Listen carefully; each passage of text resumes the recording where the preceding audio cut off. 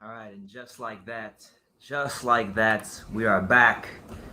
It's your boy BT. We're live here on True School Sports. It is 11:50 p.m. Eastern Standard Time here in Miami, Florida. It's your boy BT. Listen, man, listen. Just a quick, I guess, message or programming reminder or message for future lives. I've been getting a lot of complaints recently from all kinds of people. People say, BT, your lives are way too late. You need to start going live earlier in the day. And you know what? I actually agree with you guys. I haven't been able to go live early in the day for about a couple weeks because my life just hasn't allowed me to recently. But I'm gonna say sometime during next week. I'm gonna say hopefully, knock on wood, beginning of Monday next week. You can expect these lives to be about 3 to 4 hours earlier. So instead of it being at midnight, they'll probably be at 9 o'clock at night Eastern Standard Time, or maybe 8 on some days. There will be more earlier lives. So for those of you who have been complaining about it recently, you'll get your earlier lives. So I just wanted to throw that out there because I know a lot of people are getting frustrated with the late lives because they can't always make the late lives. And truthfully speaking, I want the lives myself to be a bit earlier because I know that if I went live, let's say 3 or 4 hours earlier, a lot more people would be on the live. So it's something that I have been thinking about all month, and that will be something that's improved upon and better in April. So that's what it is. Also, I wanted to say this before we jump into our live. I want to thank you guys. I want to thank everybody who supported the channel last month. It was an absolutely fantastic month here on True School Sports. We did what was it, well over half a million views last month. So it was absolutely stupendous. And I don't even use the word stupendous that often, but last month deserved for me to call it a stupendous month here on True School Sports. So that's what it is. Right now, as we speak, there's only 3 of you here. So if you're here right now, make sure you smash that like button. If you're new to the channel, make sure you subscribe, do all that good stuff. Let me know what city, what state, what continent you're watching from down in the comments, and I'll give you a shout out, or I'll at least acknowledge you. So just say something in the comments, and I'll acknowledge you before we really get started and we really attack this live. Because I like to at least acknowledge people before I get started. Let me see. I know there was a couple of comments earlier. Let me see. My man, I know my man Colm Boston from Wales. This dude's been hitting my lineup a lot recently. So shout out to my man Colm. See, he was saying you got to do it earlier. And we're going to be doing these lives earlier next week, Colm. We're going to be doing the lives earlier, and I actually have a couple of special guests interviews that I'm going to be working on getting next week for you guys. So just be on the lookout for all of that. Continue to watch all the content that's coming out already, and I'm going to keep improving. So yeah, no comments are coming in at the moment. So I guess that's my cue to get started. But it's your boy BT. Let me take a glass of water because my throat's a bit dry. It's your boy BT. We're live here on True School Sports. This is late night with your boy BT on TSS. You know, it's another edition of quarantine boxing talk because we're on quarantine for quite some time. So if you're quarantined, I just pray that you guys are safe out there, that your families are safe, and that no harm is done to you moving forward. And with that being said, let's get into it, man. Let's give you guys what you came here to listen to, and that's this pound for pound list that I got. Because yes, I haven't done one of these in a long time. I can't even tell you the last time I made a video and talked about pound for pound and actually made an official list. But we're gonna do that in this video. We're gonna do that in this video, and I'm just gonna give you guys a full disclaimer. There's gonna be a lot of upset people out there when I get to my pound for pound list. I mean, a lot of people are gonna be upset. So listen. Nobody's commenting at the moment, so let me just get through this, and it might be about an hour before I start talking to you like you guys' comments. So just comment down below, and I'll get to them at some point. But so I was thinking to myself, you know, BT, because people always ask me who you have pound for pound top 10 and all these things, right? And I always know who like the top 3 or top 4 are, but I never, like, after 3 or 4, you know, it gets a bit difficult. So I had to really sit down. I had to really think about this. I I had to be thoughtful about this. I had to be diligent about this. I had to really be on my P's and Q's about this. So I put together my pound for pound list, and we're gonna get into it. So let's not even waste any time. Let's not even waste any time whatsoever. Okay. Let's first get to the honorable mention, and the honorable mention is going to be quite long because there's so many fighters in boxing that have been grinding their asses off. There's so many fighters in boxing grinding their asses off and putting on great fights. And there's a lot of fighters, in this honorable mention, there's a lot of fighters that I'm going to mention right now that if they were to win a big fight or two, they would have a chance to crack the top 10. So it's that close. Fighters are always entering and leaving the pound for pound list with a big win or a big loss. So my honorable mention is quite lengthy. So bear with me because before we even get to the pound for pound list, the honorable mention is going to be quite lengthy. So let's begin. Honorable mention. You got first of all, you got David Benavidez. Yes, David Benavidez. He's someone that I rate very highly, and I think with one or two big wins in unification fights, he would definitely solidify himself as the number one super middleweight in the world, and that would warrant him getting some pound for pound consideration. So he's got to do that. Also in my honorable mention is another guy that I know people don't necessarily like, but you got Caleb Plant. Caleb Plant. Fantastic fighter, fantastic. He rose to the ranks pretty well as a prospect, and now he's champion. He needs big wins, and I think he's got the guys in his weight class to do it. If he were to upset the David Benavidez or something like that in unified titles, I think he would have a claim to maybe a 10th spot or get closer to the 10th spot. You got Billy Joe Saunders as well, who's obviously in the news at the moment right now because of the whole domestic violence thing. But as far as in the ring, Billy Joe Saunders is a fighter that can fight his ass off, and he was actually rumored to get a Canelo fight before any of this coronavirus or domestic violence stuff even arose. So Billy Joe is a guy that, let's say if he won a Canelo fight, or if he beat a Demetrius Boo Andrew and he was able to do some things like something like that, that would push him further up the list. You got obviously Triple G who's going to fight Canelo, and he's got a great resume himself. If he's able to beat Canelo and do us boxing fans a solid one, and maybe he gets in the pound for pound list or gets more consideration. You got Jermell Charlo, who, listen, I'm not the biggest fan of Jermell Charlo. I think he's a clown, but as far as him in the boxing ring, this is a guy he beat up Erickson Lubin. He whooped Erickson Lubin, who was green, yes, but ended the hype train before it even started. That was Jermell Charlo, and then he lost Tony Harrison, and then came back in one of the fight of the years and knocked him the hell out. And now he's in a position to where, he asked the WBC recently for a voluntary defense against Arizona Lara, who's a good fighter, but let's not kid ourselves. He's turned into the gatekeeper for PBC at 154.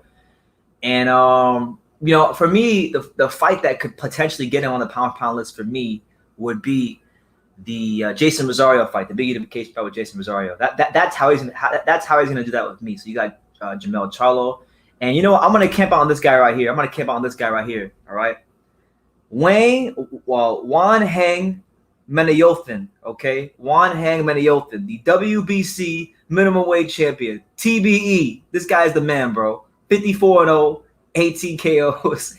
TBE. 54 men tried, 54 men had a game plan, and 54 men failed. So my man Wayne Hang Menayothin, I'm not even sure if I'm saying his name right, but the dude from Thailand who's at 105, just picking up win after win. He's in my honorable mention because if what's his name? If this guy beats knockout CP Freshmart, he then becomes a champion at 105, or the Ring Magazine champion at 105, and then all of a sudden, we're looking at a guy that's 55-0, who's the number one fighter in the division. So we'll have to actually, leave him an honorable mention until he beats knockout CP Freshmart. So you got him. You got Ken Shiro, who's doing his thing at 108. Great champion, fantastic fighter, one of the many great Japanese fighters at the moment. He could fight Hayataro Kaioguchi, who's in his weight class, who's also like one of the top guys. And if he fights him, he's looking at cracking the pound spot. You got Anthony Joshua, Anthony Joshua, who's been doing great things in his career, unifying titles, putting together the best body of work in the heavyweight division.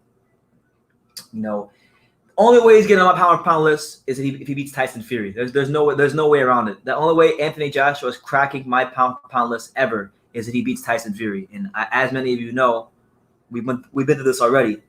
I don't think that's gonna happen, but we'll see. So you got him. You got Dimitri Bivol. Who is an exceptionally talented fighter, but unfortunately for him, he hasn't had the luxury of fighting the best fighters or the creme de la creme at its weight class. So until that happens, it's hard to kind of put him in that pound for pound as of yet, unless he's able to go undisputed or something like that, So Bivol is definitely in the mix. Now this next one right here, this one's in my honorable mention. This guy's in my honorable mention, and it's gonna piss a lot of people off. And personally, I don't care about it because, listen, if any of y'all knew me in real life, I'm a man of principles, and if I say something, I mean it. Okay. Canelo Alvarez he's in my honorable mention, and he's gonna stay in my honorable mention straight up. He's gonna stay in my honorable mention until he stops ducking Demetrius Andrade. Straight up, until he stops ducking Demetrius Andrade, or until he fights another slick southpaw like a Billy Joe Saunders, or just until he fights a slick southpaw. Because my problem is this with Canelo, and I'm gonna speak just boxing. This isn't my feelings. This isn't my hatred for him or anything like that. This is just straight boxing. Canelo Alvarez, his last fight against a slick southpaw was the Arizmendi Lara fight. Okay, and he might have won that fight, but it was a close fight. It was controversial. Could have won either way. I thought Lara should have won, but either way, Canelo has not even went near any sort of fighter that resembles an Arizmendi Lara since he fought him. Bubu Andrade has been calling him out for well over 5 years. For well over 5 years, over the span of 2 weight classes, Canelo could have fought him when he had no titles at 154.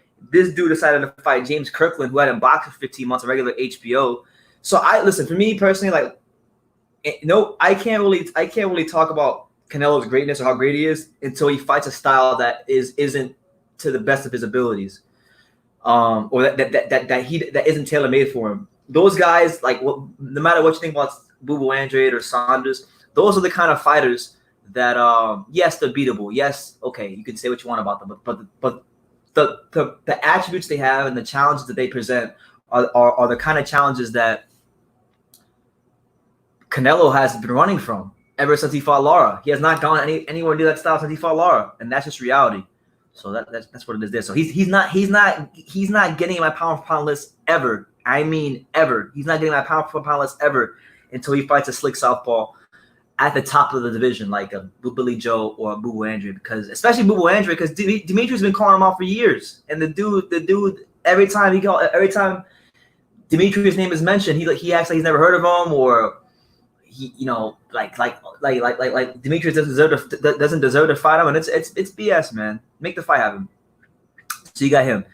We just talked about him, Demetrius Andrade. Listen, I like Demetrius Andrade. I'm a huge fan of him. I think in terms of just pure skills, I think he's the most skilled fighter in America. Straight up, I do. But I can say that all I want, but he has to get the fights that prove himself. So until he gets those fights, I can't put him in the top 10, unfortunately. Jason Rosario, hell of an upset earlier this year. He's got a chance to really stick his flag in the ground to proclaim himself as the guy in the division if he can beat a Charlo. And I think he's going to be a difficult guy to beat because of the fact that with most fighters in boxing, you get some fighters in boxing who are physically strong, but they're not strong in terms of when they throw punches, their punching power. And then you get guys who can throw hard punches, but they're not physically strong. Jason Rosario, I think, is one of the very few guys in boxing who's actually both. He's physically strong and he's punching solid with both hands. So, I think he's gonna be a difficult guy to beat now that he's champion. Now that he's gonna get the ample amount of time to train. Because if you go back early in his career when he fought like Nathaniel Gallimore, when he was fighting the Nathaniel Gallimores of the world, they were calling this guy up on short notice, and he wasn't really afforded the chances to train the way he wanted to. And when he got the chance to do that against Julian J. Rock Williams, we saw exactly what happened. So listen, shout out to Jason Rosario, a win or two more, a big one will get up to consideration to crack the top 10. Miguel Perchel, probably to me one of the most underrated champions in boxing, which is crazy to say because Mexican fighters are never underrated because they get so much hype and publicity. But this is a guy that, in terms of just pure offense, Miguel Perchel, he is one of the best offensive fighters in all of boxing, no bar none. One of the best offensive fighters in all of boxing. All of his fights are entertaining. This is a guy in Perchel who has been whooping up on solid opposition since the day he became champion. From the likes of Takashi Miura to Miguel Roman to Francisco Vargas to Jason Sosa, he still needs those big fights.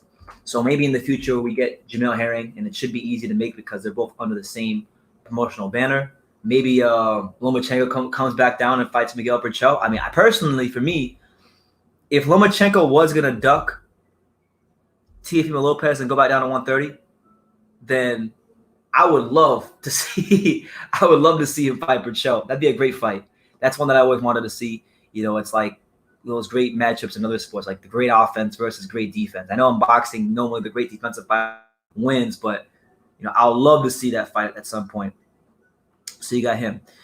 We also have a guy that I just interviewed, John Rio Casimiro. He was slated to fight Naoya Monster Inoue before all this nonsense happened with the coronavirus. And listen, obviously Inoue would go into that fight a massive favorite, as he should. But Casimiro, the angles this guy punches from, the pure punching power this guy has, you can never count him out. You can never, ever in your life count him out of a fight. So I wouldn't count him out in any exchange against Inoue. And he's been world champion before early in his career, and he's a tried and true, battle-tested fighter who has done great by his career, done great for the Philippines. And a win against Inoue would have put him in that top 10, no doubt about it. But we'll have to wait and see on that one. So you got him. You got Sister Cat Rungvisai, who has been inactive for a year. But obviously, when we talk about his career, he's got 2 wins against a guy that I regard extremely highly in Roman Gonzalez. Whooped up on my boy Roman Gonzalez once. The first fight I thought it was controversial. The second fight he absolutely just killed the guy. I was pretty sad that night. Then he beat Rungvisai, and then he beat Gaio Estrada in the first fight, and he outboxed him. And he actually showed that, hey, I'm more than just a big, strong guy. I actually got boxing skills. I got a boxing brain. So he'll be in line for some big fights. He was supposed to come back April the 2nd or the 4th, something like that. But obviously that's not happening because of the coronavirus. So there you have it there. So you got him.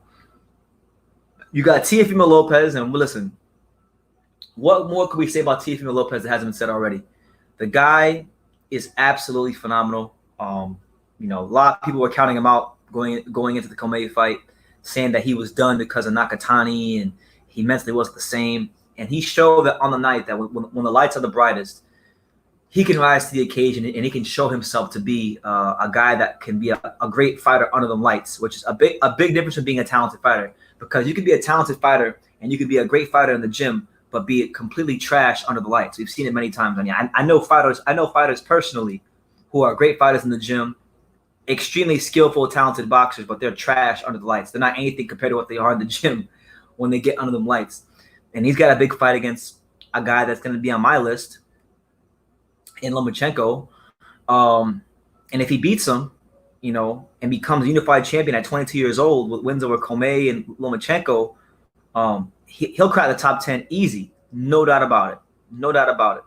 So, yeah, he's honorable mention. You got Errol Spence Jr., who's also honorable mention.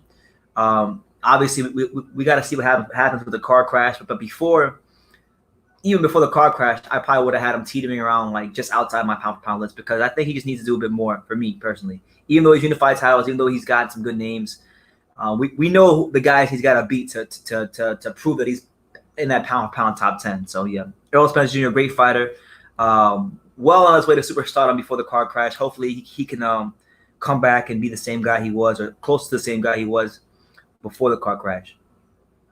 You got Kazuto Ioka, one of the champions at 115, the first ever, I think, 3 division champion from Japan. Made history last year. This is a fighter in Ioka who could be a potential Roma Gonzalez opponent, and heck of a fighter, man. I think he's one of the many fighters that is holding down the fort for Japanese boxing right now, and he's a win away from cracking that top 10, no doubt about it. So you got him. You got Jose Ramirez, the great Jose Ramirez, a fighter who has been beating up everybody they put in front of him since he got to the pros, from the Mike Reeds of the world to Amir Imam, my friend Amir Imam, he beat him up, and then Maurice Hooker most notably. And he's not too far away from cracking this list. He had a fight with Victor Postal that was canceled twice because of the coronavirus, and now we don't know what's going to happen with his career. That Postal fight is going to get postponed again. But even if he beats Postal, he's still gonna have to beat better, like the Josh Taylors, the Pro Grays, the guys who are ranked a bit higher to for me personally to get into that top 10. But a great fighter nonetheless. And then it sucks to be able to not put this guy in my top 10, but I can't do it just yet as much as I want to. My last fighter in my honorable mentions is the great Roman Chocolatito Gonzalez. He just missed the cut. He just missed the cut of cracking my top 10. He's coming off a massive win against Calify, where he fought a younger fighter, younger champion, a guy that was the longest reigning champion from the UK at the time when he fought him. Not the best, but the longest reigning. And he was, take it how you want to take it, but the bookies had him as underdog, and he folded Calify up and turned in one of the best performances of his career. And he did what a lot of people said he would never do. He came back and became champion. So it shows the resilience, Chocolatito. It shows that he's a great fighter, an exceptional fighter, a living legend. So I think he's got all it's going to take for me to put Chocolatito back in the top 10 is for him to be another one of the champions that is a little bit more highly regarded. Because look, as much as I like how he fought as a person, as a fighter, he wasn't really highly regarded as a champion by a lot of boxing experts. People looked at him as since the day he got from the day he got the belt to the day he lost it, he was viewed by every and all as the weakest champion at 115. So it's not surprising that Chocolatito. It's not the biggest surprise in the world that Chocolatito beat him the way he did. But he's champion again. So a win against Ioka or Gaio Estrada or Tanaka or someone like that is going to definitely get him in the top 10. No doubt about it. So let's get to the top 10 now. Before we get to the top 10, let me acknowledge a couple of comments because I see some people dropping some interesting comments. Let's see. By the way, make sure you guys smash that like button if you haven't done so already. Make sure you also subscribe if you're new here, even though I don't think anybody here is new. And like my boy Johnny Boy says, drop the kid a super chat. Let me see. We got my boy Malachi is great. Shout out to Malachi is great. He says Demetrius Andrade beats Journeyman. Does he now? That's interesting. So okay, you're probably going to use a Luke Keeler fight against him, and okay, fair enough. But Suleski's a Journeyman. The guy that took Daniel Jacobs' life and death is a Journeyman. Arthur Akavov is a Journeyman. The guy that took Billy Tosano's life and death is a Journeyman. Willie Nelson's a Journeyman. The guy that whooped up on Tony Harrison, he's a Journeyman.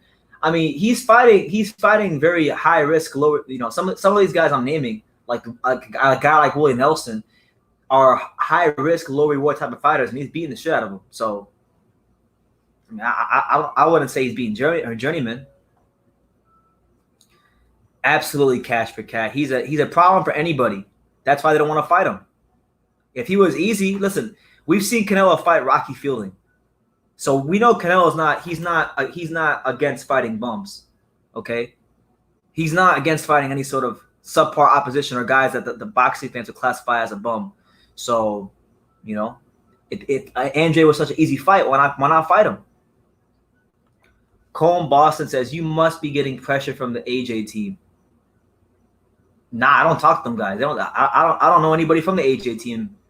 And even I don't even know what you mean by that, Colm. Like, I don't really care if I got. Listen, I get pressure from a lot. You got. I mean, I don't talk about everything that happens to me in boxing behind the scenes, but you guys would be surprised which fighters' teams say things to me behind the scenes about them. You know, you'd be surprised how many people watch these videos. Believe it or not.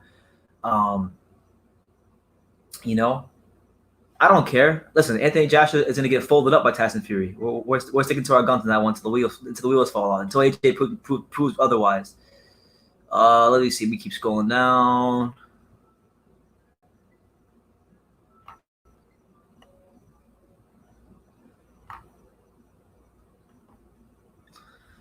My man Kelmer Velasquez says if Cholatito could beat Estrada and Sarongvasai, then it could be pound for pound. Well, if he did that, I'll tell you this: at his age, if he did that, he would just be pound for pound number one straight away. Because I don't even think he's gonna do that. But nah, if he beats either one of those guys, he's going right back in my pound for pound list because for my pound for pound list, he just missed the cut. Like he just missed the cut. Cash for Cat says Cholatito will not beat Gallo Estrada.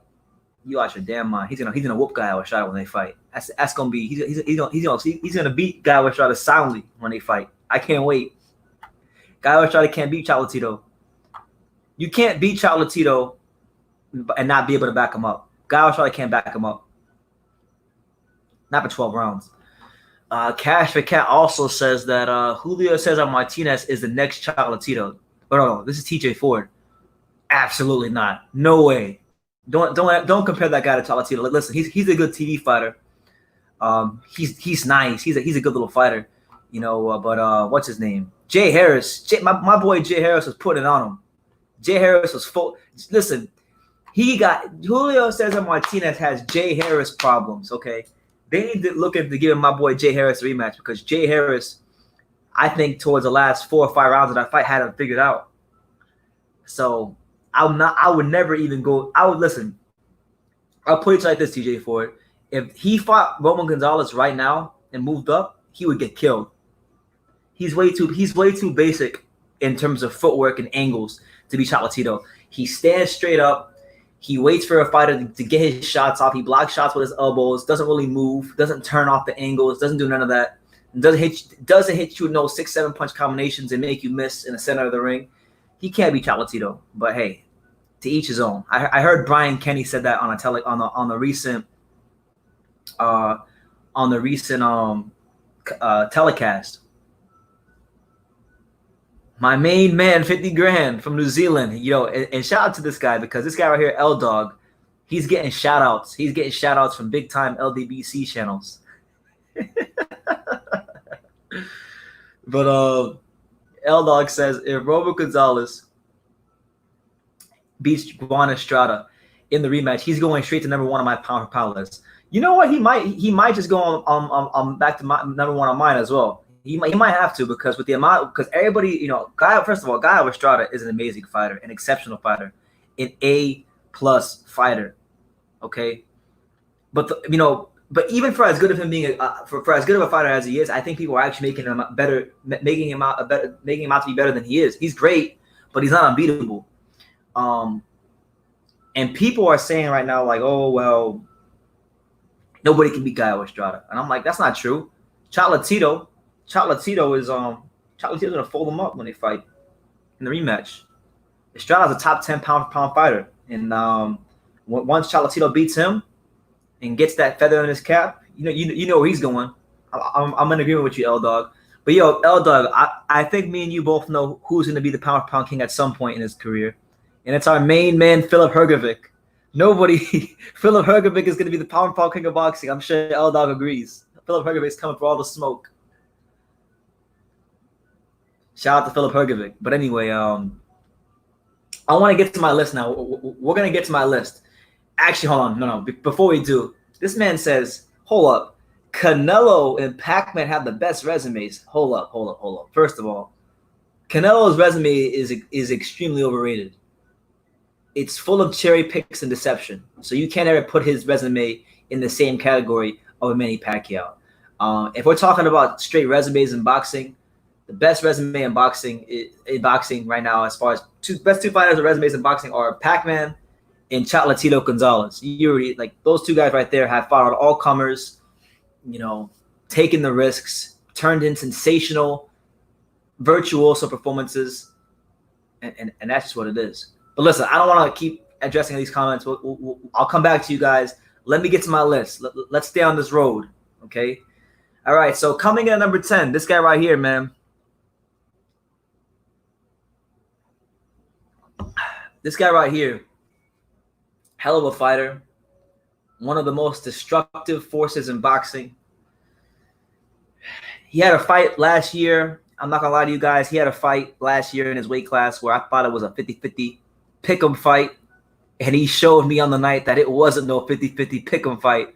Coming in number 10 is the best fighter in the light heavyweight division right now, in my opinion, my humble opinion, until Bivol gets his chance.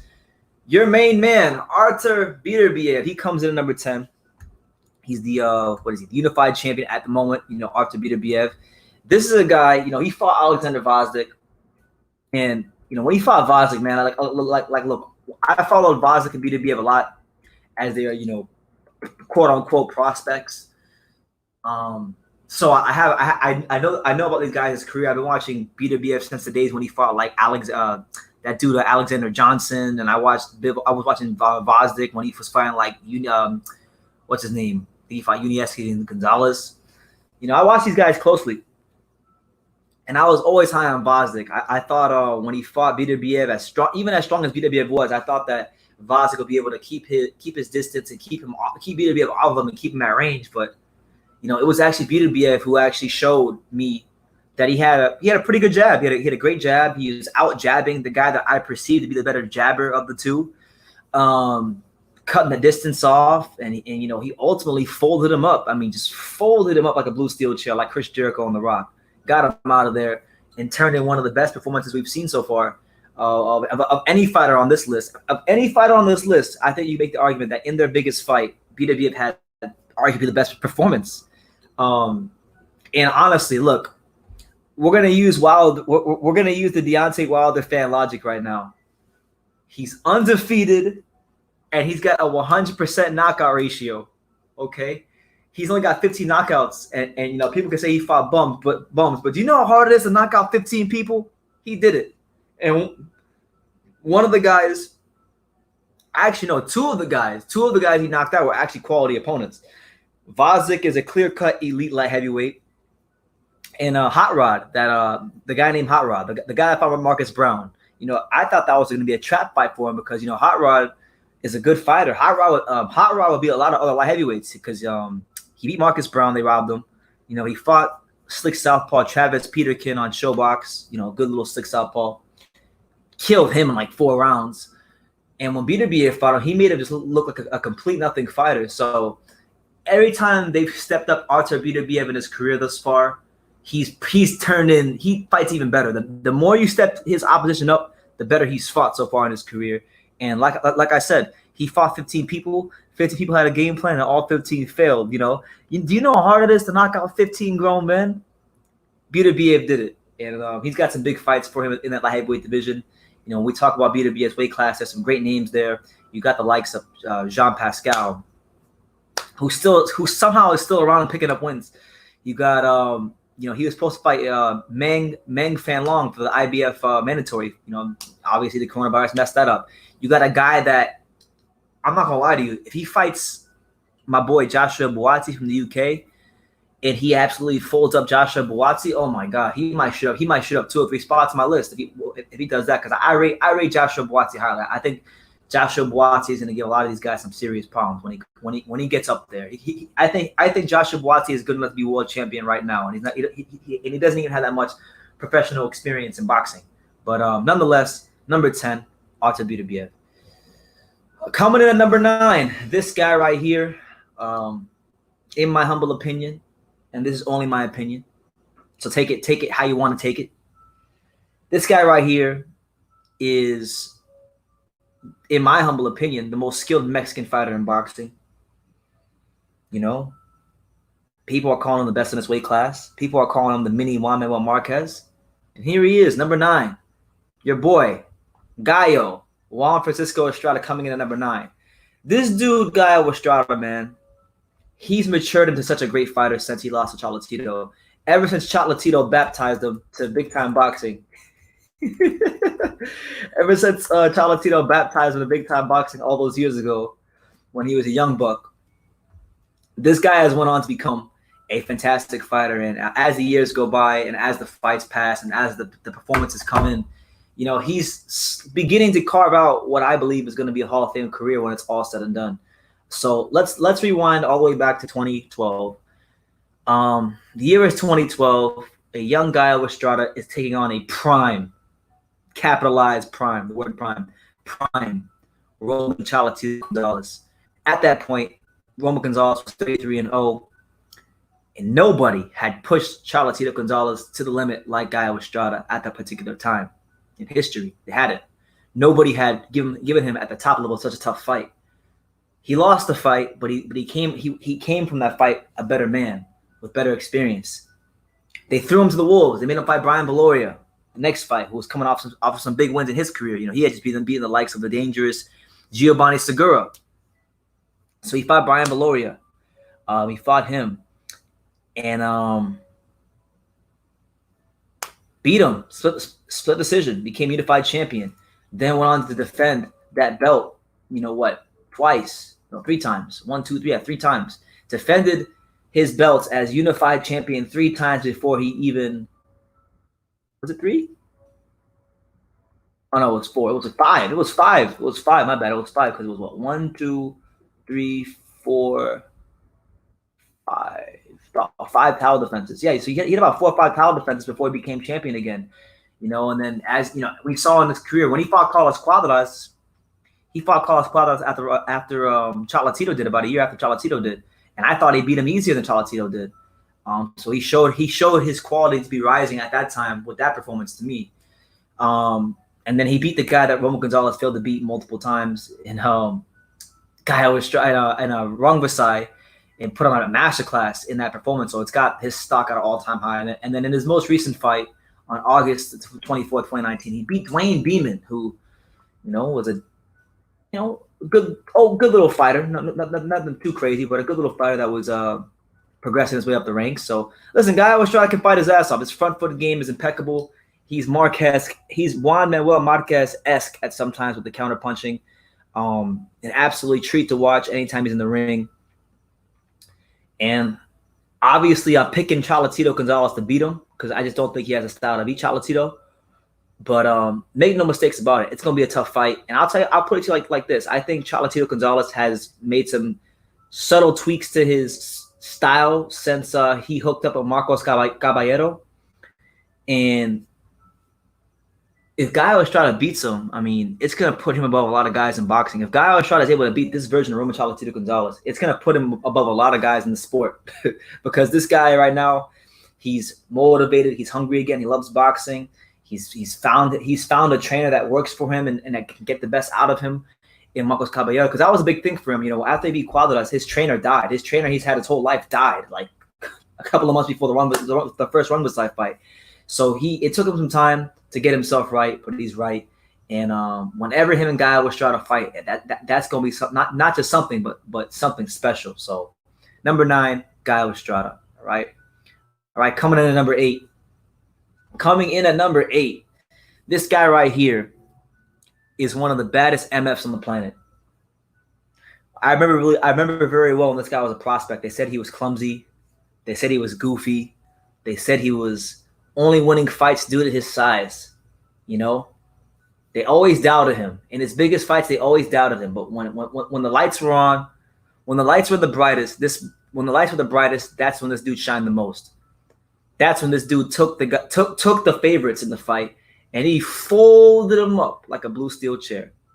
And that guy, number 8, is none other than our main man, 50 grand, the Gypsy King, Tyson Fury, the number 1 heavyweight in the world, the best heavyweight in the world, the man that has saved the heavyweight division twice. He saved it from the ruins and the boredom of Vladimir Klitschko, and he saved it from the Deontay Wilder witness protection program when he folded up Deontay Wilder. So not only is he proving himself to be a fantastic fighter, but he's actually proving himself to be a good person and a testament to boxing for helping save boxing's glamour division multiple times from fighters that either were uninspiring in Vladimir Klitschko or just had no ambition to be the best in Deontay Wilder. And in those fights, he's actually shown, even at heavyweight, because heavyweights don't really get credit for skills because they're big men, but he showed pound for pound skills as a heavyweight in big fights, and that counts. That counts for something. The question with Tyson Fury is now is, will he be able to, for the first time in his career, maintain some sort of consistency as champion? And I'm not so sure about that, how it's going to go, because Tyson Fury is a very up and down guy. But for the time being, he is the best fighter in boxing. He is the best, not fighter in boxing, but he's the best heavyweight in boxing by 1,000 miles. It's not even close at the moment. And if you never heard me say this before, I'll say it again. A win against Anthony Joshua would move him higher up this list if he became undisputed heavyweight champion. And when they fight, and if they fight, Tyson Fury is going to fold up Anthony Joshua like a blue steel chair. And I'm going to keep saying it in every video, so when it does happen, people can say, yeah, BT was saying it for the longest time. Yeah, but Tyson Fury, he's done great in his career. Got the win against Wilder, who was the hardest puncher in heavyweight history to many people. He beat one of the longest reigning heavyweight champions since Joe Louis in Vladimir Klitschko. Prevented Vladimir Klitschko from tying Larry Holmes' consecutive title defense streak, which I'm very grateful for. So thank you, Tyson Fury, for that. But even aside from those fights, he beat Steve Cunningham. That was a good one, I thought. He beat Derek Chisora a couple of times when Derek Chisora was undefeated. So he's got a solid resume. I mean, I don't think he has the depth of an Anthony Joshua, but in terms of top end quality, there's no heavyweight in the world touching Tyson Fury right now in terms of top end quality on the resume, and in terms of the quality and the level of the performance in the big fights, which I think in boxing does matter. Okay, so number 8, the Gypsy King, Tyson Fury. Say what you want, but that's what it is. All right, let's pause now before we get to number 7, and let's get some comments because I got about 22 comments. So let's get to the comments that I missed. B Space, what's up, champ? How you doing?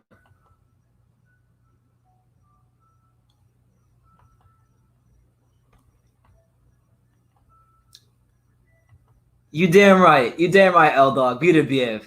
15 tried and 15 failed. You know how hard it is to knock out 15 grown men? It's hard. We're gonna use LDBC logic. My man TJ Ford says Hergovic is the new Andrew Golota. I could see it. Andrew Golota was good though. He got KO'd, not really up on Cholatito because he got KO'd as soon as HBO started hyping him up. Much respect to him though.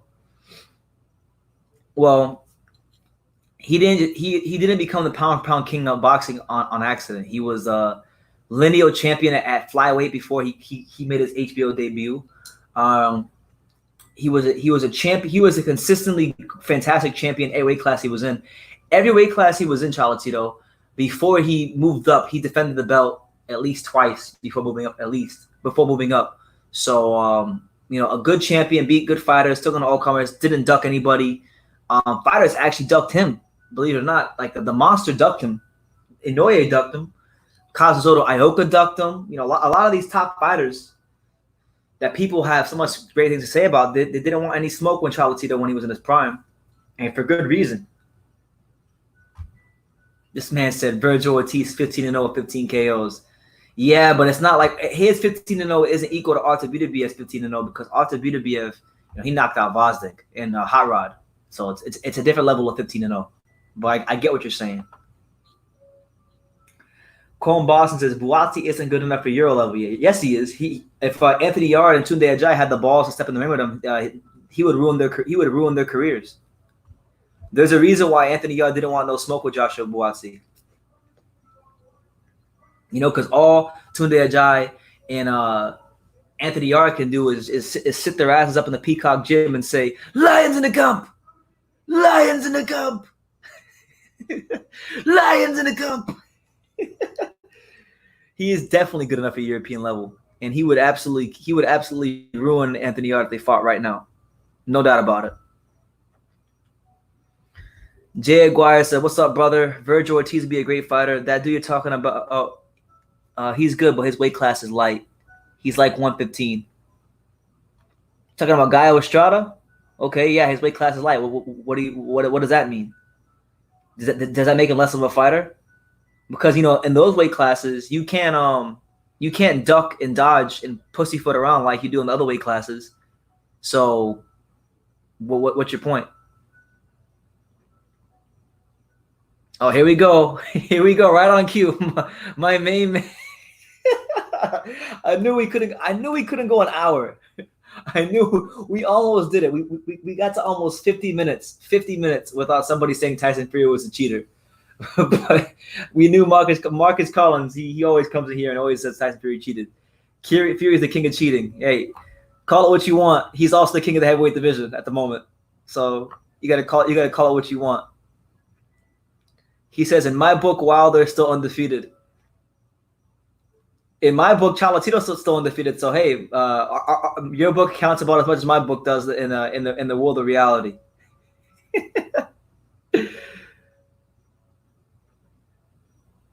Oh Lord, this man said actually Chocolatito ducked Ali Ramy. Yeah, L Dog. Unfortunately, he didn't want that smoke with the Yemenis monster. Montre says, "Who is a better trainer to train Wilder, Mayweather or Foreman? If the fight goes in October, objectively speaking, I think it's definitely George Foreman. Um, Floyd Mayweather has never trained anybody. He can't even train Gervonta Davis. So how is he going to train a heavyweight? Training heavyweights is a different ball game. I think George Foreman would be a good fit because George Foreman is somebody that is going to command a lot of respect because his credentials cannot be questioned under any circumstances. It's freaking George Foreman. I mean, it's one of the greatest heavyweights who ever lived. So, if Wilder can't get George Foreman, if he can't listen to George Foreman, he'll never listen to anybody. And I was watching an interview recently on TMZ where George Foreman stated basically that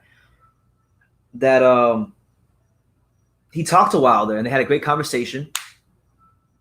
And that he gave Wilder some advice on how to deal with the loss, and he kind of compared it to when he lost to Ali.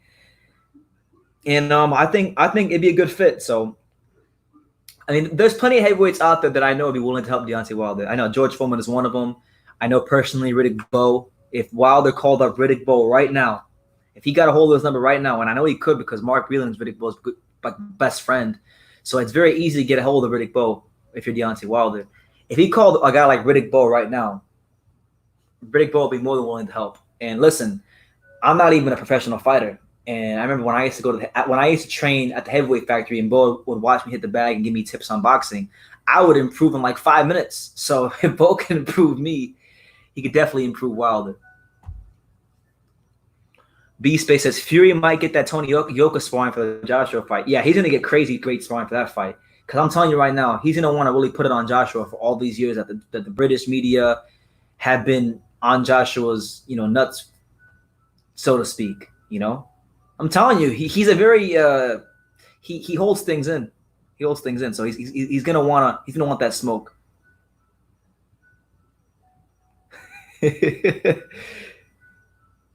Oh no, my man. Mark says Chocolatito ducked Donnie Nietes. You think so? I don't think he ducked Donnie Nietes. You think so? I mean, I'm not gonna lie to you. Donnie Nietes does deserve a Chocolatito fight. And I don't think I talk about that enough. Like I've done videos in the past about him deserving a Chocolatito fight, but yeah, man. I mean, I don't know if he ducked him. I'm sure you'll have a great explanation on why he ducked him. But if that is the case, then that's probably the only fighter. Every fighter's had a fighter they've ducked at some point, even Ray Leonard. So even Sugar Ray Leonard. All right, I'm gonna get to like 2 or 3 more comments, and then we're gonna get back on track here because I gotta get to my list. I gotta get to my list.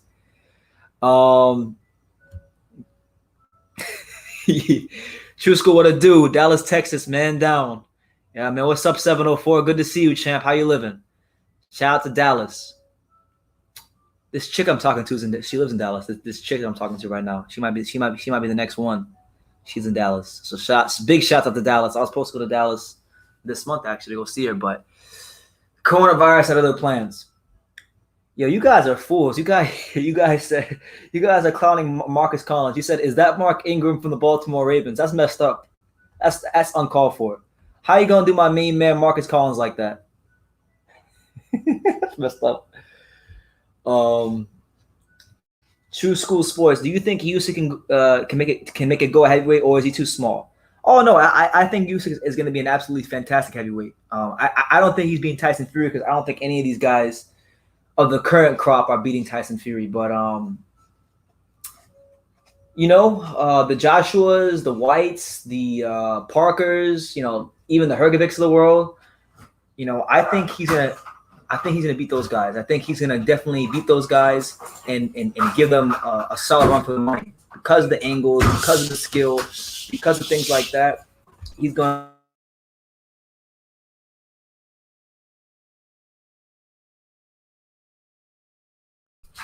I was saying, my bad, guys. Because of the angles and because of the skill, I think Usyk is always going to be a problem for most attempts. The only question we have with Usyk is the durability. How does his chin hold up? Things like that. But once that question is answered, if the answer is yes, he's beating a lot of these guys, and we all know it. Let's not even let's not even kid ourselves. If the answer to that question is in fact a yes.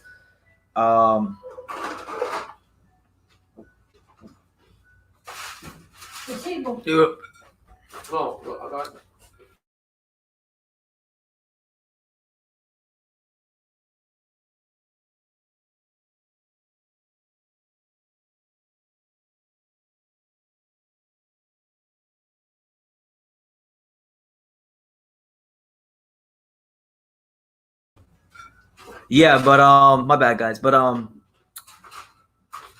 couple more comments, and then we're gonna get back to the pound for pound list. Yeah, I'll let you know, Joe. I'll definitely let you know when I'm in Texas. I'm planning on going to Texas. I'm actually planning on going to Dallas immediately as soon as this coronavirus is over, because I have some business to take care of in Texas. But anyway, let's get back to this pound for pound list. So coming in at number 7 is this guy right here. He's an absolute testament to the sport. He's one of the best fighters the sport has ever seen. What he's doing at this age is unprecedented. I think you can make the argument that even though he's as old as he is, that he's still the number 1 fighter in his weight class. And coming in at number 7 is one of boxing's all-time greats, Manny Pacquiao. That's right. You got it right. Number 7 on the pound for pound list is your main man, Manny Pacquiao. People are going to say, well, how could you have Manny Pacquiao number 7? How could you not have Manny Pacquiao number 7? This guy is the oldest welterweight champion in boxing history. And this guy is 40. He was 40 years old when he fought Keith Thurman. Keith Thurman's young and in his prime. And Manny Pacquiao is the senator of the Philippines. He's not even a freaking full-time boxer, and he's out here beating up dudes in their prime who box full-time. Come on, man. How can Manny Pacquiao not be number 7? How can Manny Pacquiao be neglected, ignored by anybody? We're talking about 8 divisions. We're talking about multiple times over lineal champion. We're talking about, number 7. On the pound for pound list, yeah. Yeah, higher than that. What you mean? I mean, go. By the way, guys, Pops just arrived to the house. So if you've been hearing commotion in the background, that's why that was Pops upon arrival. Well, after I get to Manny Pacquiao, I'll get you up to speed as to where we're at on the pound for pound list and how we got here. I was watching it on. Oh, you were watching it? Driving. So you saw 10 or 7, right? Yep. We had Beterbiev, Estrada, Yep. Fury, and Pacquiao. Yep. So what do you think about that so far? I'll be pretty much that. Yeah. Okay. So yeah, Manny Pacquiao coming in number 7. As far as where he's at now in his career, like before all this madness happened with the whole like coronavirus, he was supposed to be fighting this month in April or May. A lot of people are thinking Danny Garcia. A lot of people are thinking Errol Spence. We don't know. We don't know what's gonna happen with his career. Just signed with a new promoter. For the new management company. Yeah, I'm sorry. Yeah. They were actually saying that he was gonna sign with DAZN and fight Mikey Garcia. Mikey Garcia, please. Yeah. Well, wait. So I never got your thoughts on this, Pops. What do you think about Manny Pacquiao versus Mikey Garcia. Let's go to the flea market and just buy whatever you can get for a PT price. Get out of here with that shit. Oh, I don't know if you saw this on my Mm-hmm. you know on YouTube how they have like the community posts like kind of like Facebook. Yeah. Do you ever read those when I post them? Yeah. Did you see the one today I posted? You No. were in it. I posted. Remember that picture of me and you at the apartment where we were facing off? Okay. I took that picture and I put Pop versus BT on AOK review. I got like 20 comments and 18 of like Pops in the first round. There you go, Pops baby. in 14 seconds. Let's go, champ. Thank you, subscribers. I love you. Someone was like, Pops is gonna hit you with an uppercut, my devastating uppercut. Someone said Pops. Someone said earlier too. Pops. I love BT. You don't smoke. Oh, gee. Someone was like, yeah, BT tried to cherry pick Pops while he was on his way out, but I got Pops. There you go, guys. I love you guys. Thank you. So yeah, but Pops is here, but we got Manny Pacquiao number 7, an absolute legend of the sport. And listen, hot take right here, guys.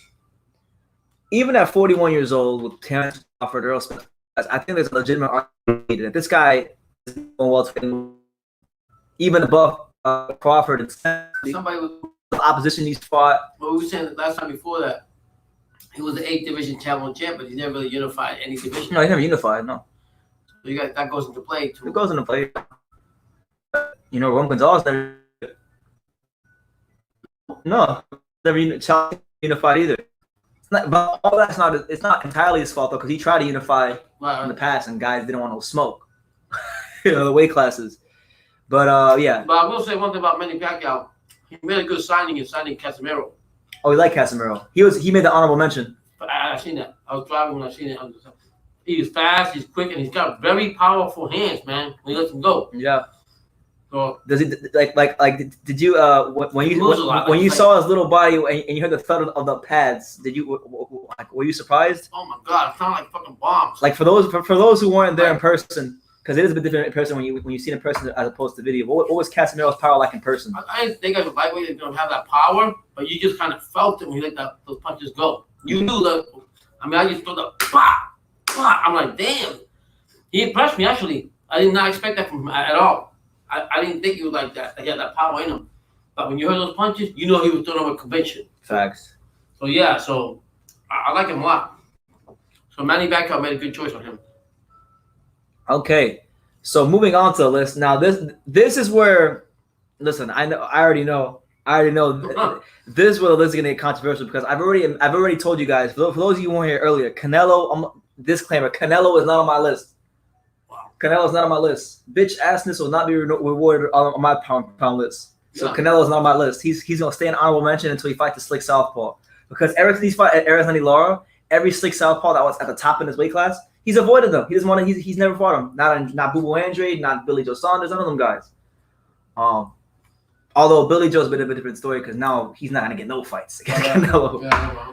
Coming at number 6, and this is gonna be one that you probably don't even know about. Okay. This guy deserves. Hold on.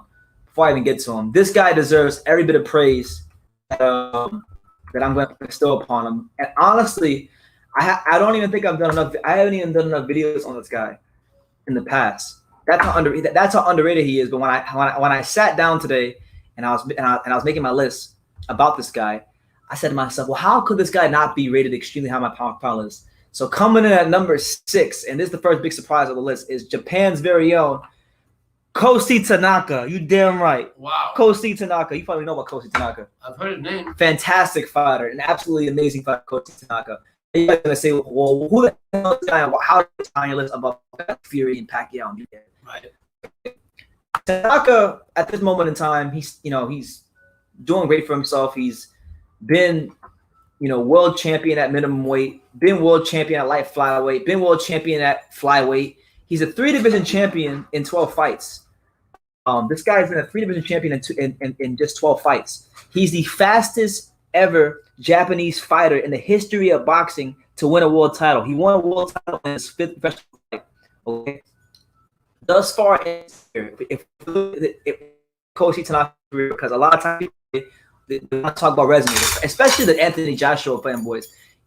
This dude's had 15 fights, just like Virgil Ortiz. He's had 15 fights, just like Artur Beterbiev. But the difference between him and every other guy, and those two guys' 15 fights, number one, he's only 24 years old. So think about this, Dad. This guy is 24 years old, 3-division champion at 24 years old. Jeez. 24 years old, the fastest fighter in the history of Japan to win a world title. He became a world champion in his 5th fight. He was world champion at 105, 108, 112. And on top of that, he's 24 years old. Who had a every fighter he fought had a. Do you think they can ever get status of Inoue? I mean, he's gonna have a chance to because he's moving up to 115. Oh wow! He's gonna fight. He was going to fight Kazuto Ioka, the other Japanese fighter. Right. And that they were gonna fight. And he's one of the guys I actually think could beat Chocolatito before he retires. No, this is one of them. Why? He's younger. Just younger. He's got extremely talented. This is not the same guy we were talking about last night. That I think in punch he has no defense. No, that's Zhu Kan. He's Chinese. Okay. He's Chinese. But no, this guy right here, I mean, if you just look at the guys he's defeated in his career. I mean, good fighters. Moises Fuentes, former world champion. Angel Acosta, good fighter. Beat him when he was undefeated. He beat Sho Kimura, another good fighter. He beat Ryoichi Taguchi. Now, this one right here against Taguchi was a great win because Taguchi actually fought Inoue. And Taguchi's actually one of the very few fighters that Inoue's never stopped on his resume. Wow. And Taguchi, even after Inoue beat him. But did he stop? No, he didn't. I don't think. Did Tanaka stop him? No, it's not going to stop him either. Taguchi's a good fighter. Wow. 27-4, 2 wins. Right there. Inoue fought him. And Inoue fought this guy in his 4th fight and outboxed him for the Japanese light flyweight title. Wow. And Taguchi, even after that, he wanted to become world champion. And so he's proven to be quality before, during, and after the Inoue win. Yeah. And Tanaka beat him.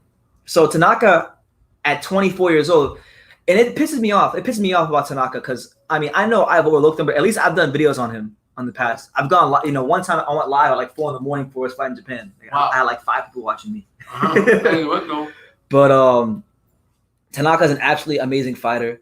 I think he's going to be somebody that's going to make 115 even more interesting than it already is. Wow. Because you already have at 115 the likes of Estrada and Gonzalez and Cajas, but this guy right, Ioka, this guy right here is gonna be something, And if he beats, let's just say he beats Kazuto Ioka. Let's say they fight this year because his birthday's when? His birthday is in November. No, his birthday is in June. So I'm gonna assume that the quarantine is gonna last more than that. So let's just say he wins the world title this year and he beats Kazuto Ioka. We're talking about a guy that if he beats Kazuto Ioka, he's going to be a 4th-division champion by age 25. Wow. By age 25, he's a 4th-division champion. That's crazy. With legit people on his resume. All right. How could he not be this time on pound for pound list? If these guys didn't have the names, let's just say I blocked his name, right? Right. And I just told you the facts about him. Same thing with all these other fighters. You would say, yo, that guy right there is something special. Right. No joke. No joke. But the American media hasn't really covered him yet. But at some point in time, he'll get his due, but he's getting him on my list. He's coming to number 6. He's Kosi Tanaka. Wow. All right, let's get to some comments because I'm sure we got some interesting ones.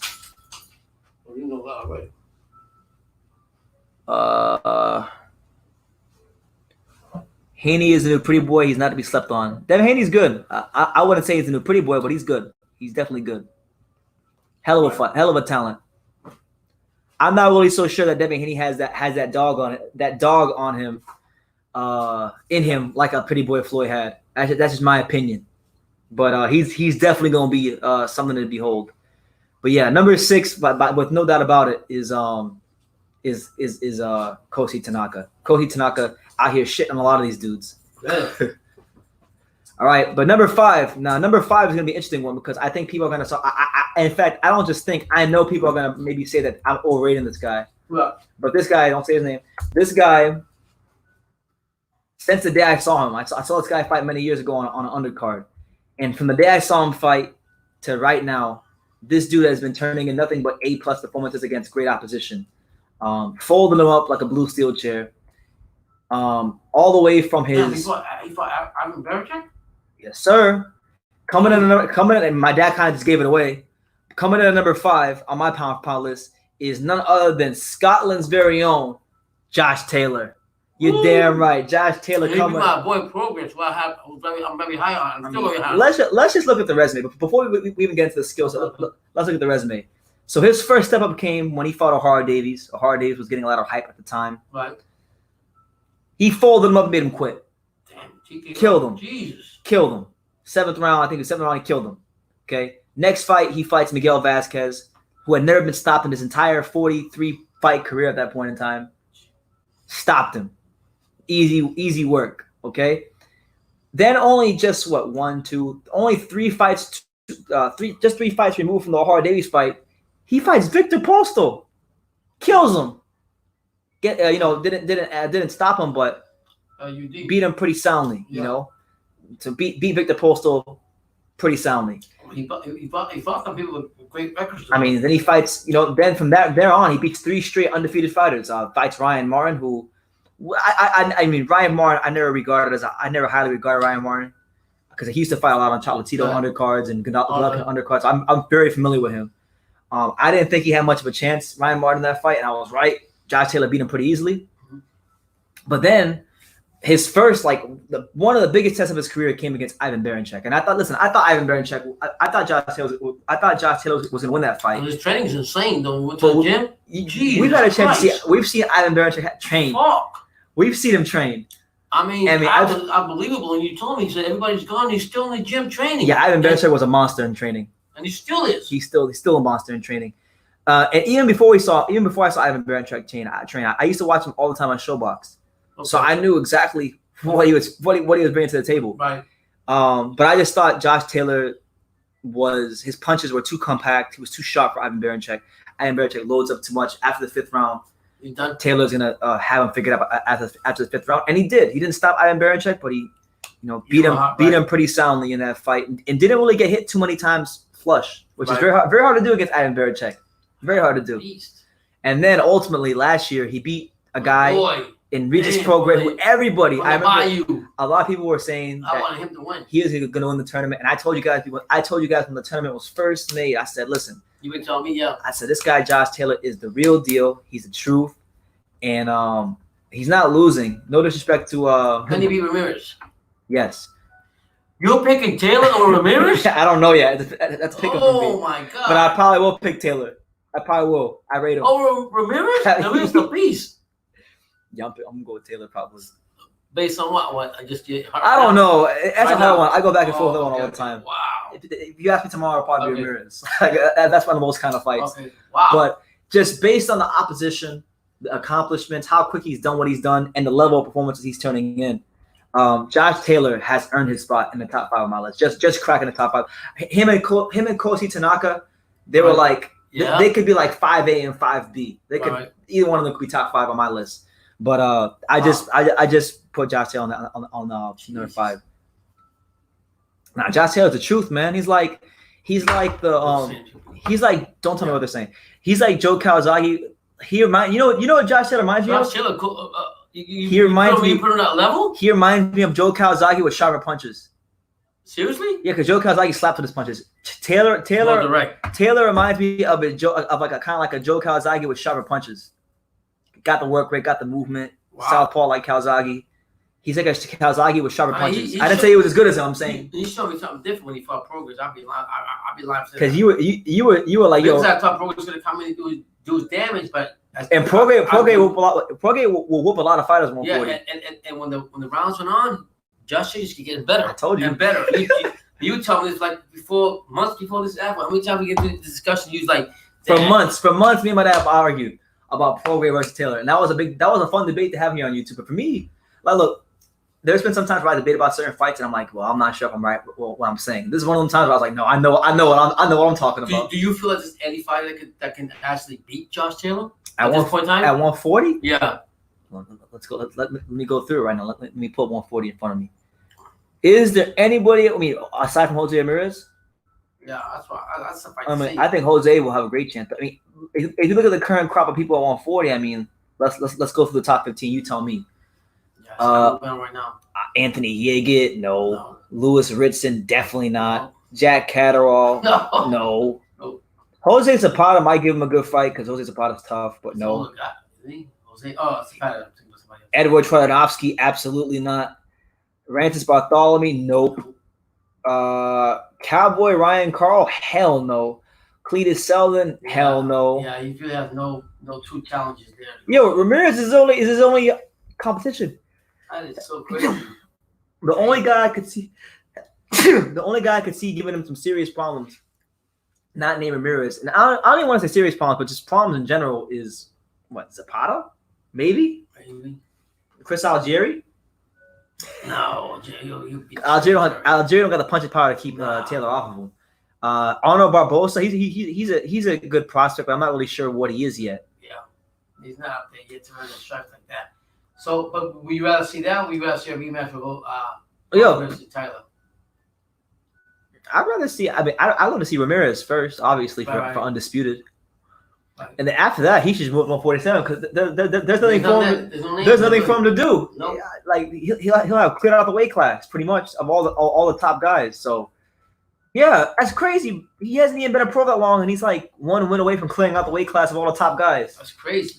So move on, bring him on to 147. Absolutely. So there you go. All right. So that's number 5, Josh Taylor. Anyway, let's get to some comments.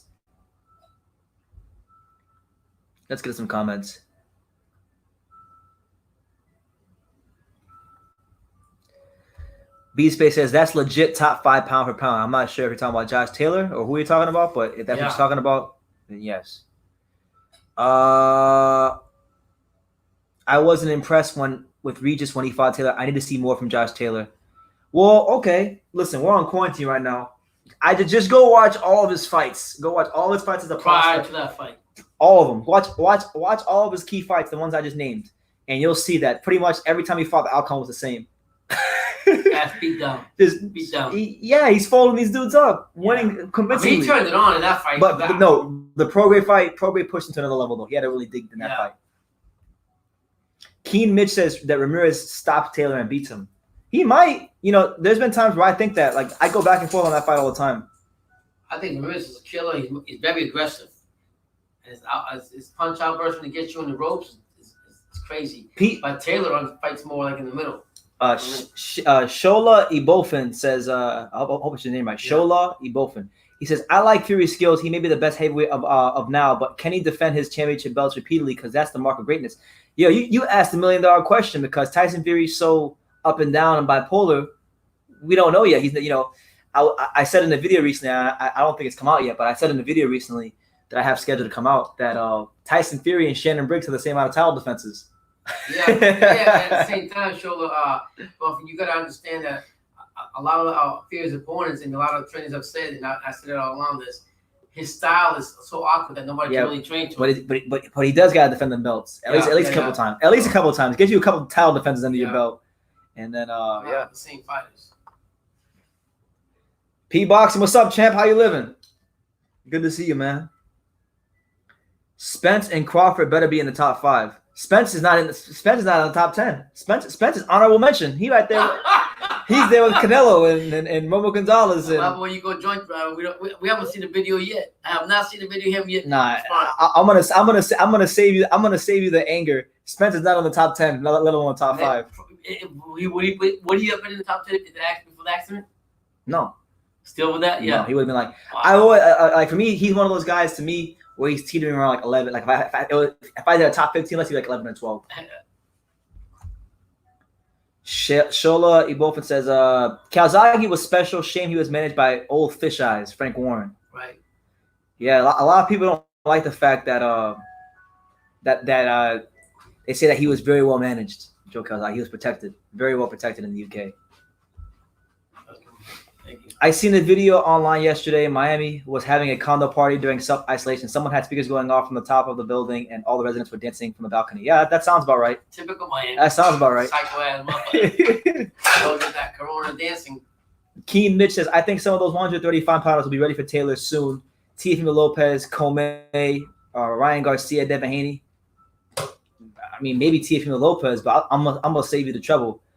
What's his name? Devin Haney don't want no smoke with Josh Taylor. Not now. He won't want that. Ryan Garcia, maybe.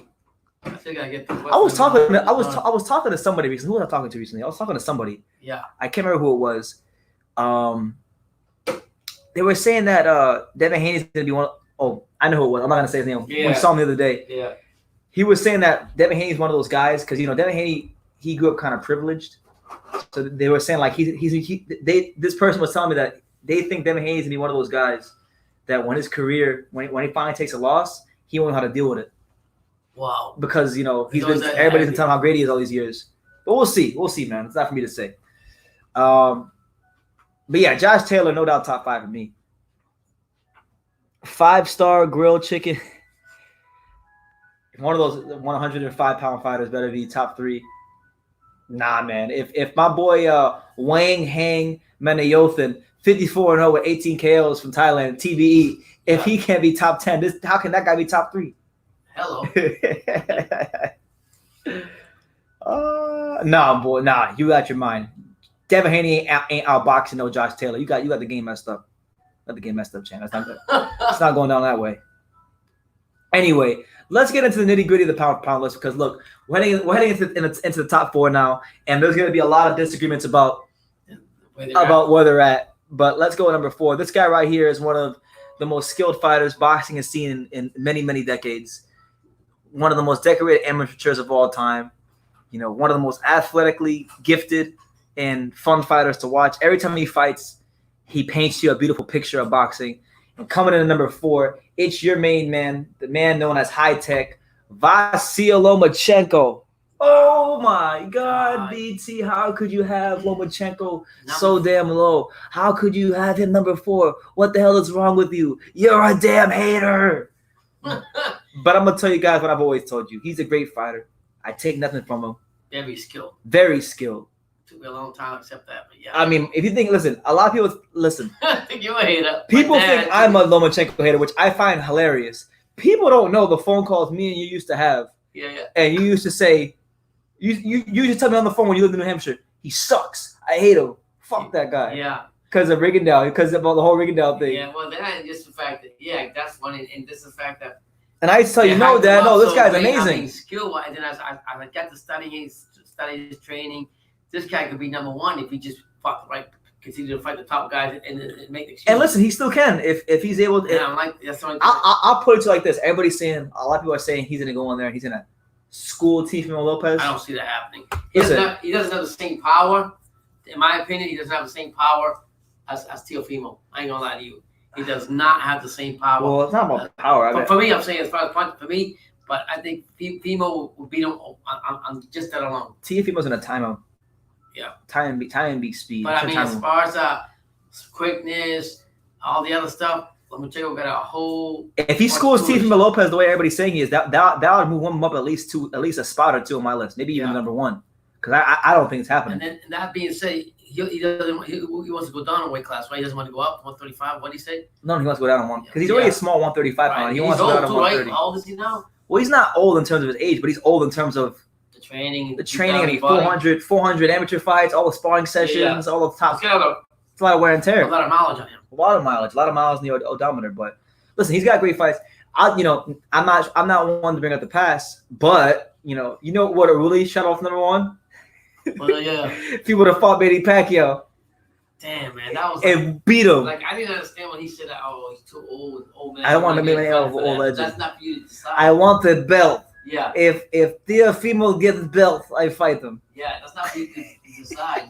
You got to say to yourself, let me get in the ring with that guy and see if I can school him. And you didn't even. Well, now he's got now Teofimo's got a belt and he hasn't really.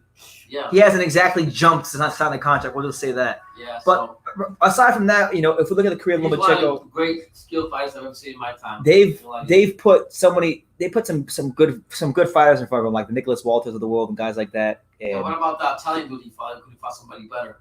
Italian dude, Crawler? Yeah. He's British, from the UK. He's British. Or whatever he is, he could have fought a better opponent than that. I'm sorry. Yeah. And Crawler? Yeah, I think. Don't say that because you know the comments are gonna say right now. Mandatory. Fuck the mandatory. Yo, you know what's funny? That fight only happened because Richard Comey got injured and pulled out. Yeah. Because he was supposed to fight Richard Comey. So Crawler actually wasn't mandatory. He was a replacement. If just like T.O. people did it. Vasily Lomachenko would have fought Kuwait. Would he folded him too? Not in 2 rounds. Really No way. no, not in 2 rounds. There's no way Lomachenko's folding up Kuwait in 2 rounds. Yeah.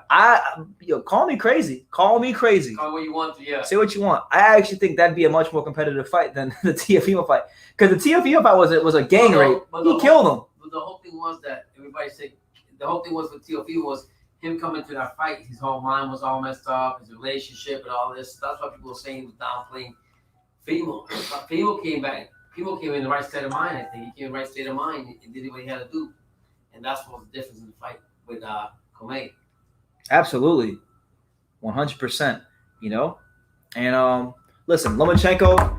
I mean, I don't have no problems or qualms for anybody who wants to put him top 3 or power pound number 1, because I think these 4 fighters that I'm going to name to you guys, as far as top 4 power pound, they're all interchangeable. I think they're all interchangeable. I don't think one has exactly separated themselves as a yeah. These could all be interchangeable. All right, but we're gonna go to number 3. Number 3. All right, now number 3 is a guy, one of the few fighters in boxing who you could actually say, not like, because if we could think back a couple of years, we had a guy named Andre Ward who was fighting, right? Yeah. And Andre Ward, when he fought in the Super 6, he beat like 2 really good fighters. He beat Mikkel Kessler and he beat Carl Froch, right? Right. And they say, oh yeah, well, he cleaned the division, and he didn't beat all the champions.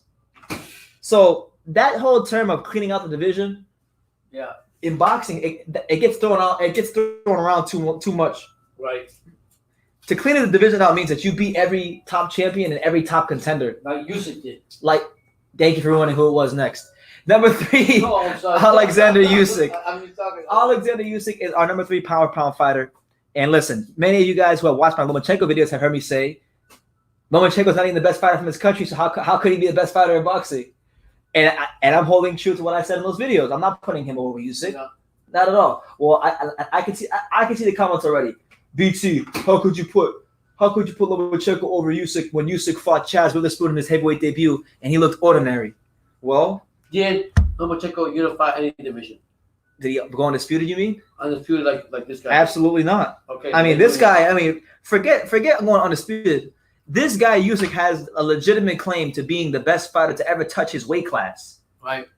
Weight class. It's only because, when we talk about the great cruiserweights, it's only 3 or 4 fighters. It's Usyk, it's Evander Holyfield, you got Johnny Nelson, who had a long title reign, and you have O'Neal Bell, who also went undisputed. And other than that, and I think, honestly, he's a level above the O'Neal Bells and Johnny. I think it's him and Holyfield.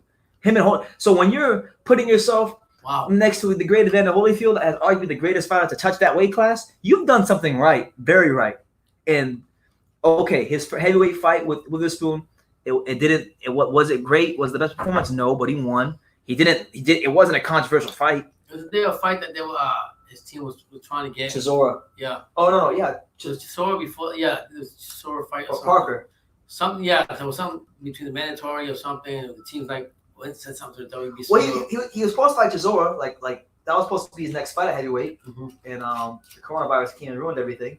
So that's going to be a good test for him at heavyweight, because Chisora is on a good run of form. He's beaten some good fighters. And Usyk is actually a cruiserweight, right? Coming to the heavyweight. Yes, he hasn't really been he's a smaller guy. In this era of not just heavyweight, these guys now are behemoths. They're Goliaths. Yeah. So there's a lot of questions about his punch resistance and how much can his punch resistance hold up. I think his training's out of his mind, just like Lomachenko, and I think his skill set is just as good as Lomachenko. He's a big Lomachenko, pretty much himself. Exactly. So exactly. So he's gonna have a lot to do. And let me tell you, I like Joshua as a skill fighter. I really like Joshua a lot. But guess what? Once I heard Usyk coming to the heavyweight, I took that crown from Joshua and I put it on Usyk skill wise. The only thing I have to question about Usyk is he doesn't have. I don't see a lot of power in him. I don't see a lot of knockout punch in him. What, in heavyweight? Yeah. I want to see that, but he's gonna get tested. So until he keeps going on, I think three's a good choice, in my opinion. Yeah. Keep talking that for a second. Yeah. So like I said, I love Usyk. I love the fact that he very skilled. He's gonna be very skilled heavyweight. He's not gonna be easy to beat. Um, but he's got to get used to fighting these big heavyweights.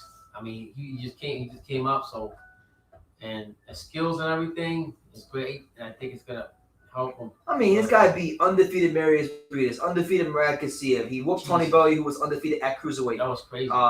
He beat Michael Hunter when he was undefeated at cruiserweight. Yeah, and he said that was his goal coming in. He said that was his goal. Who else did he beat? He beat Tabasio Nchunu. All kinds of fantastic fighters. Right, and he said that was his goal coming in. He said, "My goal is to come in here." And the guy's a legend of the division. So now he's gonna do what many people thought he was gonna aim to do before he even turned pro, which was go the Evander Holyfield route, go undisputed at cruiserweight. Right. And now he's shooting to go undisputed at heavyweight. And listen, there's like a small faction of boxing fans who are like, F Fury, F Joshua, F Wilder, F all these guys. Right. Usyk is gonna be the guy. But I don't think so, but the proof's in the pudding. He's got to show it though. We can also we want, but I told you he's a new sheriff in the heavyweight division. He's got to go ahead and prove that he wants to be the big dog. The Chisora fight's going to answer a lot of questions when it comes along. Yeah, because Chisora's, but I think one of the perfect fights for him to become in, see what he's all about, and actually Christian him or baptize him. You know what I mean? To get a taste of a true wild, crazy fighter like Chisora. Absolutely. So yeah, no, Alexander Usyk, and it's funny too because I've heard a lot of people say like I've seen a lot of pound for pound lists recently that are not even putting Usyk on the pound for pound list because he moved heavyweight and he had a bad performance against Chaz Witherspoon. Yeah, and I'm like, so are we going to disregard that he's arguably the greatest cruiserweight of all time, and he's not that far removed from moving up from cruiserweight? And that's that credit. Are we going to take that from him? Because aren't you supposed to include fighters? Isn't a fighter's past accomplishment supposed to be part of the thing that you include for pound? I know it's all about skills and all that stuff and who you beat and how you beat them and things of that magnitude. But, just saying, man, like, give him some credit. Give him some credit where credit is due. Okay? All right, so now we're heading into the deep water. We're heading into the top two. So before we get into that, let's get to some comments because we don't want nobody feeling neglected or ignored here on True School Sports. It's your boy, BT. We're live here on True School Sports. Make sure you guys smash that like button. Make sure you subscribe. Make sure you guys drop the kid a super chat. Yeah. like your boy Johnny Boy said. Shout out to Johnny Boy.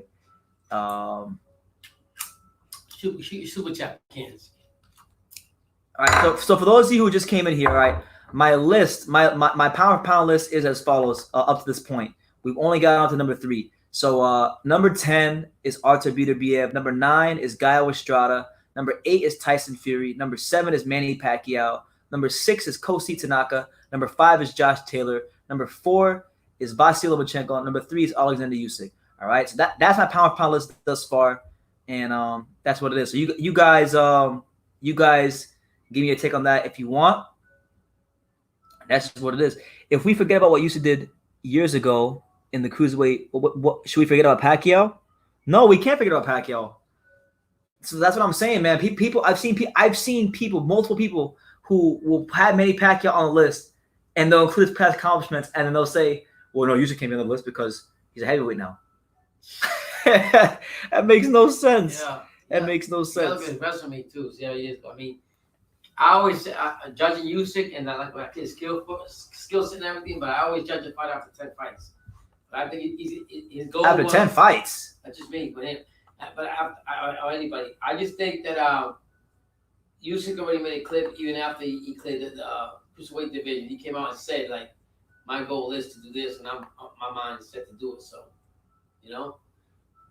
Absolutely. He might be a clown in the ring and when he's training, but you gotta take him seriously when the bell rings. Who, Usyk? Yeah. Yeah, no, for real. So right now I'm giving you guys a pound for pound list so you guys can see for yourself. This is the pound for pound list as up to this point. All right, so that's a pound for pound list. So getting into that nitty gritty, the part we've all been waiting for. We've all been waiting for. Okay. So this next guy right here, in terms of the eye test, and to be honest with you guys, that's really why he's even this high, because he hasn't been afforded the chance to fight the best of opposition because the guys in his weight class don't want no smoke for the most part. Yeah. But he's a great fighter, one of the most versatile, most skillful fighters in boxing. This guy has had whole calendar years where he's not even losing a round. Okay, Wow. and I don't care if you fight bums or not. It's very hard to fight multiple times a year and not even lose a round. Okay, and this guy has dominated and been a factor in every weight class he stepped in. And that guy is coming to number 2. Unfortunately, he's the only American fighter on this list. Terrence Bud Crawford, your main man, Terrence Crawford, comes to the number 2. Nebraska's very own, Omaha's very own. Now listen, Terrence Bud Crawford is an exceptional fighter. And he's been an exceptional fighter ever since. He's been an exceptional fighter for about a good more than half a decade now, going all the way back to 2013 when he stepped in on late notice, on 2 weeks' notice, whatever it was, 2 weeks' notice, and he fought former world champion Breeders Prescott and gave him a boxing lesson. Okay, then he beat the likes of Alejandro Sanabria, won the NABL title, beat the Andre Kimovs of the world, and then really made a splash when he went to Scotland. He went on the road. Most people forget this about Terrence Crawford. But the first world title he won, he actually went on the road to win to another country. He went to freaking Scotland and he beat Ricky Burns. Now listen, I don't think Ricky Burns is a great fighter, but he's a solid fighter. He's got to travel out of his home. Yes. Yeah. Okay. And then he fought Gamboa. Everybody says, "Oh, well, Gamboa was Spawn." He was. That's probably the best one in his resume. Kind of reminds me of his situation. Reminds me of Bubu Andre. Nobody wants to fight him in the weight division. Yeah. But the thing that separates him from Bubu Andre and a lot of fighters in boxing is he's undisputed. The fact that, listen, you know how hard it is to go undisputed in boxing these days? I know. Most fighters, honestly, I'll tell you this. I have friends in the boxing game I have friends, and I've heard fighters say in the boxing gym, I'm not going to snitch on no fighters, but I've heard fighters in the boxing gym say that I never want to go undisputed because I don't want to pay all those sanctioning fees. Oh, shit, that's right. So you guys don't even know how many fighters don't even want to go undisputed just because of the sanctioning fees alone. Because guess what? When they retire, they can't pay the rent with the IBF championship. Oh, it's just going to get done. So, he's actually went ahead and went undisputed. Yes, 140. That means something. 140 was weak as hell when he was there. Yeah. Like when he was the man, he was weak, because the guy like Taylor, Prograis, they were all on the come up. But he beat Horn's ass, I'll tell you that. Listen, I thought the Jeff Horn fight was going to be a good test for him because Horn gave Pacquiao a good fight. Horn was strong. He bullied Jeff Horn. Yeah. And in his last fight, he beat Kavaluskas. Yeah. Who, listen, Kavaluskas isn't highly regarded by many people outside of hardcore boxing fans. Yeah. But Kavaluskas, I'll say this: Kavaluskas is a tougher fight for Terrence Crawford than a lot of the PBC welterweights that they're clamoring for Terrence Crawford to fight. Seriously? Yes, sir. Wow. What do you see different about that fight that will make you say that? Well, he's young. He's in his prime. He's strong. He's not entitled to he's not a diva. He's willing to take the fight. He's very strong fighter with great amateur pedigree. He's a solid top 10 guy. He's a solid top 10 guy. Yeah. Kavaluskas is a good fighter. So I thought that honestly the Kavaluskas win is probably the best one he's got since he beat Victor Postal. Wow. In my opinion. Yeah. And the funny thing about the Victor Postal fight is everybody looks at Victor Postal now. And they say, "Oh, that's Victor Postal. Terrence Crawford beat him, and Josh Taylor beat him, right?" Yeah. But when he fought Terrence Crawford, Victor Postal, I remember there was a time because listen, I've been on YouTube for years, so you can't bullshit me about what people were saying at certain times. Right. I remember there was a time when people actually said that Terrence Crawford was ducking Victor Postal. Jeez. They were trying to say that he's like Danny Garcia and he's ducking Victor Postal, And Victor Postal is this is the same Victor Postal who was coming off the heels of pretty much, he ended the career of Lucas Matisse. He came in as an underdog against Lucas Matisse. He folded him up. Took him up. Yeah. Destroyed him. And Lucas Matisse has never been the same since. And he was the boogeyman, supposedly, according to some people. And Terrence Crawford was a sissy for not wanting to fight him. So that was actually that's actually a better win for a good win with Terrence Crawford. And nobody wants to talk about it, but this guy has had whole calendar years. I mean, if we go look at the year of 17. I mean, I know he fought Diaz that year. He might have lost around that fight. He didn't lose no rounds to Ndongo. Yeah. The guys had whole calendar years. I mean, Ndongo was nothing after that anyway. 1, 2, 3. What's on? Molina, Diaz. Yeah, this guy has 3 fight stretches, 2-3 fight stretches where he's not even losing a round. So with Crawford, it's the accomplishments. It's the becoming champion in multiple divisions. It's becoming undisputed. And it's the level of performances because a lot of times in boxing, and I want to highlight this with Crawford, a lot of times in boxing, we see fighters, no matter how great they are, I don't care talking about Muhammad Ali or whoever, they fight down to the competition. Right. And there's so few fighters in boxing that can stay at The top. an 8. They can give you an 8 out of 10 performance every fight, or higher every fight. That's what made Pacquiao and Mayweather so special, because Pacquiao and Mayweather, on a fight-by-fight basis, it didn't matter if Pacquiao was fighting Margarito or Cotto or freaking whoever, or if he was fighting. The level was still there. The level was always there, and Crawford has that same thing about him, to where his performances don't drop off. They don't. Right. I mean, Kyle Lewis' fight, there was a whole thing with the knockdown, but he has a fight. Right. He was getting better. He was getting strong. He was getting sharper. And the way he breaks down fighters is something to watch. I understand that people say that he doesn't sell that money, doesn't sell. He's not a big attraction or whatever the case may be, but that guy goes in the ring. He delivers. This was the first fight that I've seen that actually switched from orthodox to southpaw. Bob Hagley used to do that. I know, but the more that we realize it more, when he uses it more, it's him. Yeah. Crawford. Well, he's one of the few fighters that can act. He can box, because normally, if you do see a switch hitter in boxing, it's always a fighter that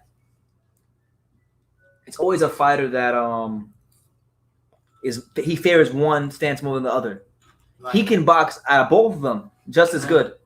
So either way it goes. Yeah, and I've always said what I really like about Crawford, and I don't say about a lot of fighters. He's got the dog in him. People don't discredit him when they're in the ring. Oh, it's gonna happen. You try to beat the shit out of him, you're gonna see a different Crawford in the ring every time. He's got the dog in him, and I've always said that. Absolutely. So listen, I'm hoping Terence Crawford can get these big fights with like the Earl Spences or the Pac. How old is he anyway? He's 32. So he's no spring chicken. He's getting up there rather quickly. And I had this crazy gut feeling that, in about a year and a half, in the next year and a half, if Terence Crawford shows any signs of slowing down, that all of a sudden PBC will become very willing to work with him. So that's what it is when it comes to Terence Crawford. All right. So, Terence Crawford, between the guy that I have power number one and him, they could be like 1A and 1B. That's kind of how I look at it. But, I favor the guy I have number one, I favor a bit higher than him at the moment. And that's what it is. So we're going to acknowledge some comments before we crown our pound for pound king. I'm pretty sure I haven't named him yet. So if you guys haven't figured it out yet, you sure if you know who I am. I'll check a guess and find out.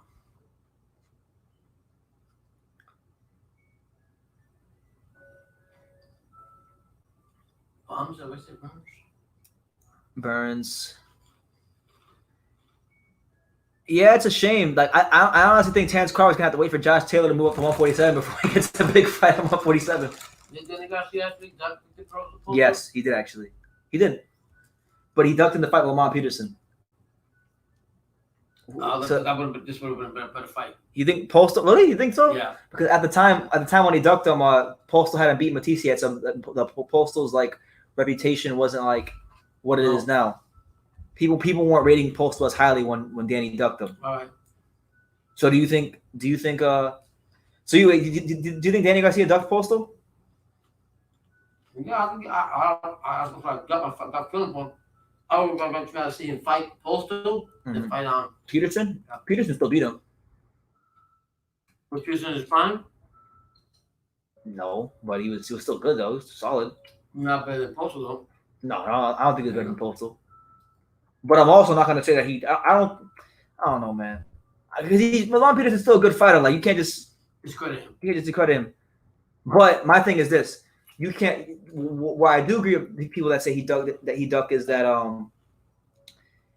you can't say you ran the 440-pound division and then you didn't fight the Postal, because that's what Danny Garcia. Oh, he ran the division, he cleaned the division out. How are you going to say you cleaned the division out? Anybody asking that? Get upset it's 7 years later and he's still talking about how he beat. Isn't he also known for cherry picking? Who? He's one of the best cherry pickers. Danny Garcia? Yeah. They say. But you don't. But if you tell him that, you don't just say, "I said, how can I be a cherry picker when how many fighters have fought Amir Khan, Lucas Batiste, Eric Morales, Lamont Peterson, all these guys?" I think my video, he was going off on that song. I forget what it was. He was just going off. Oh yeah, I mean. Oh yeah, man. I mean, listen, Terence Crawford's a great fighter. There's only a handful of fighters. I'll say this in a minute, but we'll get to that in a second. Hold on. 1 second, guys. I'm counting something right now. Okay. All right. So we have went through a whole list. We're gonna go through our list one more time for you guys, so you guys know where we're at. For those of you who are just tuning in, I'm almost done with my pound for pound list. So let's go to from 10 all the way down to 2. So number 10 we had Artur Beterbiev, who's been putting it on for the light heavyweight division. Number 9 we had Gaio Estrada, one of the most skillful Mexican fighters and just skillful fighters period in boxing. Great counterpuncher. Number 8 we have the best heavyweight in the world, and it's not even close, Tyson Fury, coming off the heels of his great performance against Deontay Wilder in the rematch. Number 7 we have the oldest welterweight champion in boxing history, Manny Pacquiao. He's not even a full-time boxer, and he's still beating you guys up. Number 6 we got Kosi Tanaka, a 3-division champion by the age of 24. The youngest champion in the history of Japanese boxing, or fastest in the history of Japanese boxing. Did it in 5 fights. Number 5, we got Josh Taylor, the clear-cut man at 140 right now, until Jose Ramirez proves him wrong, because he's beating every other top guy in the division, pretty much. Ramirez play for the Progress? No. I'm going to fight too. Yeah. Josh Taylor, great resume, been turning in quality performance after quality performance for quite some time now. Number 4, we got Vasily Lomachenko, one of the most skilled fighters in the last 25, 30 years, doing his damn thing, showing his skills, showing himself to be, somebody special. Number 3, we got the best fighter from the Ukraine, not Lomachenko. We got Usyk, the former undisputed cruiserweight champion, arguably the greatest cruiserweight champion. Both of them out. Yeah, I know that. Yeah. Arguably the greatest cruiserweight champion, the greatest cruiserweight of all time, Alexander Usyk. Number 2, we got Terrence Crawford, the only American fighter on this list, unfortunately, but former undisputed champion, passing the eye test. And let's get a nice. I gotta give you credit, man. Even though Chocolate is the P4P of True School Sports, you literally.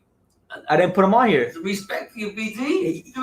He just missed the cut. I was trying my hardest. I'm like, how could I shoehorn him in the 10? Not yet. Yeah, but not just yet. No, he's got to. So BT, I gotta give respect for that. He's got to get one more quality one, because you got with Chocolatito, right? Yeah. Much as I like him, look, and there's no disrespect to Calio Fight, but from the day Calio Fight got the title to the day he lost it, people looked at him as the weakest champion of the division.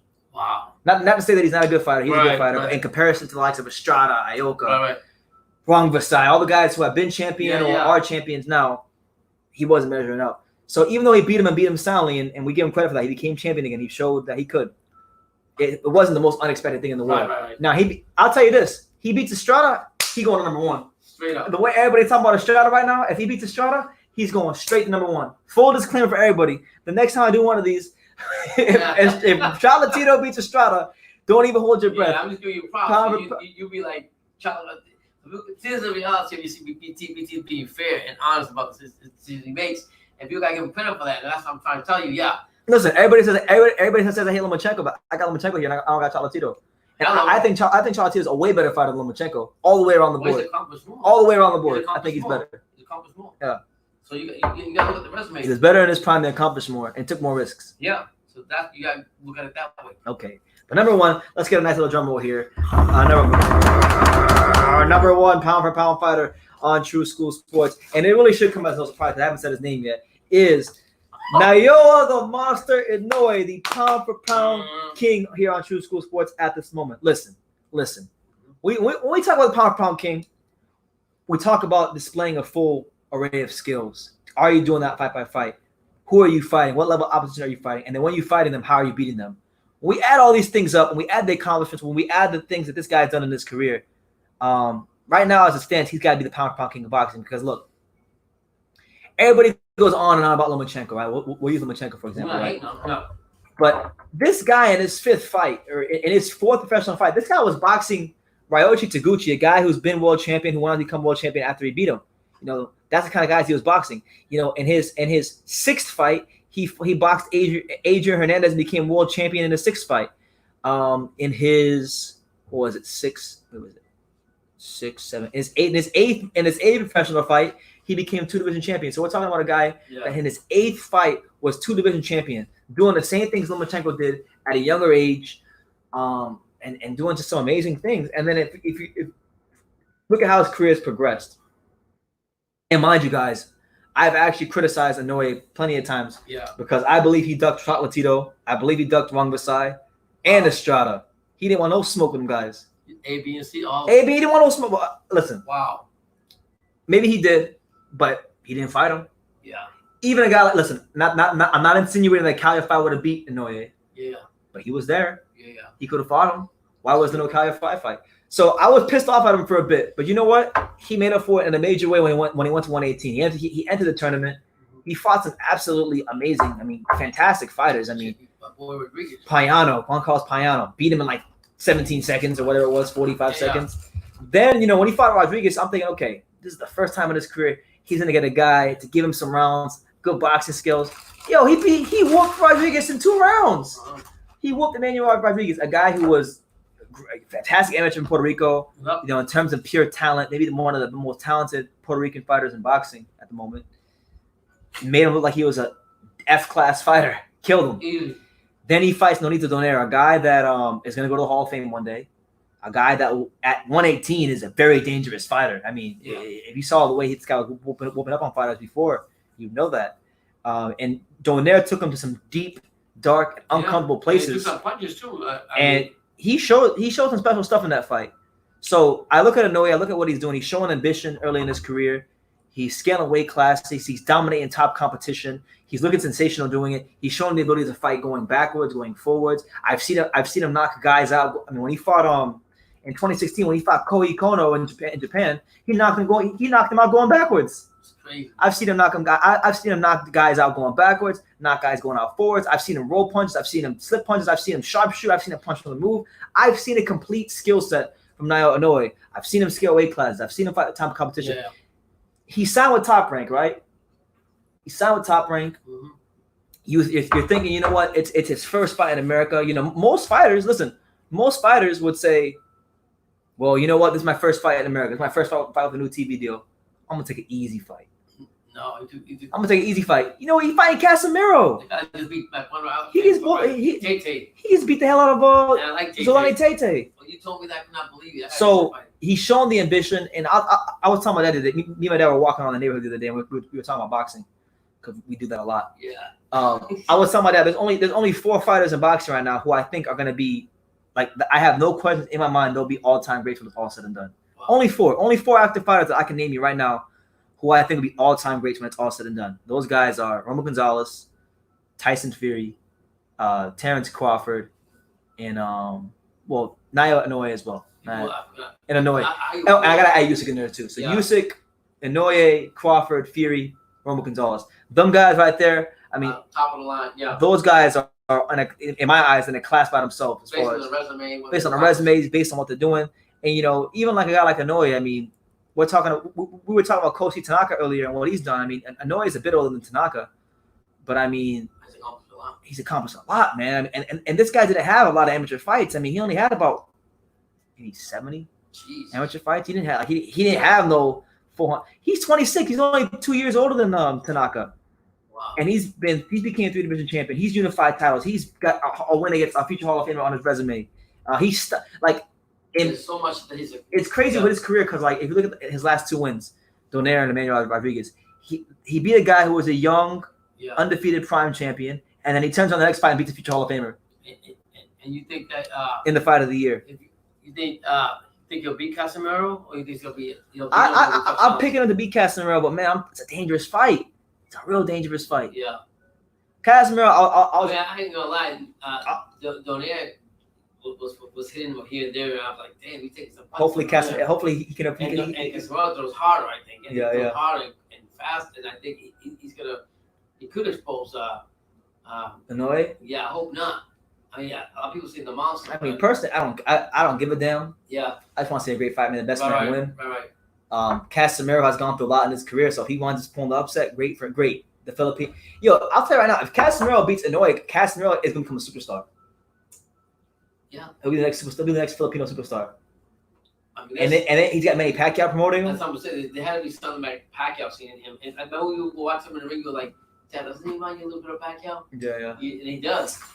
I don't think he's not as good as Pacquiao, but hell of a fighter. So it's because for me, I'm thinking, and if you check my videos when he signed a deal with ESPN, I was like, yo, He's gonna fight Joshua Greer. A safer fight. Easy fight. An easy walk in easier the park, fight. Yeah. Not walking the park, but a guy that's been slipping in his recent fights, not on a good run of form. No, he hasn't. Been on Top Rank as an American, so it makes sense. Nope. Give me Casemiro, because Casemiro, even though he has a belt, he's high risk, low reward. Even with a belt, he's high risk, low reward. He's one of those fighters that without a belt, this wouldn't even get consideration for a fight. So I applaud the ambition of Inoue, and I think he's going to be a great when it's all said and done. So that in conclusion, that's my pound for pound list. You guys give me your thoughts down below. What you think? I like to know. I want to know what you guys think.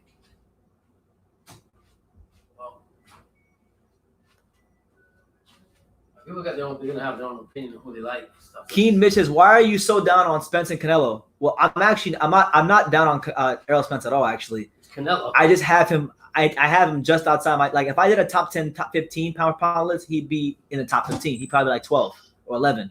I just think everybody that I named on that list has been performing better than him. I think they've been fighting better opposition than him and doing better against better opposition than him. And he needs to fight Terrence Crawford. So that's what it is. Canelo, on the other hand, Canelo Alvarez is a piss stain on boxing. That's why I'm down on him. Canelo Alvarez, he doesn't want to fight any slick southpaws. He's ducked and avoided every slick southpaw that's been in his weight class for years upon years. He's created weight classes. Just there's a whole lot of what I like to call bitch assness that's going on with his career. It will not be rewarded on my pound for pound list. This isn't to say that he's not a great talent, or that he hasn't improved, or that he's a bum, because he's not. He's a very talented fighter. He's an A-level fighter, but I just don't like how he goes the extra route to micromanage his career. It's worse than Floyd. Everybody wants to say, "Oh, well, Floyd was the same way." No, Floyd wasn't. Even if Floyd Mayweather was a diva at some point in his career, he actually earned the right to do it. He didn't have the opportunities to fight on other big name fighters, pay-per-view cards, and build himself up. Floyd Mayweather was fighting on Kirk Johnson undercards in Biloxi, Mississippi. This dude was fighting beneath Lucia Riker undercards when he was a prospect. Okay, and then even when Floyd got the pay-per-view, it wasn't like when it wasn't like he became a star immediately. He fought Gotti, Judah, and Baldomir, his first 3 pay-per-view fights. And not one of those fights touched 400,000 pay-per-view buys. Not one.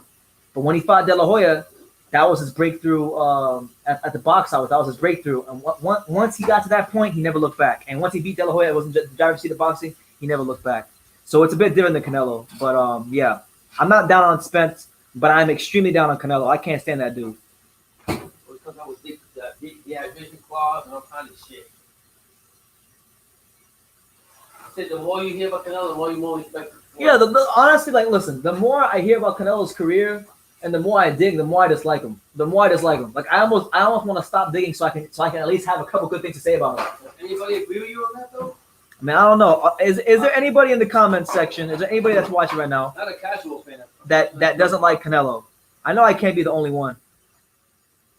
Okay, she wants to know what my list was. Okay, so my list was I had on my list, I had Artur Beterbiev at number 10. I had Gaio Estrada at number 9. I had Tyson Fury number 8.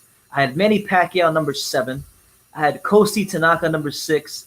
Josh Taylor number 5. Vasily Lomachenko number 4. Alexander Usyk number 2. Alexander Usyk number 3. Terrence Crawford at number 2, and then Naoya Inoue at number 1. That's my list. So there you have it. Top 3 could be either way. Top 4 could be interchangeable, though. I think Golden Boy is ducking. Canelo proved he's not shook by fighting GGG twice. It's a money game with Canelo. Gotta have big fight. It's a sweepstake at this point. I disagree with that. Everybody always says Canelo proved he's not shook by fighting GGG twice. That's not true, because if that was the case, he would have fought him in 2016. There would have been no Liam Smith fight. There would have been no Canelo weight. I wouldn't even be able to clown him for creating his own weight class if that was the case, because the fight made enough money back then to make the fight. That was just a matter of aging him out a bit more until they felt comfortable enough to beat him. And even then, in the first fight, he beat Canelo's ass and didn't get the decision. You gotta blame De La Hoya on Golden Boy too. But yeah, it is Golden Boy. I agree with you on that. Golden Boy has a lot to do with it. But I don't think Canelo doesn't exactly strike me as a guy who is upset about the way the movement of his career. Would you got 20 million? Huh? Would you got 20 million? Yeah. The problem with Canelo is he always puts stipulations in his contracts. His opponents are always at a disadvantage. It's horrible. And you know, for me, I'll be honest with you guys. I got a video coming out about this soon, and I broke down the reasons why I can't stand the guy. Why I hate Canelo. I didn't before April of 2018, before the clenbuterol thing happened. I was kind of just indifferent towards Canelo. Like I didn't hate the guy. I didn't like the guy, but I didn't hate him either. He was just there.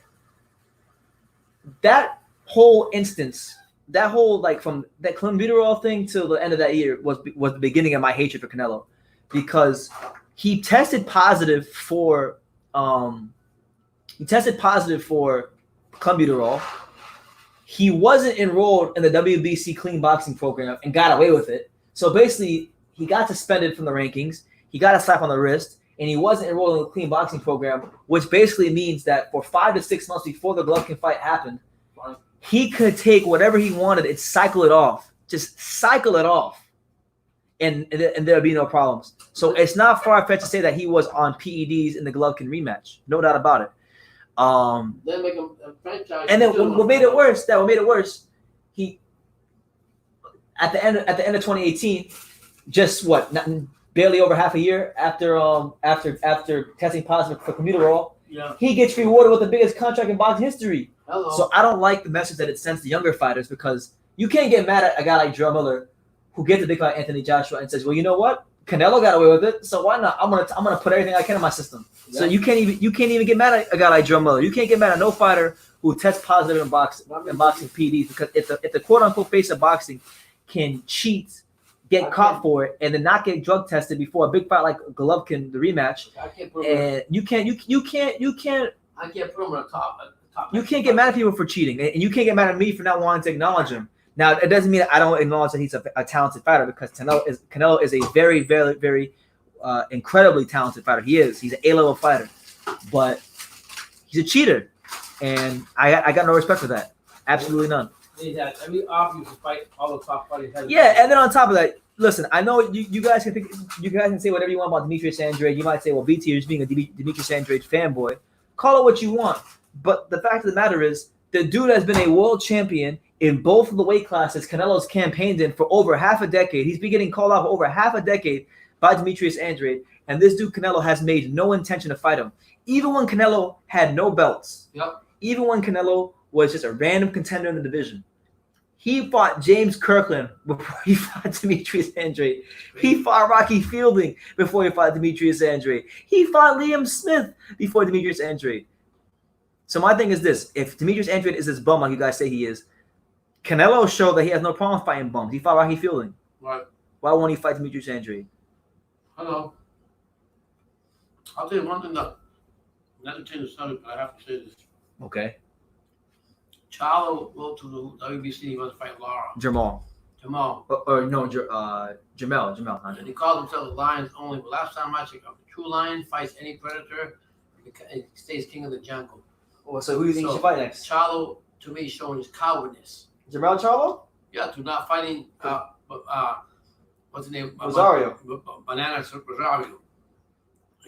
How the fuck are you gonna go to the fucking damn section fucking body and you're gonna fucking ask them can I please fight this motherfucking guy voluntary when you got motherfucking Banana Rosario who whooped motherfuckers what's his name's ass and he wants a piece of your ass and you wanna fuck around and you wanna ask with a fucking white cloth begging them with a motherfucking a white cloth a beggar asking them, can you please put me fight this voluntary? You're a fucking a coward.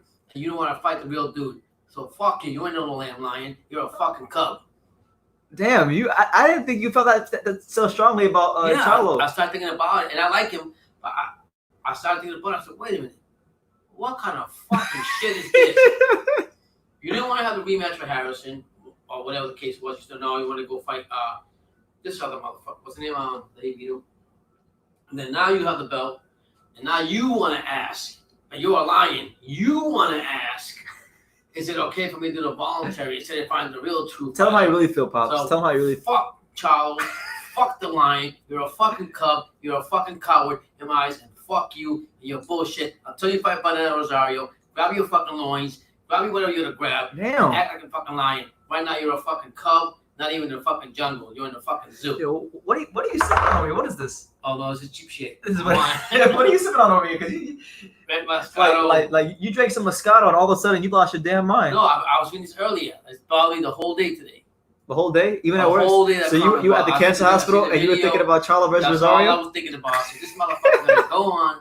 Who the fuck is he to go on and ask for voluntary when you got motherfucking Bananas there who just whoop what's his name's ass? Julian Williams. Julian Williams' ass, and he's about to whip your motherfucking ass, make you your fucking baby cup. And now he wants to fight Laura, his former sparring partner. You know what? I hope Laura beats your ass too. But I said it in one of your comments or thing. But you know what? I can't understand how you can sit here and call yourself a lion.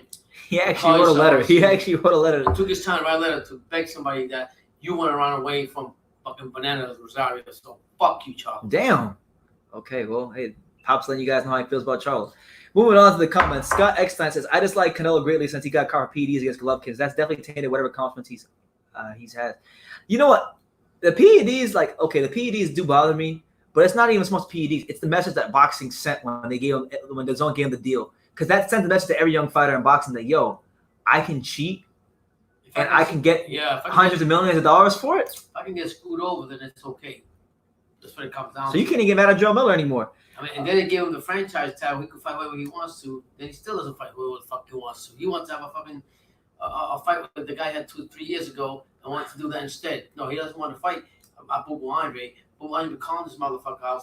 I started watching boxing. I started watching the channel. And that motherfucker can't understand English. We'll get it translated your fucking language. Chinese. Maybe the coronavirus is fucking messing them up. Coronavirus, you get it? They go together? Yeah, motherfucker, you're fucked up on the virus. Wake the fuck up. Fight the real people. Good list. Mine would have been the same without Fury and Tanaka, but Canelo and Spence. No Tanaka? You tripping, champ? You sleeping on Tanaka? Tanaka's the truth. Anyway, thank you, Cash for Cat. I appreciate you. He says Canelo Alvarez is the king of the 155 Canelo weight. Yeah, he is.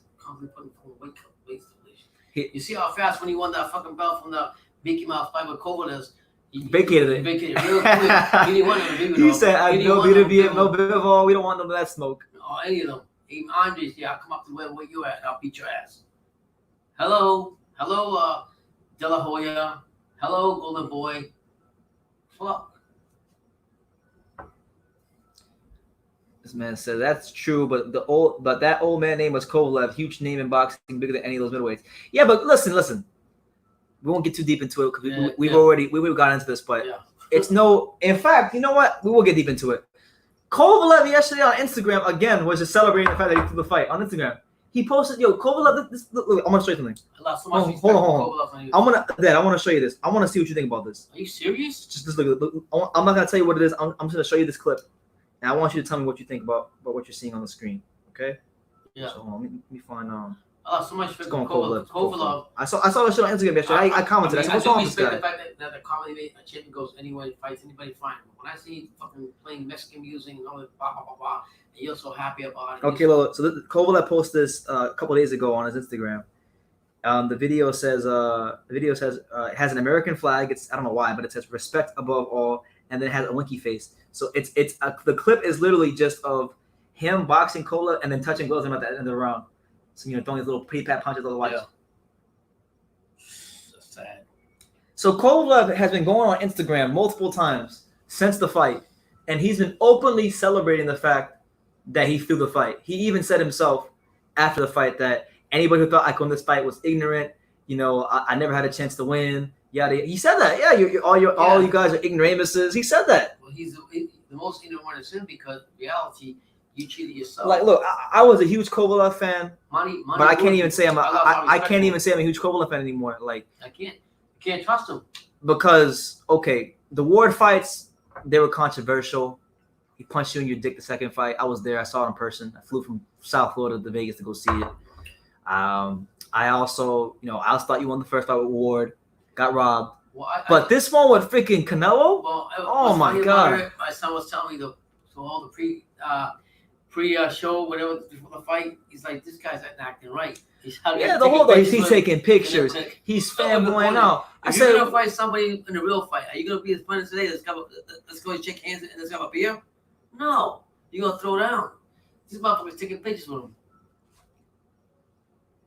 Oh, here we go. Key Mitch says, y'all wasn't mad at Pacquiao for not taking the test. Mayweather made him take the test. No, wait, listen, hold on a second. Like I don't want to bring up that old shit, but like, listen, That's back in the day. That's back in the day stuff. Listen, first of all, Mayweather wouldn't know what a VADA test was if you fucking tape the sign to the door of his house. You couldn't even say epidemic today. Yo, Mayweather can't even say the word epidemic. So if hold on. I gotta play the clip. Mayweather can't listen. I like Floyd, but Mayweather can't even say the word epidemic. So imagine if he can't be found. So he can't. He can't say VADA. He can't say epidemic. He can't say VADA. This is how you guys cracking. Hold on. So look, this is Mayweather. He was live on Instagram. This morning I was dying. Listen to this. Where is it? Listen to Floyd. I made smart investments. That's why right now, with this huge academic, with this huge shit that's going on, all this crazy stuff that's going on. Epidemic. My investments are still paying off. I made smart investments. The dude can't say investments, so you know he can't say VADA. And the funny thing is about we do now with Mayweather Pacquiao is people always say, I always hear, people say Manny was on that shit, and you know he might have been. But listen, one thing I do know about Mayweather Pacquiao, I know who took more VADA tests, and it wasn't Mayweather. There you go. I know who took more VADA drug testing, and it sure as hell wasn't Mayweather. So he gets the epidemic certificate, say VADA. Yeah. To be honest, BT, I could replace BABA with either Kenshiro, Bivol, or Ioka, maybe Burchell too. Maybe, but honestly, Burchell and honorable. Yeah, I have Burchell honorable mention. Kenshiro, maybe Kenshiro might have been a good shout. I think Kenshiro Ioka might have been a good shout, or Burchell. But for me, Peter Biev, the way he folded up Alexander Vazdik, and bro, like everybody talking about Wilder, right? Peter Biev got a higher KO percentage than Deontay Wilder. He got a 100% knockout ratio, and he's fought good opposition. Yeah, 100%. Over a Bivol resumes. If you compare the Bivol, everybody that's fought Peter Biev got stopped. All of them. End of story. And they've all been good. They've all been good. Respect to you, Shishi.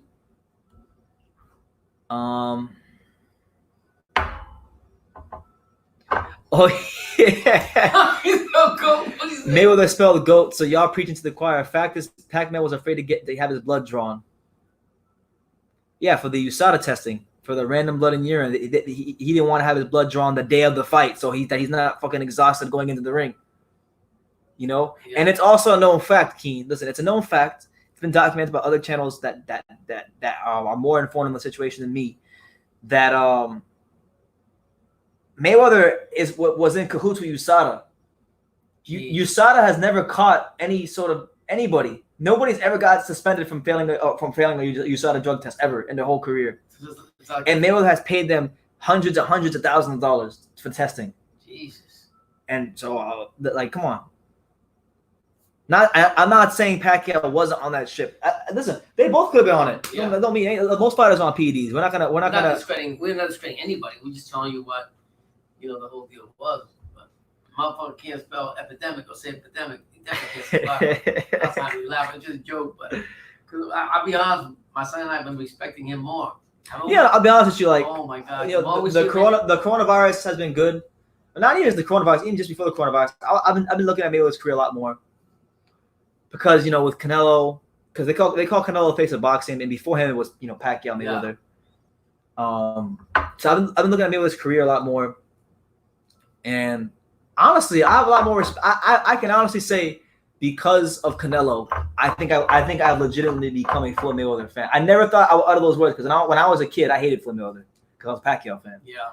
But Floyd Mayweather. I've changed the whole perspective. Canelo Alvarez has changed my whole perspective on Floyd Mayweather, and he's forced me to dig deeper into Floyd's career. Yeah. And Floyd, people can say what they want about the second half of his career, how he ducked fighters. But listen, even if he did, Even if he was a diva, if you want to say those things, he earned it.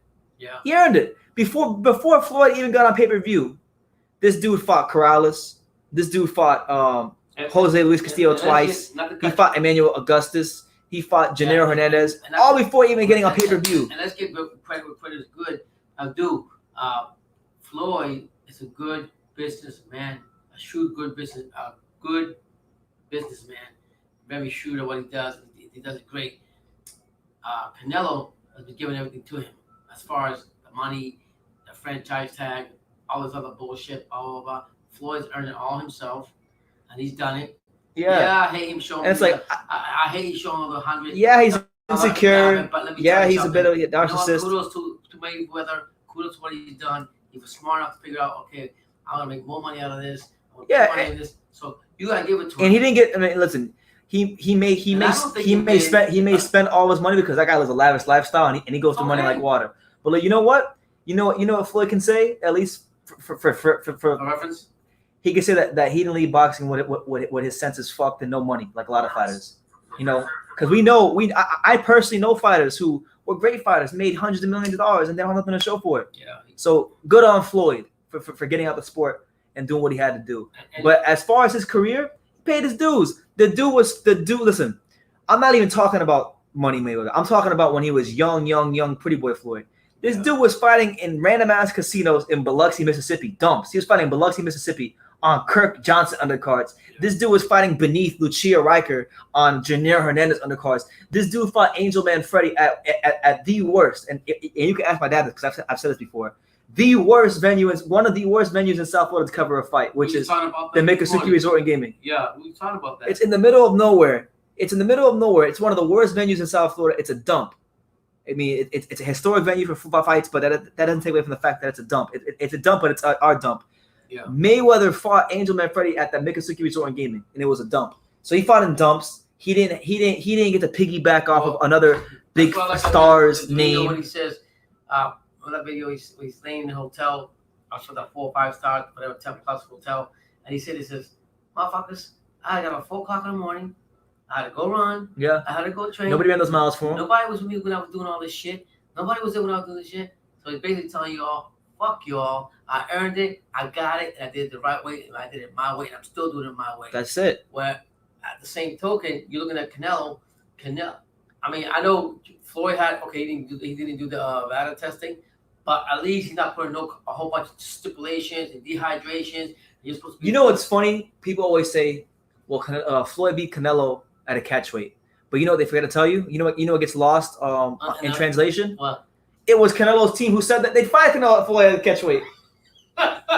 Everybody forgets that. Can you play that again? Say it again. Everybody always talks about Floyd beat Canelo at a catchweight, but they forget that it was De La Hoya and his dumbass management team that said that Canelo would beat him at a catchweight. So you know what Floyd said? He said, okay. Yeah, of course. Okay. Yeah. Hello. So kudos to Floyd, TSS, and I'm with my son on this one. And I have a different reason than my son does. I just think all of the dehydration classes he put on everything, I fucking hate that. Fight the guy the way he is. Get in there, fight him. Beat his ass if you beat him, and move on. But if you're doing a trilogy on the fucking you and Gigi's past his prime. I'm sorry to tell you. And they're doing it in Texas where, like, the Texas Commission is where they allow Canelo to get illegal hand wraps and the stacking. There's this thing called stacking where basically, like, you know about stacking? No, of course. Basically, all it is like, so normally, you just, you wrap your hands, maybe you put some gauze in your hands. So that's the commission that allows it in Texas? No. In Texas, when he fought Smith, he was like doubling up on the hand wraps, on the gauze, and then more hand wraps over the gauze, and then gauze over the hand wraps, and then so basically, what winds up happening is when you stack all the stuff up on your hands, it makes like a plaster. Right. On your gloves, and it's on camera. You can see it against Liam Smith. Wow! And he got away with it in Texas. So you don't think when he fights Golovkin in the third fight, there's gonna be some? Yeah. The only way I would respect Canelo and gain my respect if he just hype up his skirt and fight Bobo Andre, Billy Joe Saunders. I'll tell you this: when he fights Bobo Andre, if he fights Bobo Andre, it's gonna be no stipulation. No, trust me, it's gonna be in Texas. It's gonna have Adelaide Bird's gonna be the judge. Jesus. Yeah, all that stuff. But like, listen, you know what? But don't get it twisted though. I'm gonna pair it with she's saying. I like Floyd. I respect Floyd. He's a great fighter. But you already know I still got Pacquiao over Floyd. I still got Pacquiao over Floyd. I always told you. I still got Pacquiao over Floyd. I already told you that myself. Because Pac fought more fighters. Shishi. Pac fought more fighters, but I'm just saying this about Floyd because Canelo. It's a shame that it took Canelo's corny ass for me to appreciate Floyd more. But hey, we better late than never. But sometimes it takes Because else to be. The core reality is this, whether people like it or not. Canelo, as a young fighter, he was afforded the opportunity to fight on Floyd Mayweather pay-per-view undercards. He fought on the Cotto Mayweather undercard. He fought on the Mosley Mayweather undercard. Okay, both those pay-per-views did 1.4 million buys, 1.5 million buys. So that's almost 3 million buys. That's 3 million sets of eyeballs. Like that got to see Canelo as a young fighter to build buzz, to build hype, to build variety. On top of that, you had the promotional push of Oscar De La Hoya, the Latin American media, shoving this guy down our throats as if he's the next great Mexican fighter, saying that he's this and he's that. And then when he got to pay-per-view, his first fight was against Floyd. So he had all those things going for him. Now listen to this. He fights Lara and Angulo. He don't do 400,000 pay-per-view buys.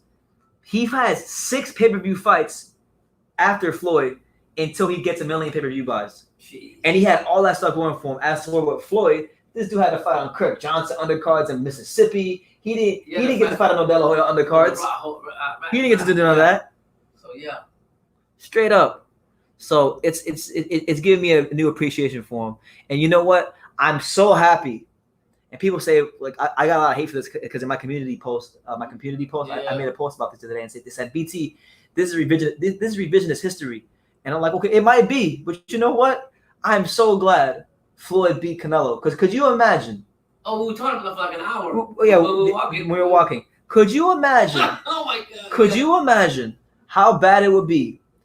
How much worse the hype would be if Canelo beat Floyd Mayweather and let's say Floyd wanted to beat Pacquiao, he would have been the only guy that beat Floyd Mayweather. Oh, we would never hear the end of it. I mean, for Christ's sakes, Robert Garcia just came out the other day on ES News and he said that Canelo is the best Mexican fighter of all time already. No, he's disrespecting what's the name? That's disrespectful. He's disrespecting a lot of Eric Morales, Barrera, he's disrespecting Miguel Canto, he's disrespecting Salvador Sanchez. You got me messed up if you're telling me Canelo is better than the best Mexican fighter of all time. He's probably trying to become his trainer or something. But yes, he gets away with murder in Texas.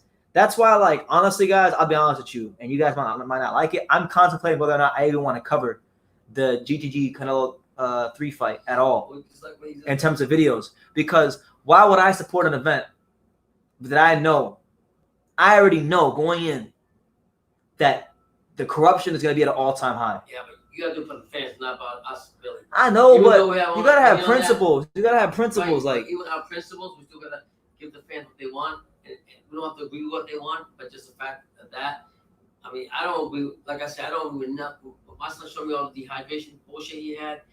And then they gave him the Frank franchise and all this shit. Floyd didn't have an opportunity to get all that shit.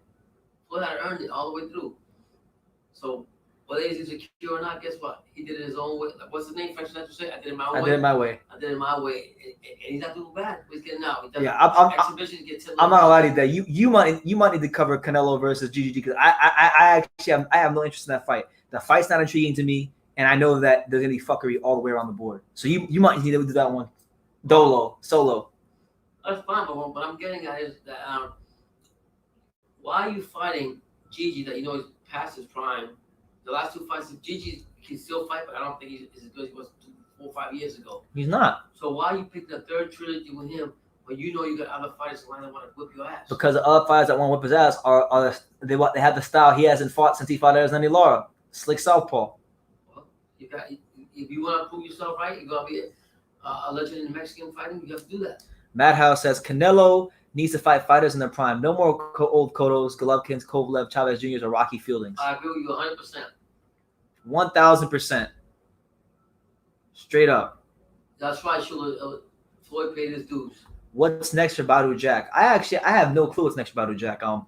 I heard that the Pascal rematch isn't going to happen because apparently Pascal is going to give one of South Florida's very own rematch, Ahmed El Bialy, who he beat a couple years ago when El Bialy was a prospect and upset him.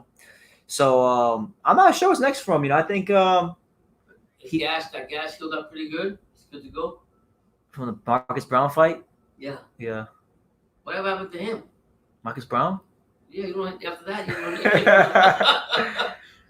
After he lost to who did he lose to? Pascal? Yeah. No. Not to say I was out. That was not him be the hype. Yo, you put Virgil Ortiz in your P4P or P4P honorable nothing? No.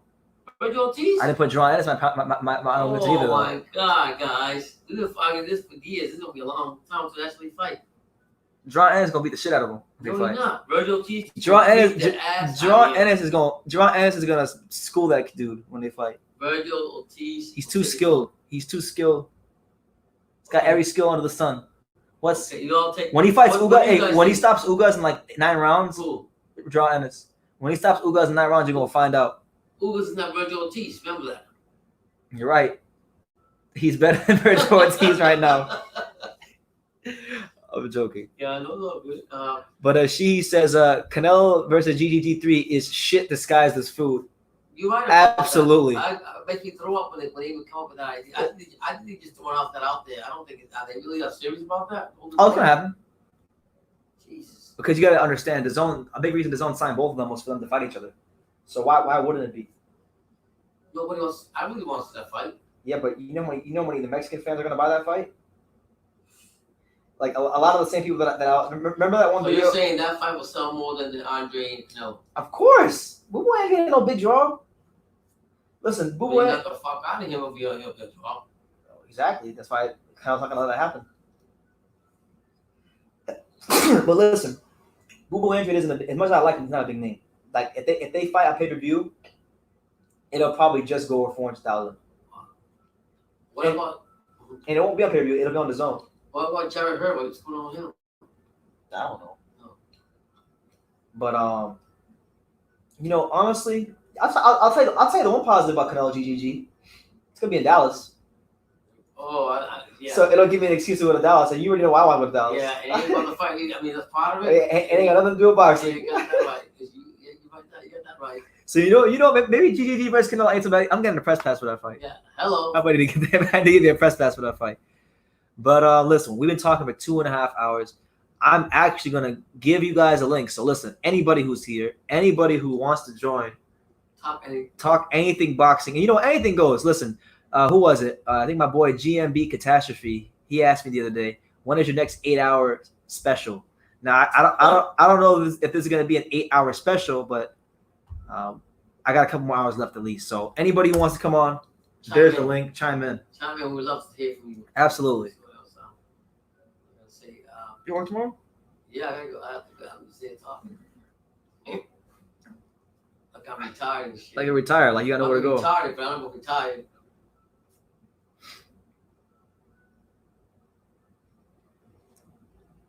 So yeah, there's a link. Anybody who wants to who's dealing with my wife fight next? Veckin. Joseph Parker? I'm not sure. And who tell me if Martin, who's Martin fight now? Ruiz? I'd rather see Ruiz in Wilder fight than Martin. But the winner of that fight's Wilder, right? Or something? I don't know. I don't know what PBC has planned. Yeah. You know what's messed up? I put out a video recently of Jeff Ports. Yeah. I put out a video for our interview where he was talking about Teofimo Lopez. Yeah. Someone commented, they said he was completely wrong about his first prediction about Wilder, but we're supposed to believe the second one. Nah, buddy. Hey, at least trying to be knowledgeable. People don't forget nothing, man. Yeah, no. But it's your boy BT. We're live here on True School Sports. I just gave my pound for pound list. Now we've been live for 2 hours talking. So now is a portion of the show where anything goes, any boxing talk, any questions, anybody who wants to come live, there is the link. So L Dog, Hyro. People are complaining recently that they say these lives are too damn late, and they're right. But late for people. Late in general, because they're at midnight here, 5 a.m. UK time. Okay, then we have to. I mean. Well, no, I said Monday starting next week. Well, supposedly everybody's on lockdown. So to make a difference. Does it make a difference? Everybody's in lockdown. Everybody on quarantine. So does it make a difference? Yeah, that's what I'm saying. It would be nasty. We're just saying like, you give us some suggestions. What you guys? No, I actually want to go live a bit earlier because like yeah. if I went live at 9 or 8. The thing is, I have my daughter, 4-year-old, and she's like in the house. She doesn't know how to shut up. Here next week, so then we'll probably change the hours and stuff to benefit you guys too. Because I get it. That's not what to do. But right now, with a 4-year-old here, we just have to work around that right now. He's actually been doing that. Kudos to him. People not working though. Only the essentially, right? The essential workers. I gotta work tomorrow. You know Paul, my boy Paul. He's still considered an essential worker because he packs like snacks and stuff. He was telling me he was like, yeah. What do you guys think about the coronavirus? What do y'all think about that? You guys think that? I mean, I'm not trying to suspect it. I mean, is it serious? It really is. Is it just? I got a better question for you. Do you think Tyson Fury masturbating 7 times a day helped him beat Deontay Wilder? Of course it did. he released this from himself, and then he released the rest of his anger. That's what, of course it did. Oh boy. Do you put that video when he said that? Yeah. I'm masturbating. I mean, it's healthy, but I mean, the coronavirus, we know it's an epidemic. We pray for all the people. We know we're going through the last phase of it now. New York's going through a lot right now. They actually last phase. We're not going to the last phase of anything. What do you mean last phase? New York's going through the last facet with the high point and it goes back down. No, there is no last phase of it right now. We don't know when it's gonna end. Yeah, and they're actually offering nurses, like if they want to go up there, $6,000 something a week to work up there in New York. Wait, what? Say that again? For 8 weeks. What is nurses? It? How much you make? $6,000 something a week. A week? Yeah. Yeah, I might become a nurse. Yeah. Or you catch that damn virus. This boxing shit. Why you gonna pay all that shit back to them? So is it really worth it? Nah, honestly, you could pay $6,000 to work in New York. It's a serious epidemic right now. New York. So we gotta pray for everybody and because of the boxing be fighters, you know. I mean, the good thing is a lot of fighters are coming on more on shows right now. Yeah, next weekend I'm trying to get a couple fighters to come on. So you got to tell these guys you got Japanese fighting coming up. Apparently, there's a Japanese card in May that's still going to go on. So if that's the case, and if I can get it on the stream, you know, I guess you guys have a live fight reaction in May. I was reading Dan Rafael wrote about it. I gotta call Xfinity for us to get the boxing channels running. Yeah. Yeah, they're actually offering free internet and stuff right now. They are? I was reading up on it. Yeah. Oh wait, no, I don't want it. No. I don't want it because they're gonna put a certain kind of internet. I don't want it. Oh yeah. That 5G bullshit. It's crazy or that fast? You know what 5G is? The slowest? Do you know what 5G is? No. Like in China, they have the higher speed internet, but they use it like in China they use it for like surveillance on their citizens. Oh no, I don't want that. No, but you're gonna start hearing about it a lot. About people about Comcast offering 5G. No, I don't want that. They're gonna start pushing it down your throat because the government's gonna go crazy. No, but I mean, they're actually offering some type of free things so people can keep in touch with the coronavirus. Huh? Yeah, Google it up. You'll see it. Say that again. So you can keep up with the coronavirus, especially offering some kind of special stuff. But I just want to get it for the box. But right now, why would you need cable to keep with the coronavirus? People have phones. People have computers in their hands. So I was just saying. Well, I can't afford to. No, I guarantee you, I think all the it's gonna be all 5G internet. Guarantee it. All 5G. Wow. It's gonna get so bad to a point where they can track even when you get to go get cookies in the refrigerator. Serious? You think I'm playing with you? I mean, that's serious. No. You can't be getting serious when you're dead. You're smiling. Not everybody. I know. You say. Let's see. Madhouse232 says, I hope that in the aftermath of the coronavirus, boxing gives us more better fights without the wait. I agree. Amen. All these fights, I think all these fights that all these promoters like who was supposed to go in March? April. Fights. Was it April? Yeah. Yeah. Well, you were supposed to go to Los Angeles, right? At the pass, but you were supposed to go to fight February. Yeah, but I'll go to this one. Now there's never gonna be a boxing match ever again. Because you didn't come in February. See what you did? See what happens?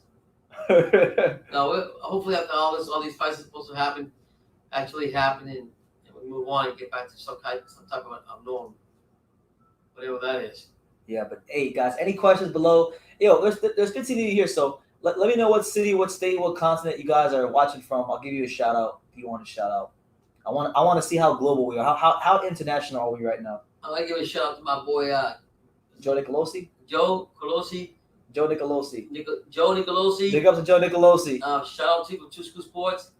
Fuck cancer. That's right. Fuck cancer. Anyway,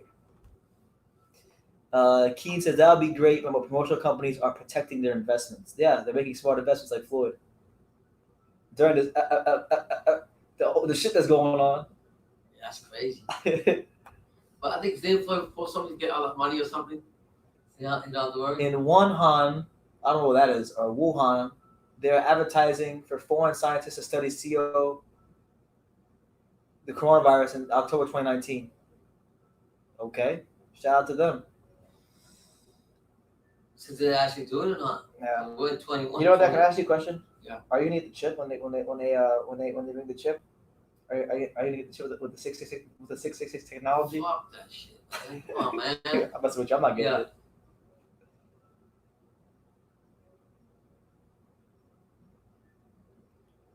Yeah, I was watching this Spanish lady. She's an astrologist. And my friend was showing me. She actually predicted in 2015 this was gonna happen. Yeah. Yeah.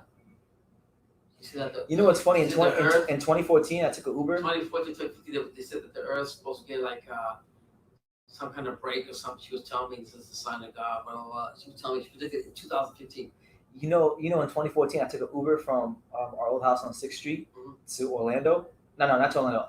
I took an Uber from our old house on 6th Street to the Greyhound station in Fort Lauderdale. Yeah. And there was a guy. I was 19 years old, so I didn't know anything about one world governments or anything like that. And I wasn't that well read up on it. So he's like, yeah, in a number of years from now, there's going to be civil unrest. There's going to be chaos and commotion, and they're going to declare martial law. And this is like the nationwide martial law. I'll never forget this guy's voice. He had glasses on. He had a thick mustache. I'll never forget this guy. And now you're looking. And now I'm like, I've been thinking about that a lot recently. I'm like, yo, this dude was right. He was trying to put me up on game.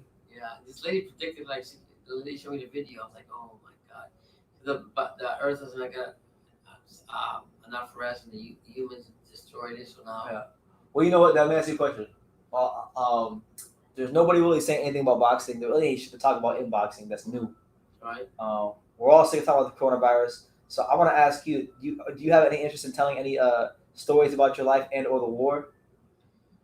Oh man, I'll tell you one time we went basic training. All right. So my dad's gonna tell some war stories about from when he was in the army. So this should be interesting. I'll tell you what. We went basic training. Not basic training. We were actually in the campsite doing training. And you know, the military, they have their own protocol. You can't have this, you can't have that. But our unit was like a fucking crazy. Where were you exactly? I was actually, we were in Fort Pickett, Virginia, and so we all got to get to formation and everything, and like in the healthcare inspection, we all lined up and everything. They're doing the protocol and everything. The motherfucking beeper goes off. So motherfucking beeper goes off. So go beep beep, and the sergeant's going checking everything out. And the motherfucker checking the beeper. He said, "Motherfucker, we're supposed to be out here trying to train for war, and you want to answer your beeper." Oh my God, we get dug out. It was crazy. You would never would have thought the motherfucker had a beep out there. He sure did. Another time, I'll tell you one time. You know, when you first go to basic training, you try to teach you to work together. If you don't work together, if somebody falls behind, you know, you pick them up, blah, blah, blah, blah. You do all this shit. So it's bedtime, right? So bedtime comes, we're in training. They're trying to discipline everything. They shut the lights off at 9 o'clock. And they say you can't make no noise, right? So motherfucker just keeps talking. So the guy, the drill sergeant hears him. So he's like, "What did I say? At ease in this." You know, he tells us all to be quiet, shut the fuck up, basically. Motherfucker keeps going. So 5 minutes later, motherfucker drill sergeant comes to the barracks. Barracks is a place you sleep in you rest before you go. You know, but he sleeps like a room. And we all got barracks, all bed out of bed across each other. Get up, all you motherfuckers. Oh, you all got time to play? You all got time to talk? I know what you motherfuckers gonna do. You gonna do the motherfucking duck walk. Motherfucking 2 o'clock and 12 o'clock midnight, we're doing the duck walk around the whole fucking barracks. swimming quack, quack, quack, quack. And the guy that was being a smart aleck was riding the bike the whole time.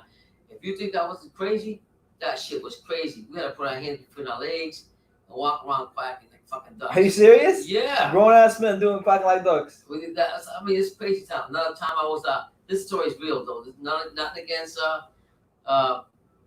don't want to discredit nobody, homosexual, lesbian, whatever. No. But we were training in Las Vegas, the desert phase, and while we were training, I knew there was two guys in our unit that were gay. This before it became like a big thing, like don't say, the president part. I forgot which president part out. Don't say. I always say don't. How to say it? Keep it hush hush. You're not supposed to say nothing about anybody, right? So I knew there was two gay guys. One gay guy got a fucking tattoo or something, right? So at the time I was doing training, then I had to work till midnight. So I get back to the barracks. Everybody's in bed sleeping. It's not the barracks to the campsite. Everybody's sleeping. I just got out for work, and this motherfucker want to try to beat my ass. So I'm like, what the fuck going on? Oh, the whole unit knows that I got my friend got a tattoo with my name on it. Blah, blah. I said I don't give a fuck about that. Man, I took the motherfuckers that tried to jump me. I beat the fuck out of both of them. This is in California. They had to call the captain, the whole fucking the CEO, the captain, the major, and they take us in. And then next morning I get up, the whole fucking place, like, yeah, Taylor, yeah, you beat them motherfuckers. Oh, listen, hush, hush, hush, don't tell. And I beat the fuck out of them. What? You They tried to jump me because the gay guys? Yeah. They tried to I jump didn't give you? a fuck if that guy got a tattoo or not. So I was coming off work late at night while this time, walking back at nighttime to go to sleep in the campground, and they tried to both jump me. I'm saying, well, The gay guy jumped you. They tried to. They want some smoke. I beat the fuck out of both. Both of them? Yeah, they called the MPs, the military police, and they called me in, and they told the fucking cop told me to get out of here. Like, so when they jumped you, were you like in a building or you outside? I was outside. You're outside. I was actually. So were they like hiding behind something, or Yeah, could you see them from a mile away, or like how? No, as I was walking to my location, they were like, hey, Nelson, they Taylor, come here. I said, come over here. So, hey man, how you told me that you? I said, listen, man, I got time for this bullshit. What the fuck you talking about? I will fuck both of you up here. I fuck both of them two faggots, right? I fucked them both up, and they had me locked down. They called it military police and everything. And the next day, the whole time was like, yeah, That's messed up. and then the captain asked like, they were good soldiers to that captain, so they're like, oh, you shouldn't have done that. I said, fuck that. That motherfucker ever try me like that again, he gonna get more than that. Yeah. Oh my God. Another time, I was in Fort Benning, Fort Benning, Georgia, which is airborne school. Okay. And for those that don't know what airborne is, what is airborne? It's paratrooper where they train you how to jump out of planes. So that's what you did in the military. That's what you did. You jumped out of the planes. Right out of the plane. So okay. So we're going to train. When your information, there's like a whole about 6,000 troops, whatever, and they call out your name, and you got to say here, press or whatever, blah, blah, blah. So during the training, I had to take a piss. We're gonna walk like fucking up. I was about 10, 12 mile road march and come back, and we're saying cadence and everything. And so the drill sergeant said, the drill sergeant, the jump master said, you can't go, you can't go to the back when the general's talking. So we get back information after the road march. We're all tired, everything, put at ease, direct and that. As soon as the general comes, while he's talking, nobody put up there, stand attention. I said, fuck the attention. I got to take a motherfucking piss. So I backed out, stepped out, did my about face, did my face. I got up the information, probably what I'll do. So I went up the stairs to the barracks to go to the bathroom while the general was talking. And the sergeant said, where you going? I said, I got to take a motherfucking piss if I'm going. So they don't see nothing to me, right? So I go to the bathroom, come back, nothing happens, get back in formation. The next morning, in the military, I was short, barely like 5 feet. You got the banners to represent whatever unit you're from, and you gotta, when you go running, you gotta carry the banner, like you can't let it go down, whatever. So how heavy is it? It's not heavy, it's tall, like a flag. And you're vertically challenged, so yeah. So all I hear is T0953. I said, oh, fuck, they calling me out here. So I get out of formation, I step out of formation after we point to the front, and I get there, and the motherfucking jump master, he's like, yeah, that's the motherfucker right there. That's the guy right there. Guess what you're gonna be doing today? I said, oh, hell. He said, you're gonna be carrying, it's like a 6 foot, like a pole. Yeah. You got the flag. Now, mind you, Did they like spit at you? Like, guess what you're gonna be doing today? Like, Yeah, like they- intense like that? Like, yeah, they get hard, you feel hard. Like, yeah. So I get there, so like you're gonna carry the guide on, what it's called, the guide on. hold on. Hold that thought. She wants to know, why are you fighting gay guys again? Oh, what happened was one of them guys got a tattoo on. Slow it down so like. Oh. Okay. One of the guys got a tattoo on the chest, which I give 2 fucks about. What was the tattoo about? Remember? The other guy's name. Oh, he tattooed his gay lover's name on his chest. Yeah, His but I chest? didn't know nothing. I don't know what's going on. I'm just coming home from work. I could care less what they did. That's not my business. That was what the military said. Hush, don't say So that. he pulls his shirt down and he's like Nelson here, and he's like this. He's like pointing at his tattoo. Yeah. Apparently, it got through the barracks. I have no idea what's going on. Okay. I'm working 24 hours. Can't give a fuck about 2 faggots talking about the tattoos. So they try to beat my ass. They said that I said something that I exposed them being gay. I said, I didn't say shit about your shit. I give a fuck about that. I like women. I like women. So when they tried to jump, and I beat their ass. And then they had to call the military police because I wasn't gonna stop. You probably going insane. Yeah, I was freaked out. I'm sure of it. But the whole battalion was the next morning like, yeah. Yeah, Taylor, yeah. So I would tell you, I had to carry the guide on. We had to go to road marches. We had to go run like 10 miles. Okay, so now this is you go back to the other story. This is you with the flag. Yeah, so I had to carry that motherfucker, and I couldn't let it drop. The hard part was I'm only barely 4 feet. 4 or 5 feet. So when I'm carrying the guide on, I can't let it go forward and go backwards. Gotta keep it straight while you're running. If you don't, when you get back to the bed, the dog the shit out of you. That was like the worst thing I had to do. I got used to a whole bunch of them. There's this one story, but I don't know if you want to tell it because Right. you might get in trouble if she walks out here. Okay. You know the one story about you told me one time about you with the girl and the guy came with a shotgun. Is that you? Yeah. I don't know if you want to tell that story. Yeah, but that was after the military when I was out here. I don't know if you want to tell that story. Tell it, okay. Okay, so this isn't the military, so this is a woman's story now. Yeah, listen, one of my boys, my son was about, I think he was about 5, and I used to take him to school every day. And I met this fine ass Colombian, like fucking fine. So she was walking with her kids, so I was walking with Brendan. So we get to talking and everything, you know. I start to butter her up, you know. We go places. How does one butter a woman up? Like how did you butter her up? I started talking to her. I said, hey, what's up? What you doing? Oh, how you doing to your kids? So then she was like, yeah. I said, I don't speak that, you know, women talk about play the role. I don't speak that English. So I said, okay, I'll translate for you. Where you got to go? So she had to take it. She had to go, take it to certain places to translate for her. So as this goes on, we become good friends and everything, you know.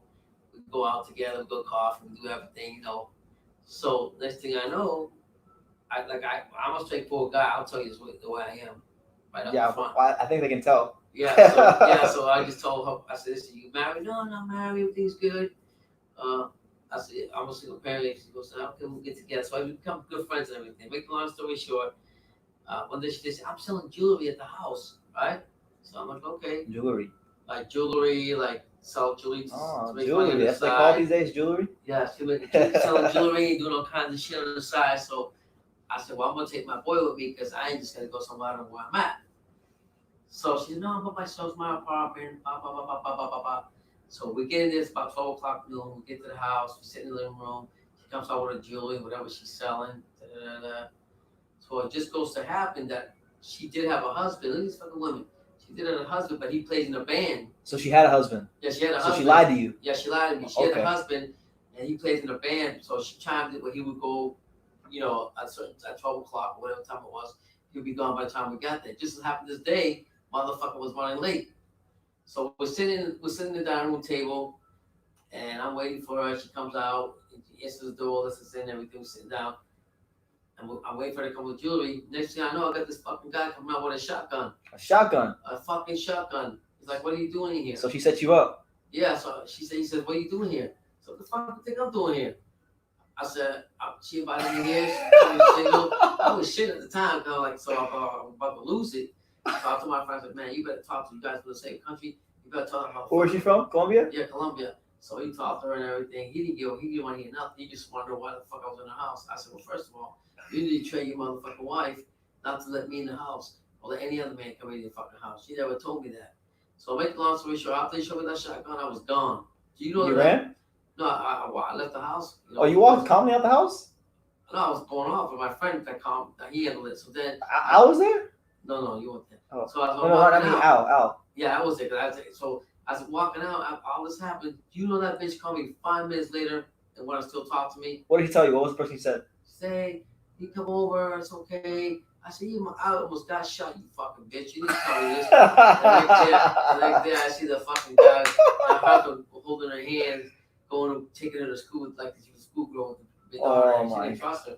But can you imagine you sitting in the room when the guy comes out with a shotgun? And then he plays in the van and everything. I told the fucking guy, I said, maybe if you teach it to your fucking wife, when a man knocks on the door, she should be calling you to the door, not fucking her as it in. So you got the wrong one.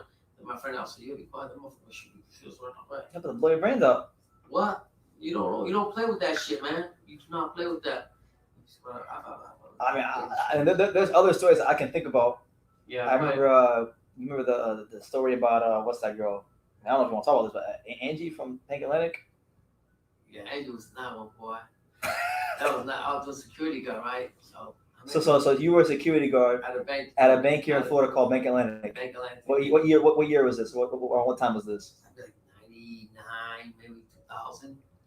And So, yeah, because I was like 7 to 2002 ish. Yeah, right. Yeah, so tellers are fucking good looking girls, man. Yeah, they always have fine bank tellers. Yeah, so there was one I was like, yeah, man, I'm gonna get this motherfucker. She was Iranian, right? Iranian, real pretty, real nice, goofy a little bit, a little dizzy, but friendly, heartwarming, whatever. So one day, out of nowhere, that's how women are. They never let you know shit till like the last month we do something. So at this time, when I raised my son, I was doing security guard. And that way I had him in baseball. You go home. I had a babysitter on the side to watch him. Accumulating. Yeah, I remember that. And so make long story short, she at 3 o'clock in the morning, and I had my boy work with me. He's Puerto Rican. At 3 o'clock, she texted me and said, "Listen, my door's open. My apartment is so and so, and I've been going to the apartment back and forth. So her apartment? Yeah. So you'd gone there? You'd gone there before?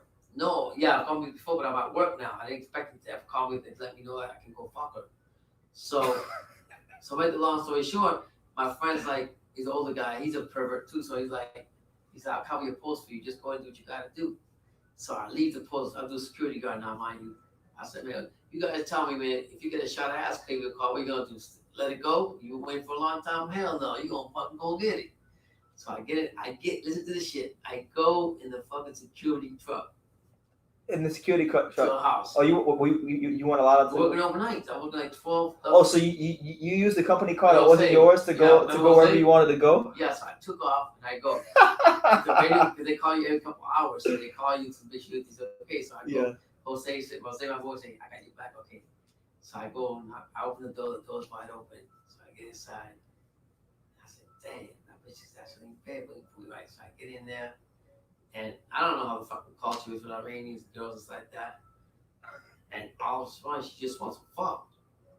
And I'm like, you want to fuck? No, baby. You got a little foreplay here, baby. It's a breakaway. We don't just sit here and fucking, you know what I'm saying? We don't just sit here and just get to it like that. Well, the Middle East is different. They do things differently. Yeah, that's what she's telling me. I'm like, well, I'm sorry, I'm not like that. Man, I was there at 3, 4 o'clock in the morning, man. The best ass, well, I got backtracked. It was one of the good times that I had. That was a great time. A great time. I get back to the post, turn my radio on and everything. I said, damn. And then hold on a second. You went there, you do what you had to do, and you came back to work and you worked the rest of your shift? No, I had to. Yeah, I had to. How many hours? Do you remember how many hours you had left? It was 12, maybe like 2-3 hours. My friend backed me up. Yeah. So I was at the house, and pop. And then she was like, hey, you know, and you were little then. She's like, I'm moving with you. She liked me, yeah, Angie. She was nice. She was I nice. read her again. I read her again. I went back, but she would. How long ago did you want to do it? Oh, it's a while ago. But I mean, let me tell you, man, you will never know. A woman like that, they just tell you things out of the fucking spur of the moment. You had some characters in that bank. Cause I remember you had that one chick. What was that one? Like that girl, Sandra. Sandy was crazy from New She York. used to, she used to, Fine ass, because she was Italian. yeah, she was like, Yeah. she used to date, I remember when I used to play flag football at the Optimist. Yeah. She used to come to, she knew somebody that was there, and she used to come to the flag football practices, and she used to have like a real, it's always like some sort of ghetto guy with her. So you never thought she was a hot bitch. She was hot. She was hot. That attractive. Not Dizzy. She was just, she was street girl trying to be professional, pretty ass girl from a crazy family. Good people though. She had a good heart. And then they had Carolyn. Remember Carolyn? She from Nicaragua. She worked there too. I don't remember her. Ugly as fucking nails. She had a body from hell. I just remember Sandra. I remember Angie. I don't remember. That's my people. Yeah, as a kid. Yeah, man. So that was another crazy. I mean, I went through a lot of. I mean, I keep stories about them, man. Yeah, you got some stories. You'll be here all night. Well, I'm gonna talk about. I mean, one time I'll tell you the time I was back in the days we were in the airport. Oh man, yeah. My dad used to work in the airport back in the day. This is shit. Back in the '90s, right? Yeah, I get hired fucking at the airport. Fort Lauderdale Airport. Fort Lauderdale Airport. I'm supposed to be doing one of the most important jobs, refueling the airlines. Me and my best friend Al, we go back a long way. So we get to refueling the airlines and everything. Motherfucker tell me going to pay me $3.75. At that time it was $3.35 or something an hour. This is like the most important part. The best part about the whole job was you get to go into the pilot's pit. Cockpit? Yeah, the cockpit, and you get to see all the fine ass stewardess coming in and out of there. But the crazy part, you got to run from airline to airline because the flight's at times. So you have to fly from one place to another. So I told my boy Al, it was like the first day with Greyhound. The first day with Greyhound, I was like, hey Al, guess what? I'm going on lunch and I ain't fucking coming back. So he's like, what? I said, you heard me, I ain't fucking coming back. So you just quit like that? Yeah. Fuck the planes. Fuck what time they gotta fly. You want to pay me? I actually talked to the manager. I said, listen, man, you fucking the guys at Greyhound. We're doing one of the most important jobs here on the airlines. Without us refueling that plane, this plane ain't going no fucking way. He's talking about, yeah, well, this is what we're gonna pay. I said, well, guess what? Okay, I'm going to lunch. I'm going to lunch. The next day I came, I turned my shit in and told him, go fuck yourself. You ain't paying me $3.35 back then to fill up a plane when I'm doing one of the most important jobs. Shit, you got me fucked up. Yeah, I did that. I mean, it's about a story. I got all kinds of stories. Publix had my crazy days at Publix. Publix. Oh yeah, Publix. For those that don't know what Publix is, what is Publix? For those who are not from, This was a big supermarket chain here in South Florida. I used to. I mean, here they used to have the district manager come and check out the place. They always kept me away because I always tell it the way it was. I didn't give a fuck about nothing. Nothing's changed. And so Publix is crazy. Yeah, you can tell you worked there. I mean, when I worked there, I mean, for those of you who don't know, I'll tell you guys something about myself. So like, many of you guys don't know this. Well, some those of you who know me or really follow me on social media, or maybe heard me say this one time or another. I used to work at the last regular job I had, period, before I started just doing YouTube, like really going at it, was I worked in the Publix deli. So when you go to this, for those of you who don't know, like Publix, if you're in England right now, because I know somebody here might be British, it's like Tesco's in England, but like there's a deli in the store. You know, so I worked in the deli. I used to have the hairnet and the apron and the name tag, all that stuff. So I remember I used to hate it too. It was pretty depressing days working at Publix, which is why I'm so grateful for now. Yeah, I'm a crazy female. But we had I used to work with nothing but middle aged, old, or 30, any women that range from the age of 28 to 56. Jeez. That's the age range. Menopausal women who are hitting the wall, and if they are young, they have like 3 kids from 3 baby daddies. Like, because we had one girl. Her name was Renee. Yeah. Ugh. I mean, she had an okay body, but her face was ugh. Yeah. I mean, ugh, disgusting. And Renee. With a pound. Yeah. No, this chick Renee. She was one of those girls that think she's a man. Oh, so I had to check her all the time. To let her know. Just to let her know. So anyway, there was one guy that worked with us. He was a Jewish guy. His name was Brian, and I used to call him the People's Champ. Oh yeah. Because when I first started working at Publix, before I even got to the deli, before I met the guy, everybody was saying, "Yeah, there's this guy Brian. He's an idiot. Don't listen to him." So I sarcastically called him the People's Champ because everybody was talking shit about him before I met him. And then when I met him, He was one of my favorite people I worked with. I love Brian. And I remember Brian used to always say, "Don't do what I do," and then he'd go do some stupid shit. Like he would steal cookies. He would steal he would steal meat from the meat department, eat it right there on the job. He would steal freaking popcorn chicken, macaroni, whatever you could think of. He stole it at some point, the best eating it while on the job. But no. The funny thing was, right? He would always tell me because where we worked, the deli was connected to the bakery. Mm-hmm. This dude Brian was always telling me about how he was banging the girls in the bakery. These old hags in the bakery, he's banging them out because Brian's like in his 50s. Brian's just banging out the old hags in the bakery. I said, damn, my man Brian's still getting it. Yeah, what are you talking about the football story? Oh yeah, and so Brian also he's a big fan and a big supporter of the American football team and the NFL team, the Baltimore Ravens, right? Which is cool, I like that. But Brian was a bit different. He was a bit different. His support was a bit different. So there was one week when we were working where his favorite team played my favorite team. I'm a big fan of the Carolina Panthers. That's my favorite. That's my favorite NFL team. Shout out to the Panthers. And so the Panthers had defeated the Baltimore Ravens. So Brian had this thing that when he would talk about the Ravens, he would never say that my team lost or we lost. He would say I lost, like he's in the game. So he came up to me. He's like, "Yeah, man, you beat me last night." I'm like, "I did?" He's like, "Yeah, man, on Thursday Night Football, you beat me last night. You beat me. You beat me last night. I thought my season was over. Now it is over because you beat me." I'm like, "Dude, the Panthers beat the Ravens. I didn't play you. We're on the same team. We play for the Publix Deli. But you're not on the Ravens. I'm not on the Panthers." Hello. But you can never tell them that. Every time when the Ravens would win later in the season, I thought my season was over. But it's just crazy. You laugh the whole time. It was the funny thing is he's saying all this with a straight face. Like he really thinks he's in the game. Like Brian really thought he was in the game, but Brian was the man. So we had Brian, we had my boy Jakari. Shout out to my boy Jakari. Yeah. Jakari was like close. He was the only guy in the deli that was the closest to my age. So we understood each other, and we used to always joke about selling drugs all the time. Yeah. So we always used to say if this deli shit don't work out, we're gonna go to Colombia and start selling drugs. But we would say it out loud with the customers can hear us. Holy shit. Yeah, and the managers didn't like that, so they eventually began to separate us. That's how it happened. We wouldn't work the same shift because we were having too much fun. Yeah. Me and Jakari were having way too much fun. Answer the phone. Oh yeah, one time. So like for those of you that you don't know, when you're in the deli, the way it works is when you go to cut the meats, because they have the substation where we make the sandwiches, and they have the other side where you cut the meats. The area where you cut the meats, and hey, salute to my man LA12. We said salute to BT and Pop. Salute to you, man. Thank you for stopping by. God bless. Well, right now we went through our pound for pound list. Nobody's really asking us boxing questions, so we said fuck it. We're just talking about life now. Yeah. But when you go to cut the meats, you got to make sure you have a cutting glove on your left hand. Yeah, for safety. So you don't your fingers don't get cut in the thing, and then you have to have a plastic glove on the other. Well, you have plastic gloves on both gloves, and then you have a plastic, and then you have the cutting glove on the other plastic glove, and then the plastic glove on the right hand. Yeah. So I remember there was one time my roommate, shout out to him, Paul, my boy Paul Martinez. He was blowing up my phone. I mean, blowing up my phone.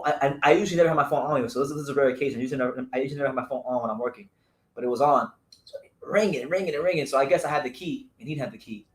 So I picked the phone right there in front of the customers while I was cutting. So I had the phone tucked away. You know when you go on a call and you kind of tuck it in between your shoulder. Yeah. I had it tucked in between my shoulder. While you're cutting the meat. While I'm talking to him while I'm cutting the meat. And a meat slicer. So I knew what I was doing was wrong, but I just wanted him to stop calling on my phone.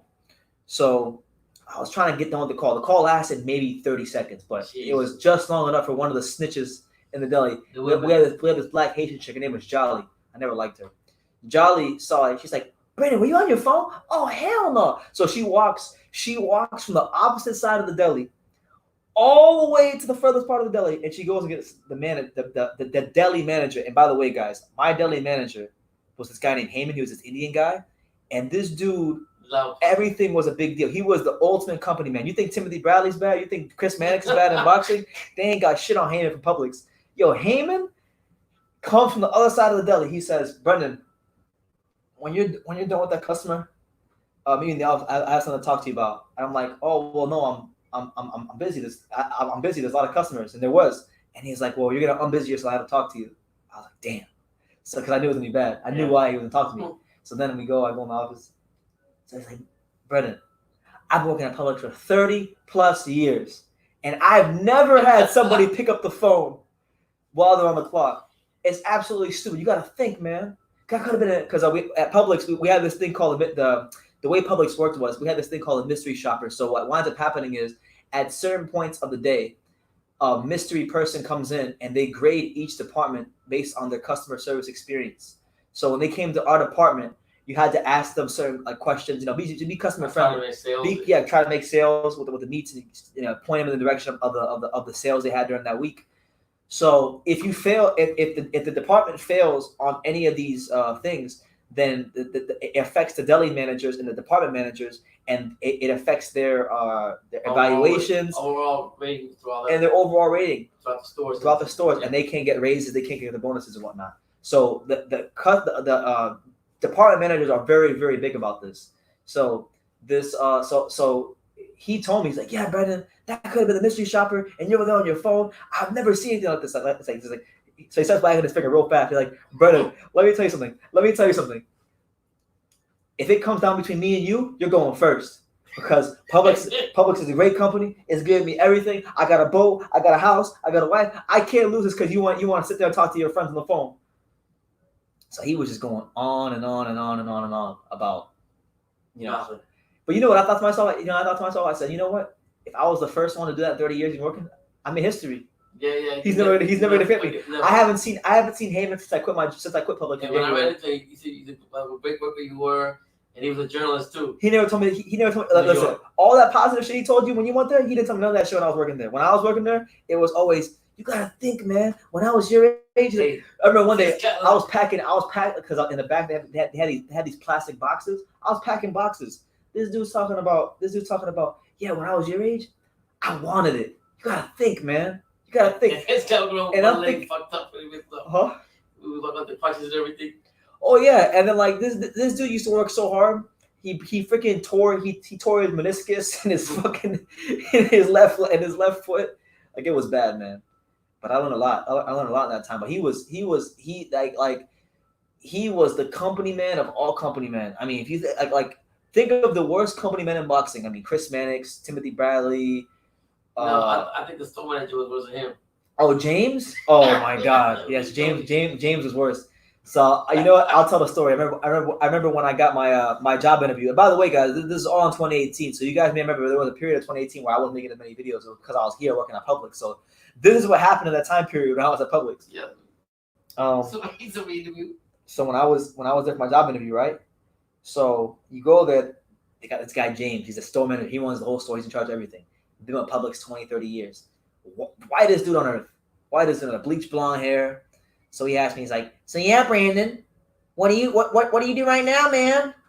So I'm like, yeah, I make YouTube videos. He's like, oh, well, you can make YouTube videos whenever you want. Publix is a great company. It's got great benefits, It's got great benefits. I remember my dad worked for Publix, and now I work for Publix. I said, no, I'm not going to work for Publix, but now I work for Publix. It's a great company, great benefits, 30 years. Been here. So then he's like, and for those of you who live in like Florida and have a Publix and are considering working there, just a quick tip: in your job interview, they're gonna always suggest that you work in a deli because the deli is the least desirable department to work in because you get the worst customers. In the deli. The most happiest, the most unhappiest people in the world. You go to any store you go to. I mean, listen, if you're a man, if you're a heterosexual, testosterone, red-blooded male, the deli is the worst place to work in the world because all it is a bunch of late 20-year-old to post-menopausal women, hags, angry at life because they made bad decisions and they have 4 kids from Pookie and Ray Ray. We had one kid. We had one chick in my department. This girl, this black chick named Melina. She had like 4 kids from 4 baby daddies. Jeez. She's like 37. Okay, and she's mad at the world because when she was young, she let Pookie and Ray Ray blow her back out. And now she has to pay for the consequences of her mistake. Now, fair play to her. I give her credit. At least she's working an honest job because most women don't even do that. So I give her some respect for that. But you went through a lot of stuff. I went through a lot of shit, man. Like y'all don't even know the half of it. The customer comes in. I used to pump myself. I said, brother, you gotta tell the customer. He goes, no, Dad, you don't want to. No, that old lady Rose. She told you the old lady. We had When it's time for you to go. when it's time to go, it's time to go. Because what happens is, so like I would normally I work all kinds of crazy hours. I had open availability, so sometimes I'd work like from noon to closing, which is like noon to pretty much midnight, 12 hours. Sometimes I'd work 8 a.m. to 3 p.m. They call the next day. But what winds up happening is, so if let's say you have to leave at 3 p.m., right? But somebody comes to the counter at 2:58 and they want to order, they want to get some meat. You better not stay there at 2:58 and cut their meat, because if you do, then another customer's going to come and you're going to be there 30, 40 minutes longer I'm pretty sure you cut off. than you're supposed to be on your schedule. So for me, what I would always do is when the clock's talking about 2:55, I started procrastinating. I would start walking back and forth because our deli was big, so you could walk around and kind of hide. So I'd walk around, I'd go to the bathroom, I'd take trash out if I had to, and by the time I come back, it'd be my time to go. But you came one time. I remember you came one time. He said, hey, brother. Like, I want 1 pound of shaved ham. And like for those of you who don't know, shaved ham is like the thinnest ham possible. So you're just there getting a full arm workout. Can I try this? Can I try this? Can I try that? Can I try this? And before you know it, it's 3:45. So yeah, Publix was brutal. It was very brutal. We just wash his hand and go. Wash my hands and get my ass out. Said, brother, come here. I take my uniform off. I used to have my black t-shirt under. You walk right the hell out. There was one time. I remember there was one time we had this one lady. Her name was Chianetta or something like that. Yeah. Black chick, like in her 50s. Again, postmenopausal woman. The nastiest job that you can do at Publix. And the funny thing is, we all get paid the same amount of Publix, but the men only do certain jobs. Like they designate certain jobs as men jobs. We all get paid the same. They get paid the same 11.25 hours getting paid, or whatever it was, $13, whatever it was. So the woman at Publix, they have the rotisserie chickens that rotate. They have a top part and a bottom part, and they're both, by the end of the night, they're full of just disgusting, nasty chicken grease. I mean, disgusting. I mean, it's some of the most disgusting stuff in the world. Yeah. If you get it on your arm, or if you get it in your hair, even worse.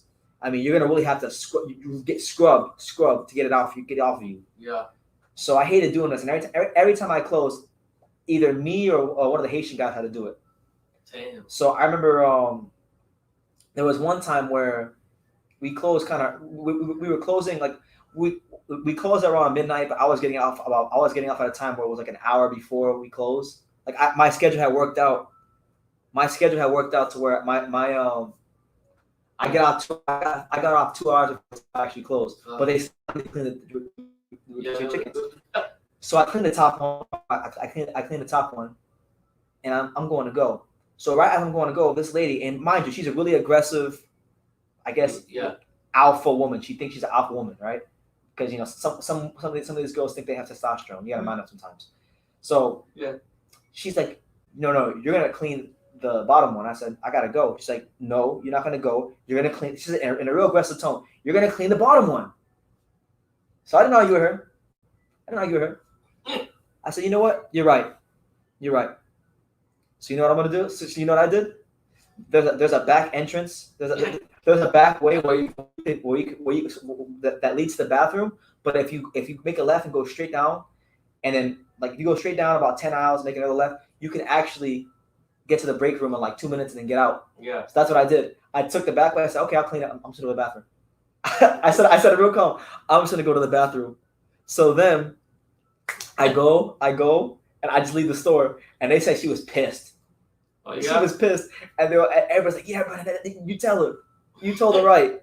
She can't keep you here longer than usual."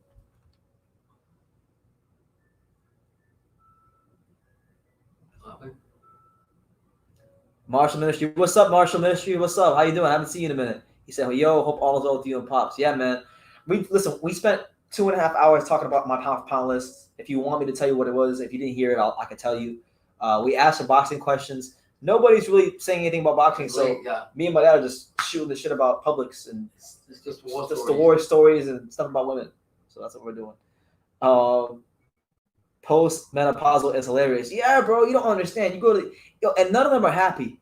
None of them are happy. They're all angry, depressed, post-menopausal women. Can you working all day with them? Yeah, I want you to picture. Listen, I don't know if you've ever been around post-menopause. I'm sure you have, Keen. That's why you're laughing. Picture being around anywhere from 5 to 7 postmenopausal women in an 8 to 10 hour block That- and having to work side by side with them. And in some cases, listen to them, because one of the women, she wasn't postmenopausal, but one of the women, our assistant manager, she was, yeah. crazy one too. Oh, Somebody join before G Boogie takes over the stream. Yeah, G Boogie can't talk, man. I like G Boogie, but hey, listen, anybody who wants to join, the link is here. If Marshall wants to join, I know Marshall's been live with me a couple times.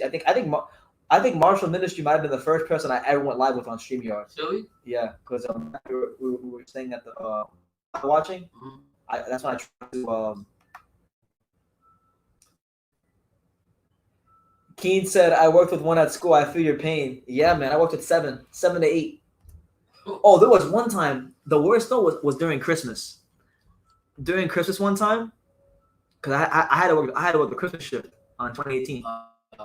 And Christmas is when they have every person at the same time, all of them, everyone. So the people, like, because for me, I actually saw everybody. So I would see people from the morning shift and the night shift because I worked both. But they had people from morning and night shift working. So instead of 7 women, you get 15 women. You get the double of the menopausal women. Okay. So I remember we were cleaning. I'll never forget this. These girls were rushing me. This one girl was rushing me to clean up because she wanted to go home and get fucked by some guy. Yeah. She even said it. She didn't even hide it. I was like, wow. Crazy. Yeah, she really. So Publix, man. Publix was something different. That's what motivated you to come back to Boston. Yeah, Publix like that, because I worked from Publix. Well, no, I was working regular jobs. I worked at Save a Lot before Publix, and then I worked from Save a Lot. I worked at Save a Lot, and I worked at Publix from late August of 2018 to January of 2019. It was only 5 months, but it felt like it was much longer. It felt like an eternity. It was brutal. So yeah, any questions you guys want, they could be boxing related, they can be unboxing related. I don't even care right now. Y'all ask for a live, so you're gonna get a live. You're gonna get what you're asking for. Anything related, boxing related, drop them down below. Anything about me you want to know, drop it down below. I don't really care at the moment. We're on quarantine. This is the True School Sports pound for pound quarantine boxing special. By late, from California. I mean, YouTube's an international platform, so I'm sure not everybody here is from America. Yeah. What's going on in the UK? You know? Oh, you know Boris Johnson? Sounds familiar. Boris Johnson's the Prime Minister of the UK. Okay. He's a guy. Yeah. You know he got the coronavirus. The guy that Trump? Yeah, the British Trump. He got the virus apparently. Are you serious? Yeah, he got it. I don't know what his status is on that, but he got the coronavirus. Hyro says, "Bro, I hate you. I feel you. Everybody hates public school." Well, I didn't say anything about public school. I was talking about this grocery store we have here in South Florida called Publix. Well, yeah, school wasn't your favorite thing anyway. But I did hate school though. I hated school. I couldn't wait to get out. When I got my diploma, I took a jump shot on stage, like I was Kobe. I've seen that. Marshall Ministry said he's gonna hop on in a second. Okay.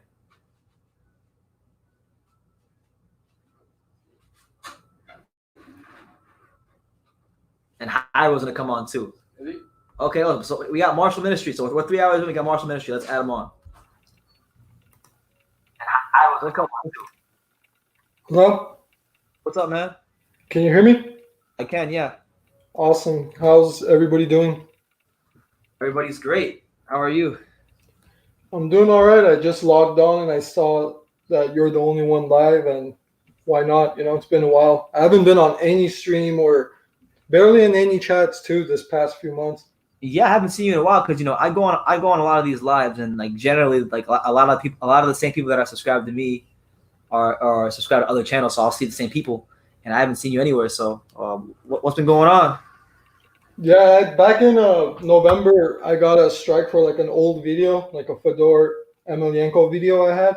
Yeah. And it was like my second strike, so I just like kind of went on I just laid down for a while, I guess, you know, just put everything on private. I was gone for like 3 months, but I mean, I'm back now. I've uploaded like dozens of fights, and I'm trying to get, you know, back into the game, get back involved and stuff. But I mean, I've had other things going on outside of YouTube and boxing too, but Trying to get back right now. So this is a good start. I feel you, man. I've been there before, so I feel your pain. I feel your pain. Yeah, But it's all right. I'm what not too discouraged. I'm just discouraged there's no more fights. Mostly I'm discouraged we're not getting the Usyk and Chisora fight because I feel bad for Usyk.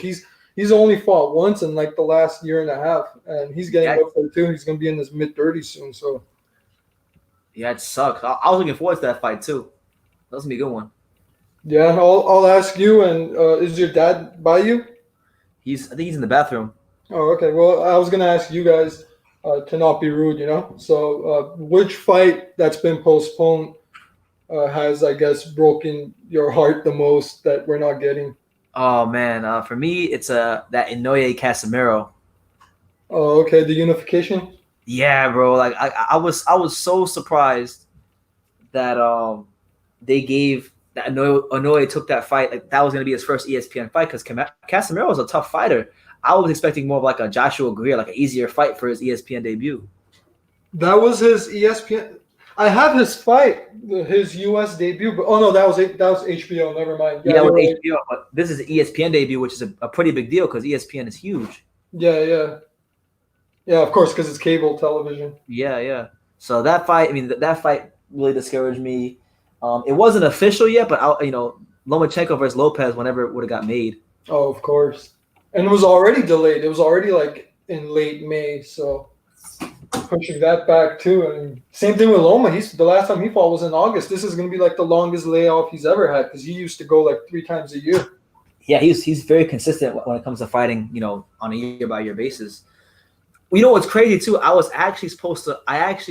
like April was gonna be like the funnest month of my life. I actually had a lot of plans. I was actually gonna cover the Pro Grey Hooker fight. I was gonna be at Inoue Casemiro. I was gonna go to LA. Like I had all these plans and it just ruined everything. Right. Yeah. So you're not the only one. I mean, it's affected billions. What happened? I'm saying you're not the only one. I mean, this thing has affected billions. No, I know. I know. You're in California, right? No, Nevada. Oh, you're in Nevada. I forgot. You're in Nevada. Yeah, I used to live in California. Yeah. What's it like in Nevada right now? Crazy. I guess it's the same. I can't really tell. I don't really go out that much. Like the whole like people think just because I live here, like I hit the strips or Yeah. casinos and stuff, but I don't. So. Well, it's the same thing with me. Like everybody says, like, "Oh man, BT, you live in Miami. You must go to South Beach every day." Like when I go to South Beach, it's like a vacation. Everything's closed down now, bro. Yeah, it's different when you actually live there. It's just usually for tourists or out of towners, they think you're always involved. But it's like one thing is the one difference I've noticed is I hear children's voices, which is a good sign because for a decade now, you don't hear kids playing anymore. And now I guess since there's no school and everyone's indoors or at home, I hear kids playing and I see kids in the alleys or the streets or whatever, which is a good sign. It's like it's cheerful. It's uplifting. So that's the only positive thing that I guess I could take away from all this. Yeah, and that can only be probably for maybe another couple of weeks, man. Because I really think at some point they're just gonna close everything down and have curfews and all this nonsense. Oh yeah, Europe is ahead of us, but I don't want to be like a downer. I kind of want to get off this subject. I'd rather talk boxing. If you don't Okay, what's up boxing? Yeah, sorry about that. It's all good, man. It's all good. Let me see. So you have been here since November, so a lot's happened. What did you watch the Romo Gonzalez Calio 5 fight? Yeah, I have it on my channel, the entire DAZN podcast, which I'm surprised it did so poorly in views. I thought that thing would blow up because it's the English version too. But is it? Yeah, but it's all right. Yeah, it was great. I was very happy for Gonzalez. Yeah, I was happy too. I was there. It was crazy to watch in person. Oh yeah. I think I heard in one of your videos you were there. Yeah, it was insane. It was absolutely insane. The crowd was mostly pro Gonzalez, right? Huh? The crowd was mostly pro Gonzalez. I mean, yeah, because Texas, right? Huh? It was Texas, right? Yeah, it was in Dallas. It was at the Cowboys practice facility. Yeah. But what's crazy was even though people were pro Gonzalez, but it wasn't it wasn't like it was like the whole like most of the crowd. I felt like wasn't even paying that much attention to the fight until he actually started like dominating towards the end, because everybody there was like just so fixated on Mikey Garcia. Like everywhere you walk, there was somebody with a Mikey Garcia t-shirt on. Oh, really? That stole the show? Like I mean, they just more people there just cared more about Mikey Garcia. I actually think Chocolatito stole the show, believe it or not. But the first couple of rounds of that fight, I remember like when he was beginning to pick it up slowly but surely, but like he wasn't like doing anything too crazy. I remember saying to myself, I'm like, yo, people here aren't even paying that much attention. And then when he started to break Calify down and letting his hands go, like for real, then people began to pay more attention. Yeah. Yeah, I'm great. I'm very happy for him that he bounced back that. Like, I mean, he bounced back that great. You know, people were writing him off after that that second fight, the wrong B-side fight after the knockout. Yeah, they said he was done. Yeah, and now he's back. He's a title list again, and they're talking about a rematch with Gallo Estrada. Yeah. Now they're saying it's 50-50, so much for writing him off. Yeah, no, absolutely. I personally think he's gonna beat Gallo Estrada just because I think the style matchup favors him. To me, it does. Even though you could say like Gallo's matured as a fighter, I just think Chocolatito is one of them special fighters, man. Where like even now at this age, I think he'll find a way to pull out another great win, just one more great performance. Yeah, that'll be great. He was being mentioned by Montero and Boxing Rant as among the fighters of the decade. Absolutely. He didn't get the mainstream nod, so it's good to hear some of these other channels mention him. Like, oh, it was horrible. I don't know if you saw because you've been off YouTube for like 3 months, right? Yeah, but I eventually caught up with everything. Like I binge watched some of the Montero or the Boxing Rant and Boxing IQ. I've been binge watching his stuff recently, so I kind of caught up this past since February. I had a video on my channel back in. It didn't get a lot of views, but back in January, I covered the Demetrius Andre, the Luke Keeler fight that was here in Miami during Super Bowl weekend. There was a guy from the Boxing Writers Association of America. I can't remember his name right now, but anyway, he was talking to me about Fighter of the Decade, and he was telling me that he thinks that if GGG would be Canelo, that GGG should have been Fighter of the Decade. And then he asked me what I thought, and I told him, I said, honestly, all of this is irrelevant to me because Romo Gonzalez should have been Fighter of the Decade. I told him that, and he looked perplexed at what I said. Yeah, because not many people paid attention to him, especially the lower weight classes. They don't get that same love, I guess. They don't, but my thing is like if you're the Boxing Writers Association, shouldn't you be following, boxing? Yeah. Like you should know how good he was at the low, before he even got to America. Yeah. So yeah, that one kind of perplexed me. I know the big talk is the Fury Wilder rematch, and that the LDBC has gone on a suicide watch pretty much since then. What did you make of that fight, the rematch? What did I think of that fight? I was surprised. I actually picked Wilder. I thought Wilder will knock him out in the 9th or something. But really? I was surprised that Fury put his foot on the gas and was on the attack, and it was a pretty ugly fight. Honestly, it was like a pretty ugly fight. Just looked like a brawl, just Fury smothering, and there were a bunch of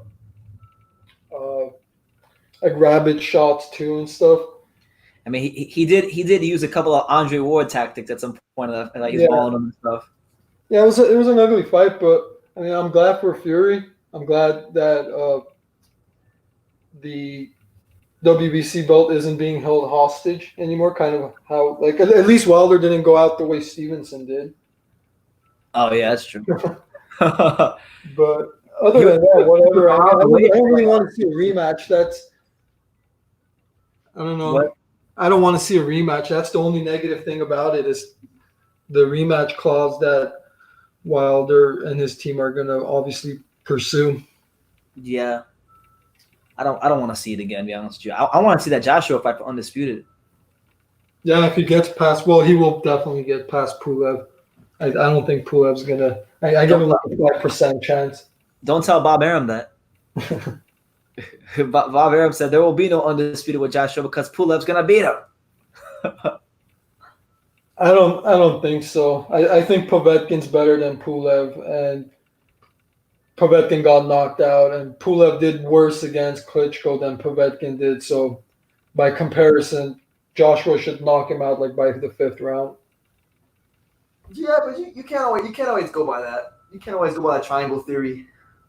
Yeah, I know, but again, the age factor. Pulev Yeah. hasn't really fought a top 10 opponent in a while, and I mean, who's he fought? Like He fought Bogdan last year. He fought Bogdan Dino and went life and death with him. And he fought Cordell Booker. yeah, went 12 with that guy too, and then he went 12 rounds with Huey Fury in like one of the worst matches ever. Yeah, just an absolute disgusting clinch fest. A clinch fest, I mean. That. So, I don't know. He was supposed to fight him, I think, back in 2017, and then he pulled out with an injury. Yeah. And then Joshua wanted to fight in Carlos Takam. I Yeah, always wonder though if Pulev would have fought that version of Joshua, because that version of Joshua that was like the most muscle bound he ever was in the ring. So I almost wondered like if Pulev would have been able to beat him that night. I think Joshua still wins by KO, I think.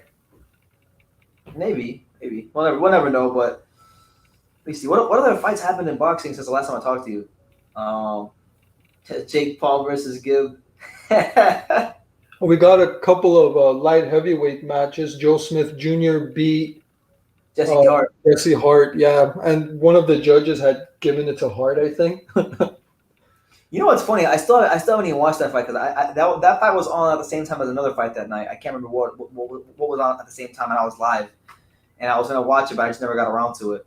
But all I heard was that Joe Smith won pretty easily. Yeah, and Sullivan.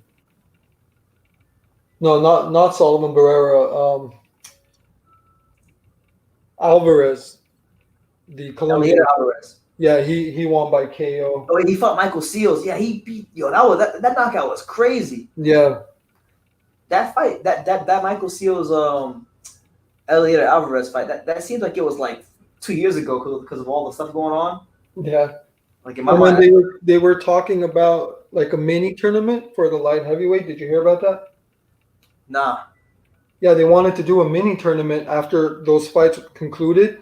So they wanted to check this out. They wanted Maxim Vlasov. I don't know if you remember him. He went to cruiserweight, and I guess Yeah, I now he's back at light heavyweight. Okay. Do you remember him? Yeah, I do. Russian fighter. He lost on points to the Polish fighter in the cruiserweight tournament last year, to Glowacki. Babaki, yeah. Anyway, so it was going to be Maxim Vlasov. It was going to be Zurdo Ramirez, Sullivan Barrera, and who was the fourth guy? Some other Russian. I forgot who the fourth guy was. If anybody in the chat knows, or they can look it up. I don't want to be typing right now because it'll make too much noise. But it was going to be those four. And the first round matchup, they actually pitted Zurdo against Alvarez. So it's going to be like a mini tournament, right? Like starting from like a semifinals. That would have been pretty Vacant WBO belt. Okay, so that wasn't like a World Boxing Super Series or anything like that. No. It was just like a mini ESPN tournament for the WBO belt. And I thought, oh, that's pretty cool, especially if we're going to get Zurdo and Alvarez in the first round. I don't mind. And the last thing I heard was Zurdo wasn't down. Like he wasn't going along with it. And then this whole epidemic thing happened, or pandemic or whatever. And I don't know if they scrubbed it, or I have no idea what's happening, but I was kind of looking forward to that. Yeah, that would have been good, man. Really good. Yeah, Zurdo and Alvarez for vacant WBO, because I thought that should be the finals. They shouldn't be like against each other immediately in the first round, but whatever. Like I thought one of those two was going to win it. Yeah. Yeah, man. I'm trying to figure out what else happened in boxing since the last time I talked to you. Tony Harrison versus Jamel Charlo rematch. That was one that happened. I heard about that, but I didn't catch it. You didn't watch it? It was a great fight. Charlo knocked him out, right? Late? Charlo knocked him out late. Yeah, Harrison was winning though. Yeah. Hold on a second. Hold on, Nelson. Hold on, Marshall. For sure. Lesser Child asked, do you guys look at the chat? That's funny. You watched MMA. Nobody has ever name dropped Fedor in this boxing channel. Yeah, I made a little like music video type of thing of Fedor, which was mostly like pictures, like a slideshow. And I used some like Russian church song. And it barely had any views, like 150 or 200 views. And it was up for like 3 months. And then in November, I got a strike from some random like Japanese like company or channel. I don't even know what it was. And that was my second strike at the time. That's why I went on a hiatus. Joshua might be the best heavyweight. Yeah, I'd love to see Joshua against Fury. I think the whole world wants to see that, or at least the entire UK or Europe would be down for that.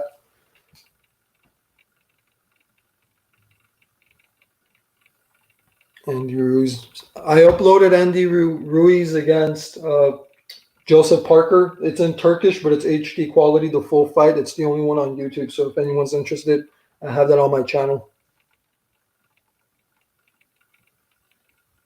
That's a fact. Joshua is still better than him, proven in the second fight. Yeah, that second fight with Joshua and Ruiz went exactly how Kovalev fought Eladir Alvarez in the second fight. Just smarter, kept the distance and the jab, and just outpointed him. Tyson's best undefeated heavyweight, better than Joshua. Who's that one boxer? Do I watch UFC? Not really. Just a handful of fighters, but not like I don't follow it religiously like boxing or any other sport that I used to.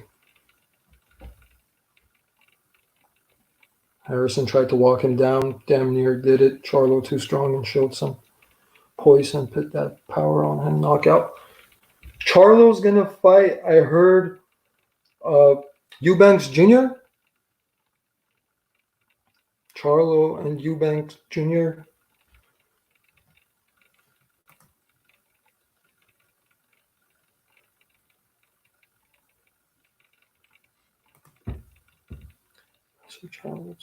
By the way, can you guys hear me? I'm kind of confused what happened because I opened up another window.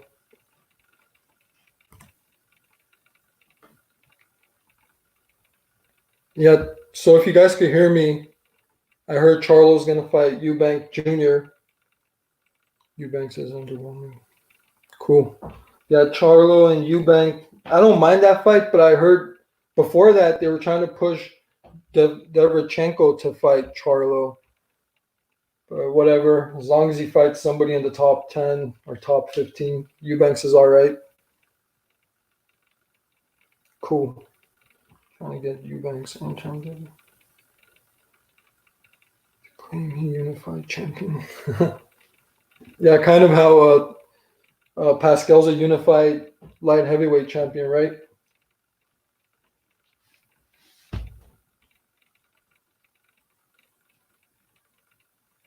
And to answer to that one guy earlier, that is Will Sasso when he would impersonate Steven Seagal. I didn't know what to put. I just Googled something really quick. Just, I don't know, to just be funny, I guess. I don't know.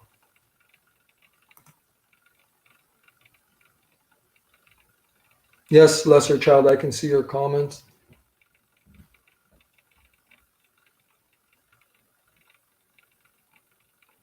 Eubanks' last fight, that was the one where the guy got injured, right?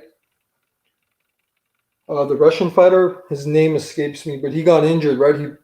He got hurt his arm or shoulder or something. I forgot. Like in the second round too, like very disappointing. Can I read what? I could see your comments and I could read them, I guess. Lesser Child. And that is classic Sasso, early 2000s, when he would do the Steven Seagal skits. I don't remember exactly which skit that picture is from though, but I always like the one with Van Damme, the One True Impact.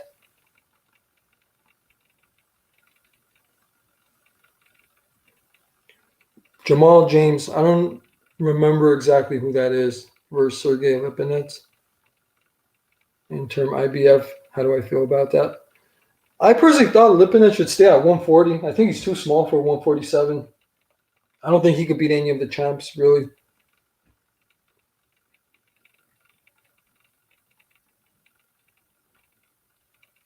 What's Jamal James' record, or who's he beaten? Is there a recognizable name on his resume? Because I can't remember who that is.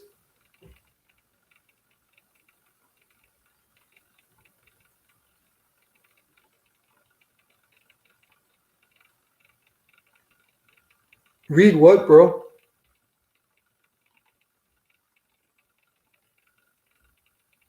Do I have to scroll back up?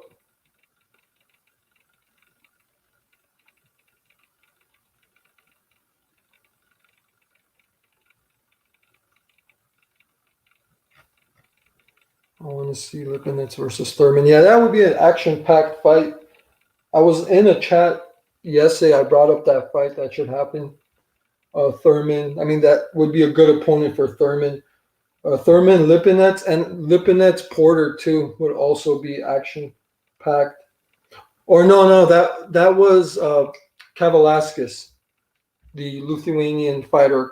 Mean Machine and Porter would be explosive, and Thurman and Lipinets would be very solid too. But all this is wishful thinking. It takes so long for them to make fights nowadays. These guys barely fight like max twice a year with like 9-month gaps.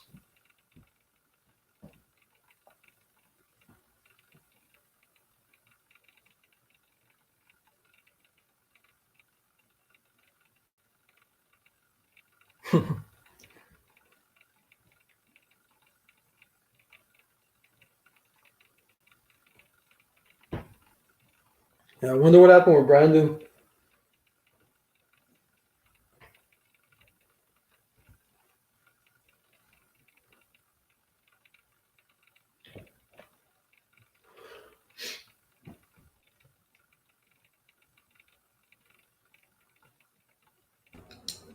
All right, I'm back, guys. I'm back. Welcome back, bro. Is everything okay? Yeah, I think it was good. No, my sister started going crazy and it got really loud, so I had to go calm her down. Oh, okay. Sorry to hear that. Yeah, she started going crazy out of nowhere, so I had to go calm her down. But I see some interesting comments. I was still like peeking at the comments when I was coming back and forth in my living room. I want to get to some of them. This dude Poppy Gomez says, "True School Sports. How does Tyson Fury's nuts taste, Bato? Not as great as your mother's lips." No, I'm joking. I don't know why you're saying that, man, but okay. He says, "I want to box Brendan. I want to lose to Brendan." So that's how I'm reading it.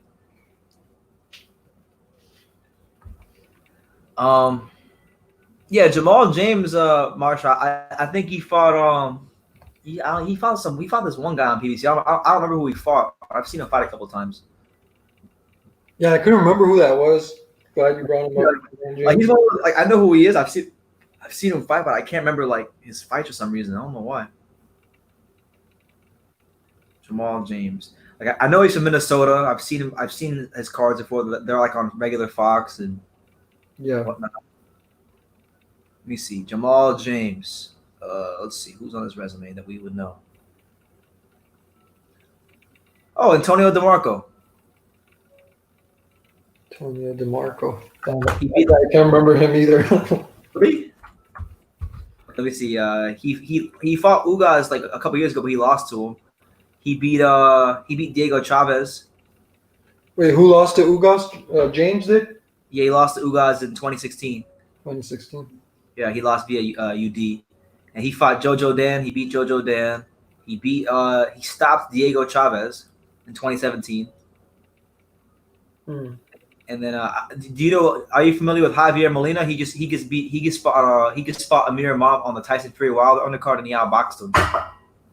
I think so. Yeah. Yeah. Jamal James beat him too. Yeah, that the DeLorean fight was going to be a decent scrap. I was looking forward to it. Yeah. Anyway, we got Hyro here. Hold on, I'm gonna add somebody to the chat. Hyro, what's up, man? Canelo who? Who Smith? Is that Canelo opponent?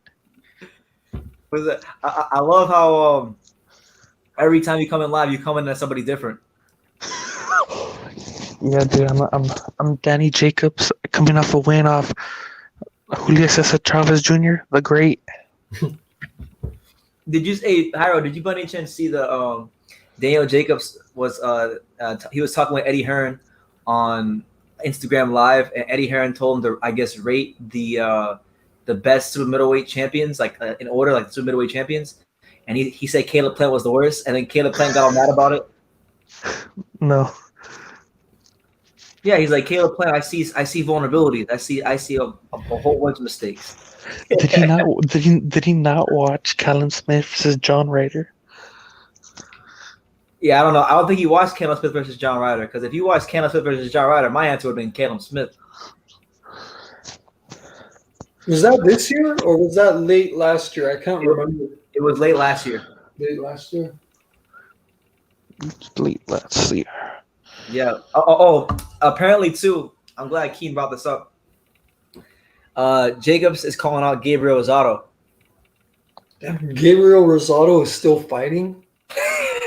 Yeah. Oh my god, dude. Have you seen like any of their back and forth?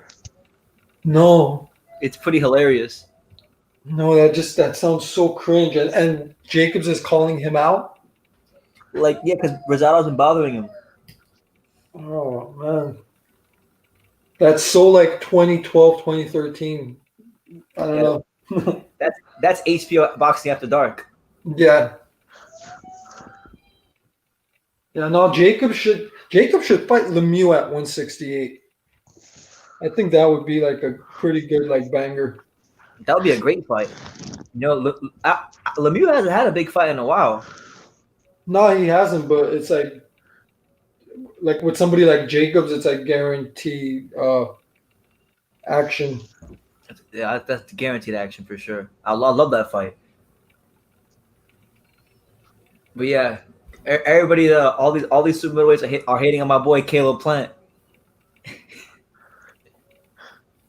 And Plant Benavidez would be nice. That'd be a great fight. Did you by any chance see the whole thing about Canelo and Caleb Plant, like the whole offer thing? Are you asking me? Yeah, I'm asking. Well, both of you. I know Hyro saw it, but I'm asking you. Yeah. I know he went through several names. Saunders. Smith. Yeah, I don't remember exactly what happened or why it fell out.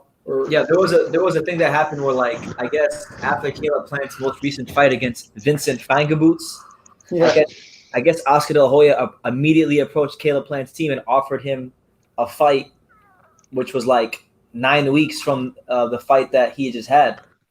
And Caleb Plant said, no, I'm not going to take that fight because it's 9 weeks out. I just got off a fight. I haven't even recovered my body yet. So people were giving Caleb Plant a lot of criticism, saying that that fight wasn't even hard and that he's ducking Canelo. Similar to like Kovalev, huh? Like Yeah. It's same scenario. Coming off of a fight, you get an offer. They think because of the fact that he's Canelo, that Caleb Plant should move for him, and Caleb Plant was like, "No, I'm not Sergey Kovalev. I'm not desperate for a payday. I'm a world champion at 168. I'll be treated as such." I respect that.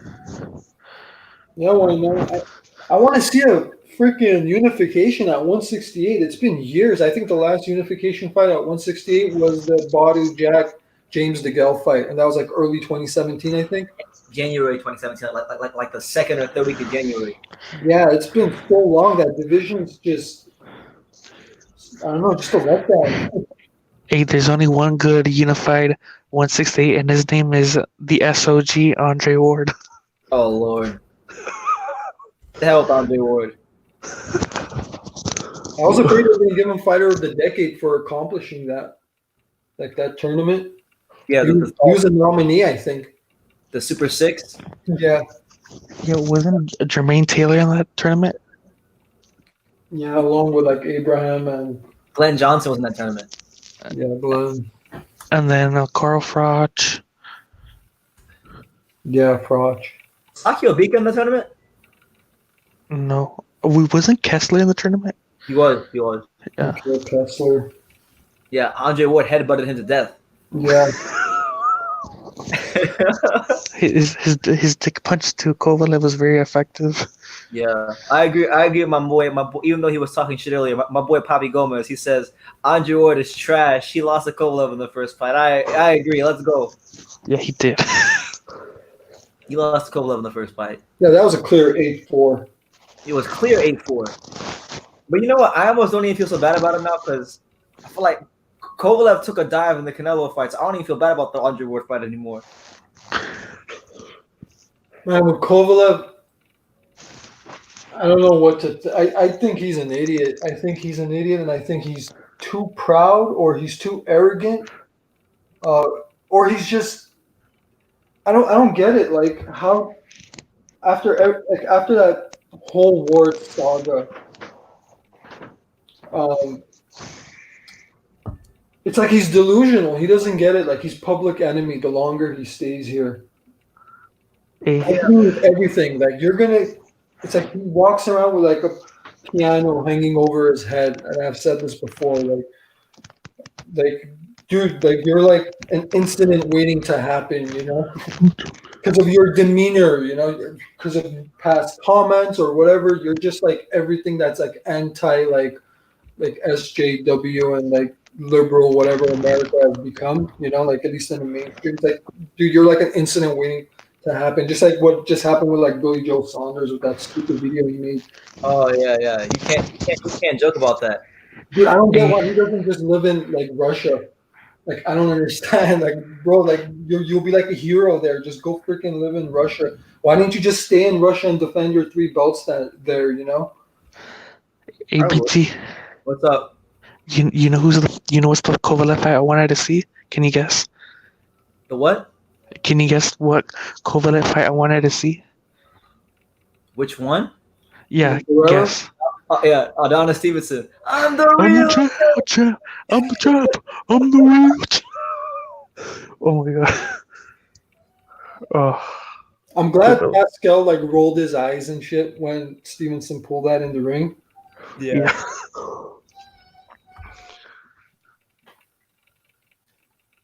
That would have been a good like what if fight that didn't happen. Pascal versus Stevenson.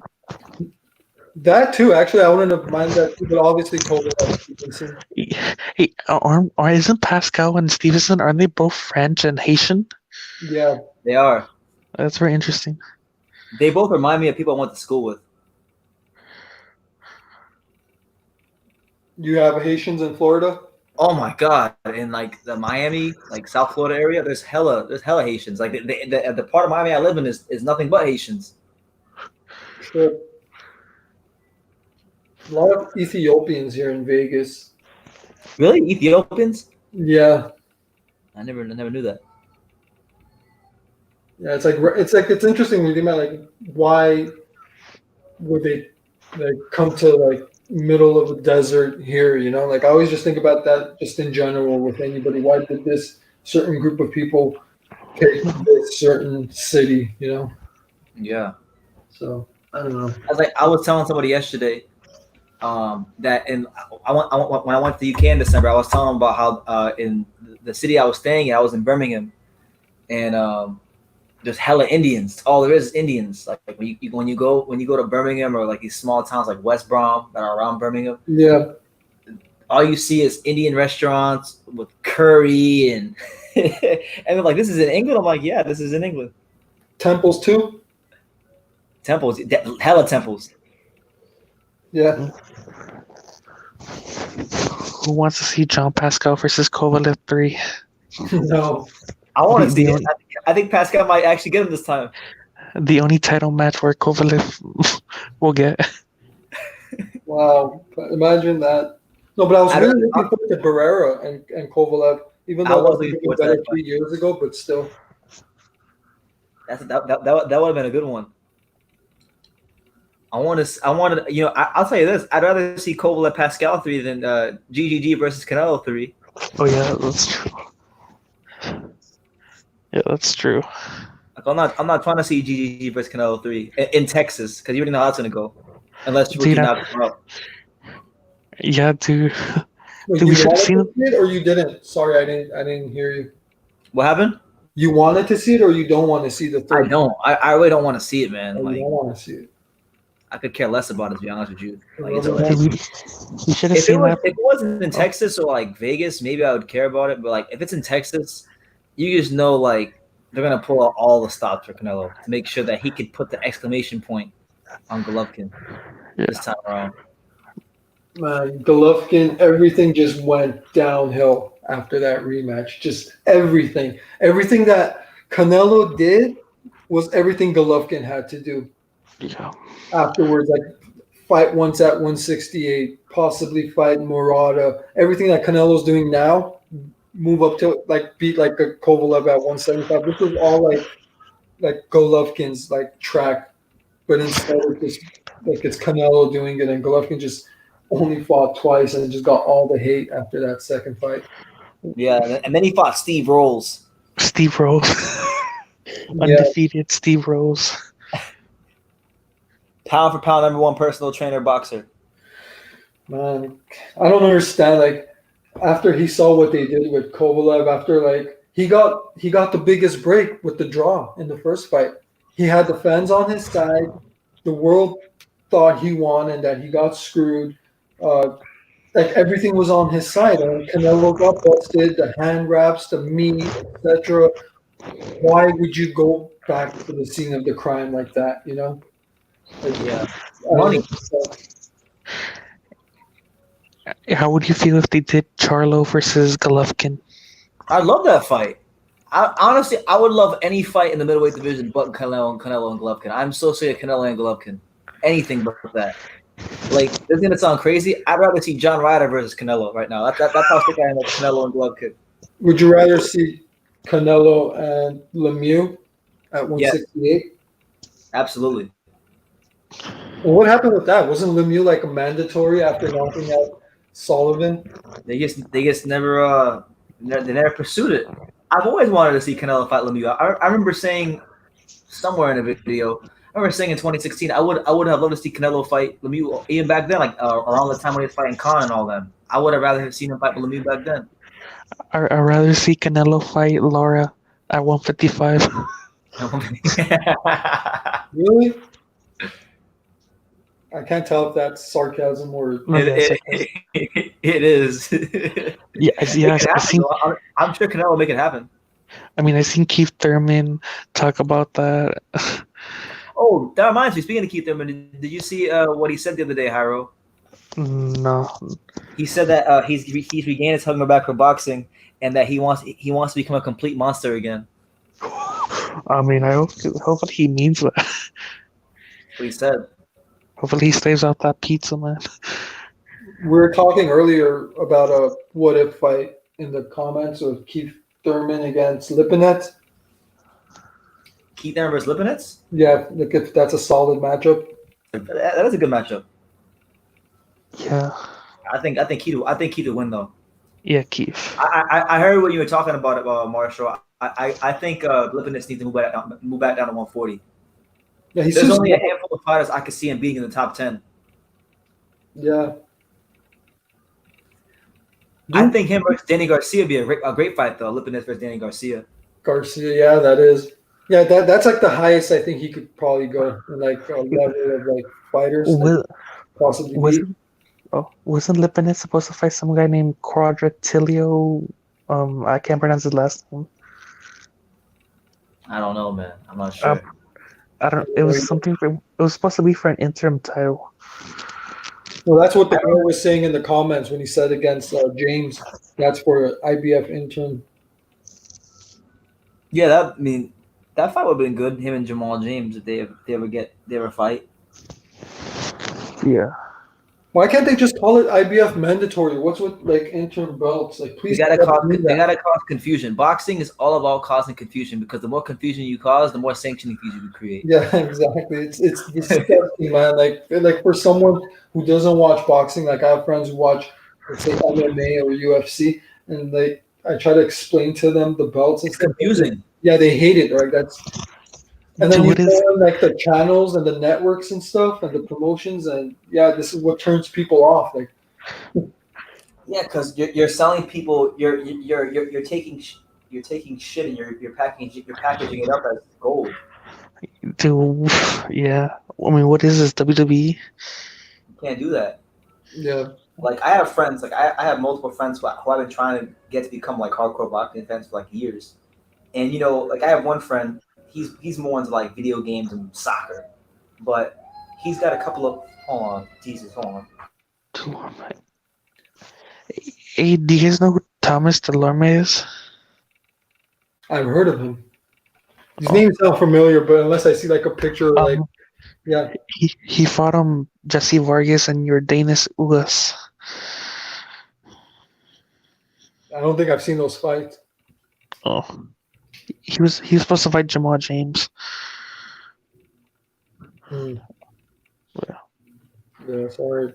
Yeah, what were we talking about before I muted? I forgot. I forgot to, but real quick, King Mitch says Lipinets hits hard. He retired Peterson. That's right. He did retire Peterson, but I think Peterson was on his way out. Let's Yeah, see. he did. Oh my God. Um,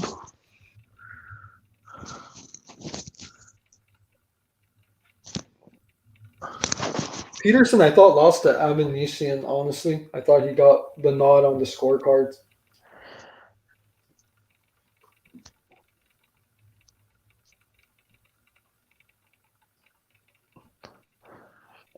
Usyk will be the best heavyweight ever. Yeah, if he gets any of the fights, yeah, I see Joshua vacating the WBO before fighting Usyk.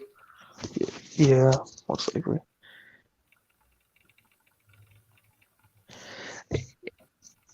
Hey, what is your pound for pound list?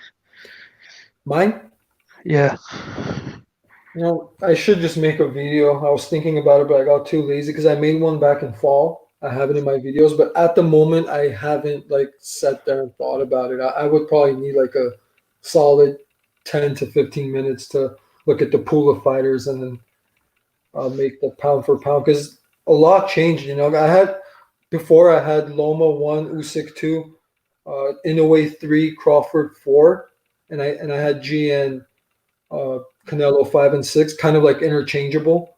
yeah, But at the moment, I don't know. Since Usyk has barely fought, you would have to drop him. Inoue won the tournament. I could see moving him up.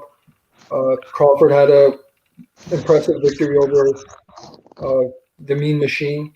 Maybe move him up like over Usyk since Usyk only fought Witherspoon. Loma, yeah, I still have him at one. Like after it's all said and done. Personally, I thought the Canelo Kovalev fight was a circus. yeah. It was. Yeah, I Dude, wouldn't it was took forever. I was like, hurry up.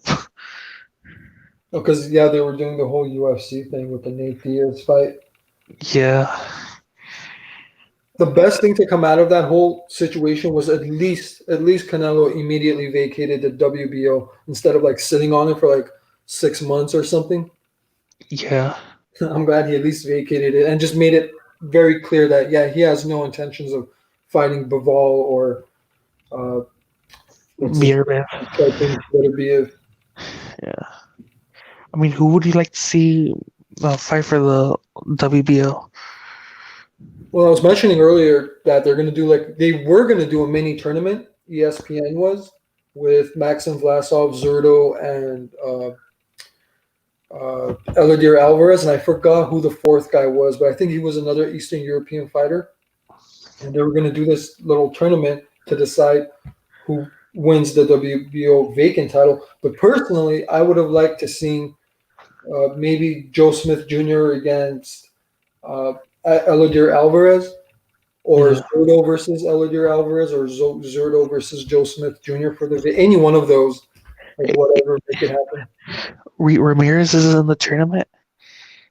He is, yeah, but I heard recently, like a couple of weeks ago or something, that his team wasn't interested in fighting Eladir Alvarez, Oh, which is just an absolute disappointment. The guy only fought once last year, done nothing since moving up, and yeah, I don't get it. They turned down the Bival offers too, so I don't understand what they're waiting for. let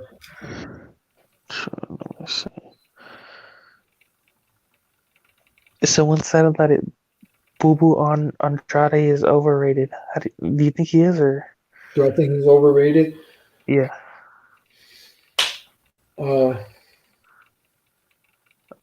want to use the word overrated, but like I'm, he just got put in a situation that he shouldn't be in. You know, he fought for a title that he didn't deserve. That's about it. His best win is at 154 against a guy that Golovkin knocked out in 2 rounds in a fight that he got dropped. His name escapes me. What was the Armenian fighter's name? let me see. Let me check. Hmm? Oh, let me check. Yeah, I don't know why my mind just went blank. What was his name? Everybody bitched about that fight when Golovkin fought him.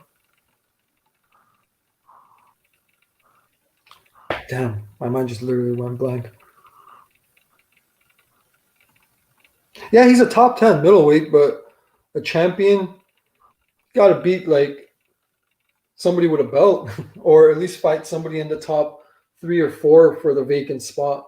Kind of how like Derevchenko fought Jacobs for the vacant title. Like you could say, okay, whoever wins that is champion, but Andrade beat a complete nobody, which is it's not really his fault because the guy he was supposed to fight failed like a test or whatever, Saunders. But you know that's why like he's just like a paper champ, I guess. I wouldn't say overrated, but like a paper champ.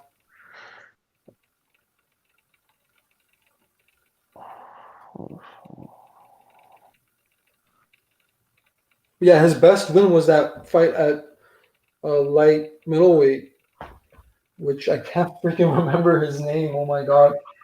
Um, let me see. He fought Lara twice. He fought him to a draw. He lost on points in the rematch. He lost on points to Charlo, and he lost on points to Andrade in a fight where he dropped Andrade. Was it Suleki? No, no, no, no, No, no. no, the Armenian fighter. He came in with Edmund training him in the Golovkin fight. Vanes Martirosyan. Yeah, That Van. is literally his best win. Like I think, like name recognition wise, yeah, you can make the argument Selecki is a legitimate middleweight. It's a better win for middleweight, but like name recognition wise, someone who's sort of accomplished something. I think his best win is Vanes, which is sad because that was at 154 and he got dropped in that fight. Yeah, that was a split decision, huh? Yeah.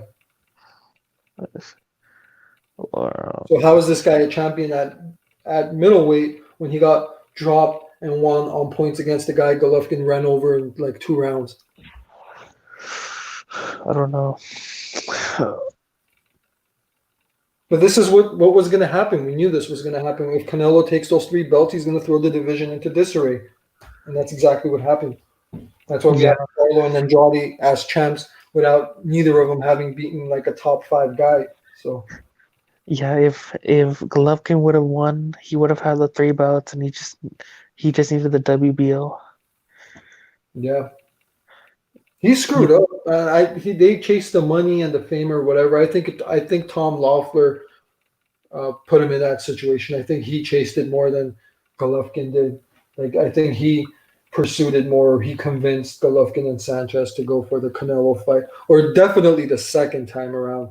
I think I put the blame more on Loeffler. Golovkin had nothing to gain from that, honestly, because he had won in the people's eyes after the first fight, and Yeah, he could have accomplished so much more. He would have taken care of his. And sorry for rambling, but real quick, he would have taken care of his mandatory in Dachenko in the summer, and then he would have fought Billy Joe, gotten the fourth title, broken Hopkins' record of consecutive title defenses at middleweight, and maybe fight like a Murata or something by Christmas or New Year, and then like you could give Canelo the rematch because Canelo was going to be there forever. The guy's young; he's going to be there. He's not going anywhere. Could have He should fought have fought Murata.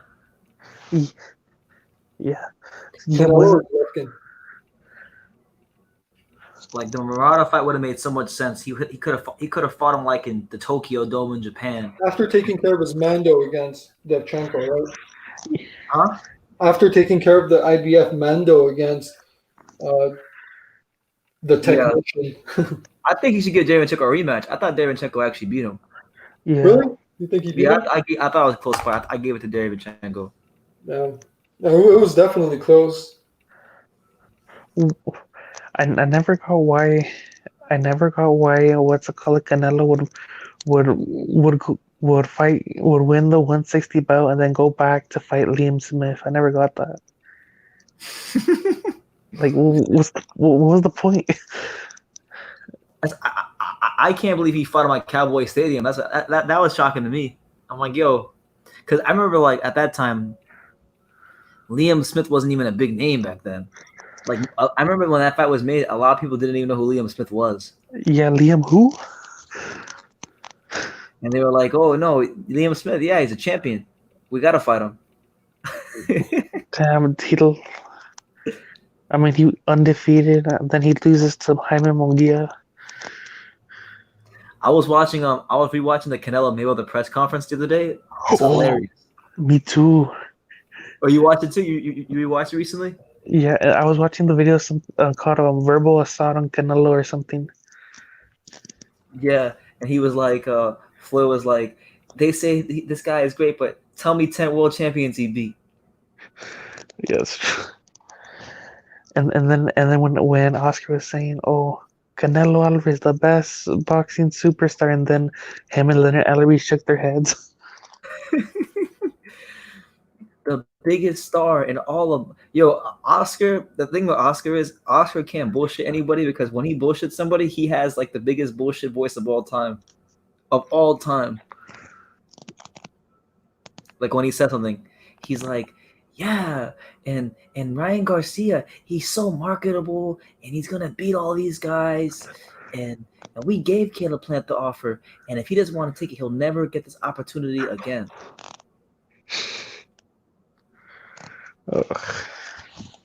Dude, I want Oscar the Hoya to promote Andy Ruiz. That'd be perfect. yeah, because he's Mexican. I mean, supposedly he's a Mexican warrior. He is. He'll never say that he's an American warrior. That doesn't sound as cool. Hey, do you think we'll ever see Danny Garcia at Golden Boy again? Say that again. Danny Garcia and Golden Boy? Yeah, Nah. Danny is like Al Heyman has like 5 fighters he cares about, and like Danny is one of them. really? Yeah, man. Danny's making good money to fight Ivan Redkach and headline at the Barclays Center. Who are the other fighters? Like, it's obviously Spence. Yeah, Danny, Spence, Wilder, Leo Santa Cruz. Thurman. Oh, Thurman, yeah, Thurman's another one. Caleb. Caleb Plant, yeah, Caleb.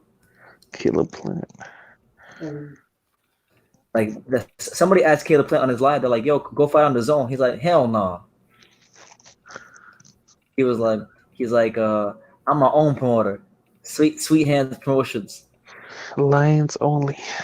Lions only." Yeah, because all the Al Heyman PBC fighters, they can't be promoted by Al Heyman because then Al Heyman would be in direct violation of Muhammad Ali Act. So Al Heyman gets around it by calling himself an advisor, and then he has other promotional companies set up as frontmen, and Like then the TGP. fighters themselves also have their own promotional companies. Damn. The best one though is Lions Only Promotions. It's only- That's the best one. Ooh. Is that a real thing? Yeah, it's a real thing.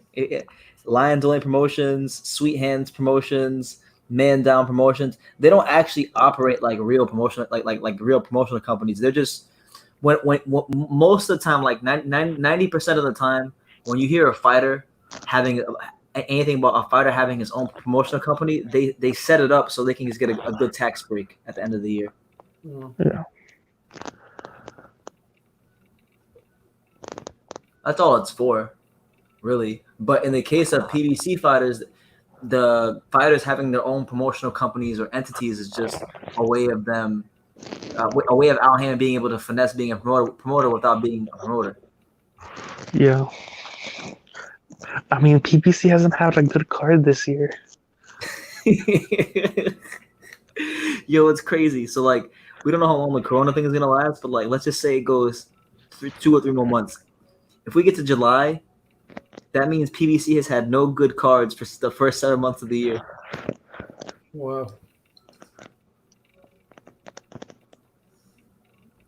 I'm surprised the pay-per-view thing has lasted as long as it has with like everyone streaming fights nowadays. Yeah. I mean, I don't even know how they're breaking even, to be honest with you. Yeah, there's no way they cards can are break solid. The cards are trash. horrible. Like that last Ugas card was horrible. I mean, the only person I liked on that Ugas card that Michelle Rivera kid was pretty good. I think he's going to be a decent fighter. But other than that and Clay Collard who saved the day. Hey, Hellenius, man. The Kanwaki card. Oh my god, I was live for that card. That was brutal. Yeah, I remember talking to you during that fight, and I uploaded that fight like an hour or 2 hours later, like in 1080, and then like 4 or 5 hours later, I got a strike for like some music used in the fight. I got annoyed. That happens sometimes. They were trying to set up an Andy Ruiz fight, right? To fight the Polish kid. Yeah, I think that was like their strategy. Yeah. Yo, if PDC was smart, they should take Andy Ruiz and make him fight Deontay Wilder next. So one of the big heavyweights can get a win guaranteed. Get a big win guaranteed. Ruiz was talking about like a tune-up fight because I think they offered the what was the Cuban fighter's name? Ortiz. I think they offered Ortiz, and he was saying like he wants like a tune-up and shit. And it's like such a turn-off. Like, oh my god, man, just fucking fight already, you know? Because we're barely getting any fights in these divas nowadays, you know? Like, yeah, well, it's just so discouraging. It is discouraging. Hopefully, they bless Luis Ortiz with another opportunity. It is discouraging though. Like I don't understand how some of these fighters call themselves fighters. I mean, no disrespect. Like I mean, they've had more fights than me, but like I'm just saying, like, where's the hunger? Where's the love for the sport? Where's the ambition to be great? Like you only see that ambition in a handful of fighters these days. I think the ambition is with like people coming over from I don't want to use this term, but more like third world countries or countries that are, I guess, like it's more of a struggle, like the upbringing, like let's say the old Eastern Bloc countries or Cuba and stuff. So you see these guys like doing much more of the traveling and willing to fight. I mean, look at how many times has Dorticos fought in Eastern Europe, right? Oh my God. So with the domestic fighters, I think they're more domesticated, like to the comfortable lifestyle here and the expectations and stuff. No, honestly, look with the American fighters, I don't have a problem with them. Like I actually don't have a problem with them fighting in America But my issue with them fighting in America only is that, okay, if you're gonna fight in America is such a damn big country. Fight in different places. Like America is bigger than Vegas, New York, and LA. Yeah. Like go fight in Chicago. Go fight in Miami. Go fight in it's anywhere. Seattle, for all I care. I mean, I don't know. I'm just saying, like, if you're gonna be if you're gonna fight in America, okay, then fight in America. Gassiev. Did you say Gassiev? Yeah, I wonder when he's gonna return. He was gonna come back, and then again they pulled out. He was gonna come back on. He was supposed to come back on the Cholatito card. Yeah, Well, exactly. Yeah, the 29th, right? yeah, February 29th. Yeah. And then he pulled out again. Sad trip, man. I don't know what happened with that guy. Yeah, I don't know. I was looking forward to seeing him on the card because I was going to be there, but I guess he pulled out. Whatever. Yeah, the only thing I could share like info about that guy is from what I heard Steve Kim and Montero talking about him like a couple times, saying how he's like deteriorating, like his body. Did you Like, see him? yeah, because he seems like a really stiff guy, you know. He is. Oh my god! Like people who hate the Eastern European fighters, they stereotype them. Yeah, Like he plays into all the stereotypes when he fights. All of them. yeah, Stiff, loading up on everything. yeah. That guy, he needs yoga and like gymnastics and stretching every day, like and He just needs a massage. He needs yeah, a, like a yeah, massage and hit the saunas or steam rooms and shit. You know? absolutely. What do you think of Makabu? But who? Makabu. I love Makabu. That's one of my favorite fighters. The cruiserweight, Yeah, I it's love cool. Makabu. he's the one who stopped Kudryashov, right? Yeah, he's the one who stopped Kudryashov, and in his last fight, It was in the Congo. Yeah, he won on point. Congo, and none of the rounds were the same. None of the rounds were the same amount of time. It was hilarious. It was kind of hard to watch. You watched Wait, it. say that again. None of the what? If you watch the fight, like how rounds are 3 minutes. Mm-hmm. There was no clock, so but you can tell that the rounds weren't the same amount of time. Oh wow. Yeah, it was crazy. Yeah, there was a cruiserweight fight that got canceled that I was looking forward to.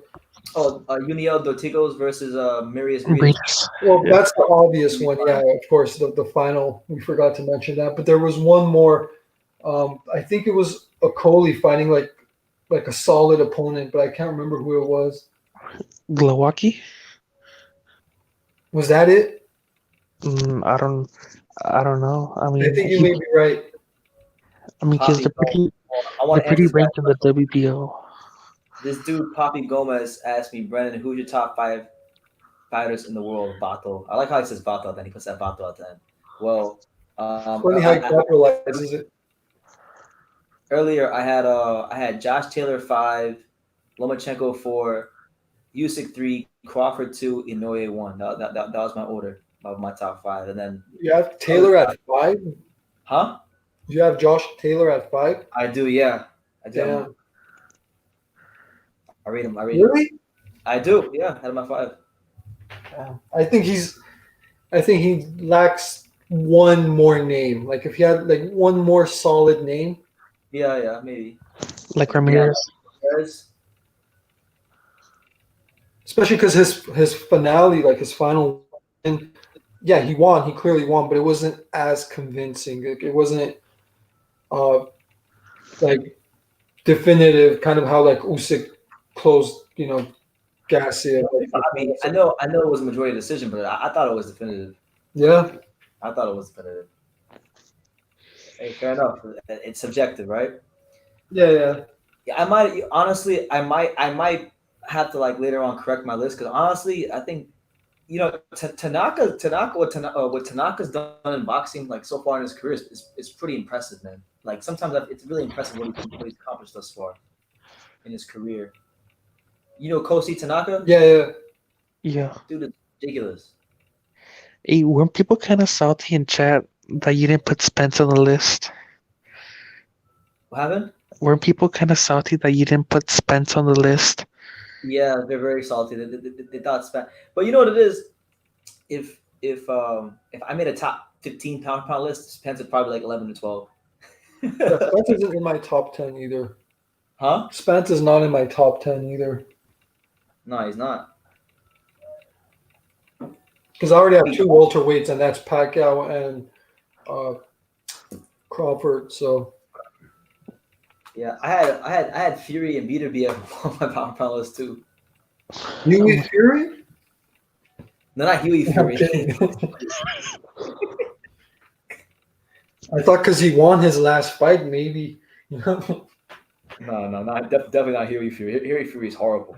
Yeah. Who did he fight his last fight? I was live. I was live for his last fight. But I can't remember who he beat. Oh. He was a random guy. I don't know who it was, but I put the fight up. Funny story. I download the fight, and like I know it's garbage, but it was only like 10 minutes long. I'm like, I have nothing to lose. Like I'm just gonna toss this up there, and then I find out like minutes later, like, oh, the Zone channel has this fight for free. They already uploaded a few hours ago, so that was a complete waste of time. But it turns out the fight on the Zone channel, and I may be wrong, but I'm guessing like it's blocked in the UK because the fight on my channel, the same exact fight, got like almost 10K views, but it was all from the UK. So I'm guessing it's blocked over there. So that worked out.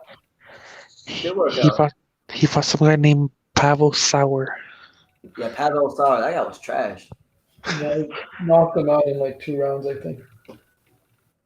He sounds like a freaking. He sounds like a left winger for the Montreal Canadiens or something, like a hockey player. Who's your top 5? I'm sorry, what's your name again, bro? Hyro. Wait, come again? Just call me Jero.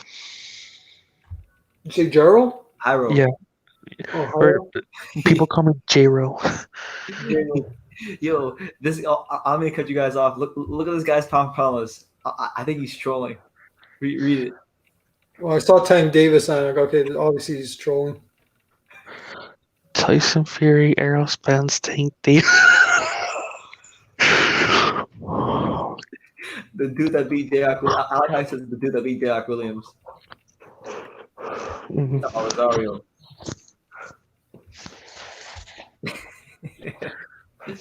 I thought heavyweights can't technically be. That's what they say. That's not true though, because I remember I was reading like I've seen rankings from back in the day where they had Mike Tyson pound for pound. Yeah, I think I remember that. Hey, but who has a better welterweight resume than who has a better resume at welterweight, Crawford or Spence? Spence. Yeah. Not even a question. Crawford or Spence? As Yeah. far as resume, now I don't think Yeah. Spence is a better fighter, but he's the better resume. At welterweight, yeah, I guess you have to give the nod just because of wins over Porter and Brook. Yeah. Heavyweight, Mean Machine, and who else did? Horn, Was it Robert Guerrero? Benavidez, and Amir Khan. Yeah. Yeah. Yeah, you gotta give it to Spence, and he beat the guy Lippin that's retired, right? Forgot his name. My mind. Ron Peterson. Yeah, Peterson. He said the guy Lipinet's retired. Yeah. I wonder what would have happened if he fought Keith Thurman. Who, Spence? Yeah. He would have beat him. I think he would have beat him. Yeah. Speaking of which, I think you could definitely make the argument Pacquiao has the best win at welterweight recently. Yeah. So Pacquiao's the number one welterweight in the world, and he's not even a full-time boxer. No. He's over there putting people to death in the Philippines. Allegedly, supposedly. That's what I hear. Was he gonna fight Danny or Mikey? I don't know. in the summer? It seemed like it was going to be Mikey because that's been a talk. Everybody's been saying it's going to be Mikey, and then Mikey's been talking it up, which I don't know why, man. I don't know why Mikey. Why can't Mikey just stay in a weight class and just be like? Why can't he just go to 140 and be a good Yeah, champion? just 140, dude. Like he's like, no, I want to prove that I can be the best. I want. Come on, bro, go down to 140. 140. Go down to one. You know, if he 135, which I highly doubt, but just go fight someone down there, man. You're not gonna be no champion at 147. At least not no legit champion. You might get a trinket. Yeah.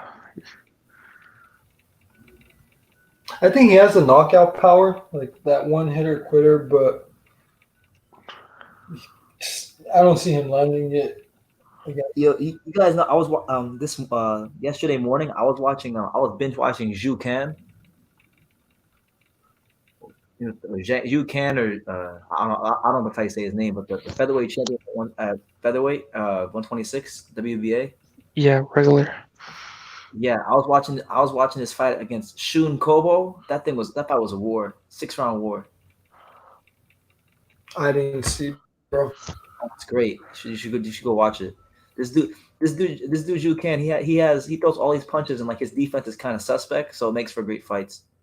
And he's supposed to fight Josh Warrington, and they both throw like 1,000+ punches a fight. So I can't wait for that fight. Whenever they fight. Did you watch the fight when he fought Manny Robles? I did. I watched that too. I watched that fight. I watched Manny Robles and Shun Kobo. His last 2 fights.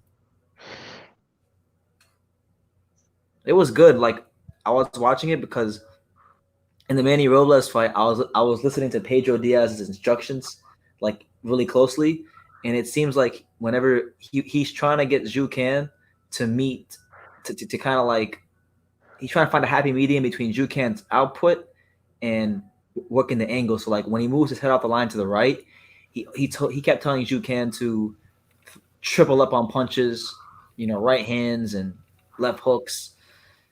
Whether he went to the right or to the left, but he wanted him to always triple up on punches when he moved his head off the line. So he's still trying to put some changes into his skill set, but it's gonna be some work. Dude, when is Lomachenko gonna get the smoke, man? When is he gonna fight Lopez? You don't want that smoke. You don't want that smoke. I mean, 130. I think 130. Like he'll be really good at 130. I want to see if I Purcell at 130 if he goes back down there. I mean, I'm pretty sure he can beat the guys down there like Alvarado. Yeah, he definitely cleans out 130 and 135. But could he beat the great Tevin Farmer?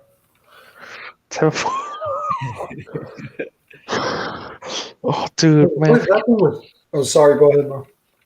Oh yeah, that fight was nasty. The Tevin Farmer versus Jojo Diaz, the cut he had was brutal. But Tevin Farmer kept blinking his eyes. Yeah. What's funny was like I was talking to a lot of people in the media when I was at the fight, and they were like it's crazy how much hype he was getting, even like going into that fight. They're like, yeah, man, Tevin's just such a great defensive fighter. I'm like, well, is he? I'm like, since when? I don't think I never thought he was a great defensive fighter. You guys, what happened with Nicholas Walters? No, but that's a question people have been trying to answer for almost 4 years now, and nobody can answer it. He just fell off the earth. Lomachenko beat him into retirement. He made him say no mas, and now he's probably just got a job at the local supermarket in Panama, just chilling. You mean Jamaica? Huh? You mean Jamaica or in Panama? Well, at least he trained there. Maybe he went back to Jamaica. No, that's like I don't get it though. It's just one loss. Like who cares? Who cares? You lost to the pound for pound. He's 34 years old.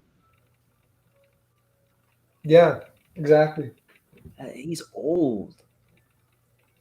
Yo, Lomachenko beat this ball into retirement. Who remembers the Orlando Salido fight? With Lomachenko? Yeah. I remember it. Honestly, sometimes I reference it to piss off the Lomachenko fans sometimes. But oh my God, this man Poppy straight trolling. He says Tank is the GOAT. Y'all can keep hating, but nobody's beating that woman beater unless it's a system. That's funny. That's bad. You know which fight is like nowhere on YouTube or Daily Motion or Vimeo? It's the fight against Russell, the Lomachenko Russell fight. Like that's nowhere to be found. It's not because I feel like I had a friend tell me he watched that like the other day, but I don't Really? know where. Maybe they just uploaded it, but like I would check like once a month, and I could not find it anywhere other than this one Russian site where you can't download it. Like none of the like video grabbing programs work on it. So Al Heyman probably made some phone calls. yeah, maybe.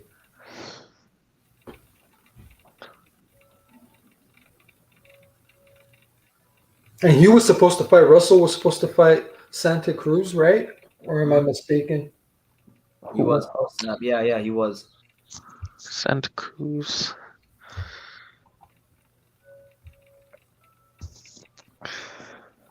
I remember when Leo Santa Cruz fought that insurance worker on the Mayweather Pacquiao undercard.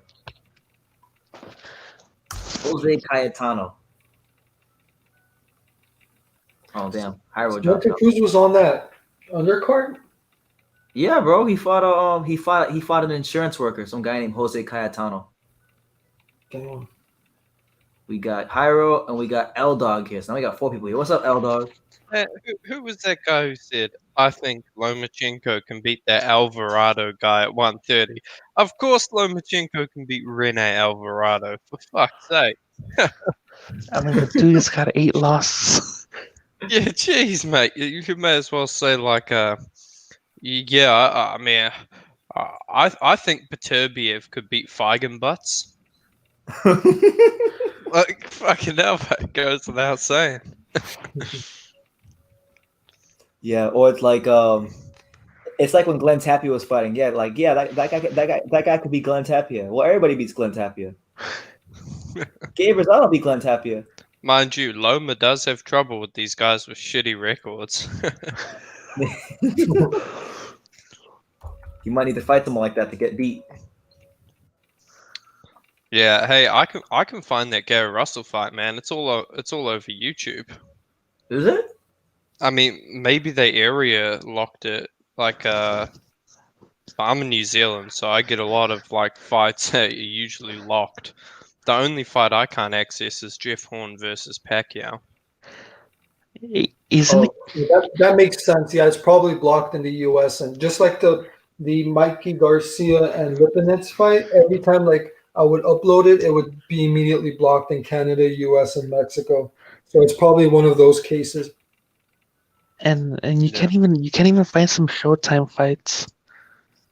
Yo, it took like PBC like a year and some change to re-upload Tyson Fury versus Wilder 1.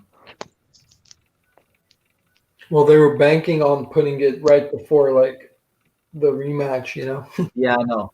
Pissed me off though because I wanted to watch the fight so many times before the rematch was even announced. That fight was on Daily Motion for like a year. I remember. Was it? Yeah, I just didn't bother uploading it because Showtime is pretty like stingy with their fights. Because like I have these 2 websites bookmarked on my computer, like it's all best fights and like those websites that have all the Daily Motion videos right there. All best And fights. Yeah, I the would go, Daily Motion channel too. His channel got taken down. His original one. Oh shit, I remember that guy. He used to have like literally like an hour after the fight occurred, he'd have the upload in 720. Yeah, 720p or something. It was and good. several uploads. He would have one like in Russian and English. You know. They Nah, don't even have. They don't even have the Floyd Mayweather versus Canelo fight. They don't. I was No, planning on watching that soon. I mean, I know they have it in the Zone. I have to watch that soon because I'm about to do a video about Floyd and Canelo. Oh yeah, that was really good. The build up. Well, if you guys don't mind, I wanted to ask something real quick.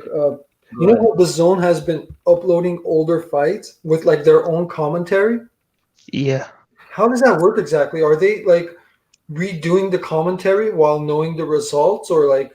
Yeah, I think they probably did that. That's so cringe. Like if that's like. Yeah, it's whack, bro. I don't like that.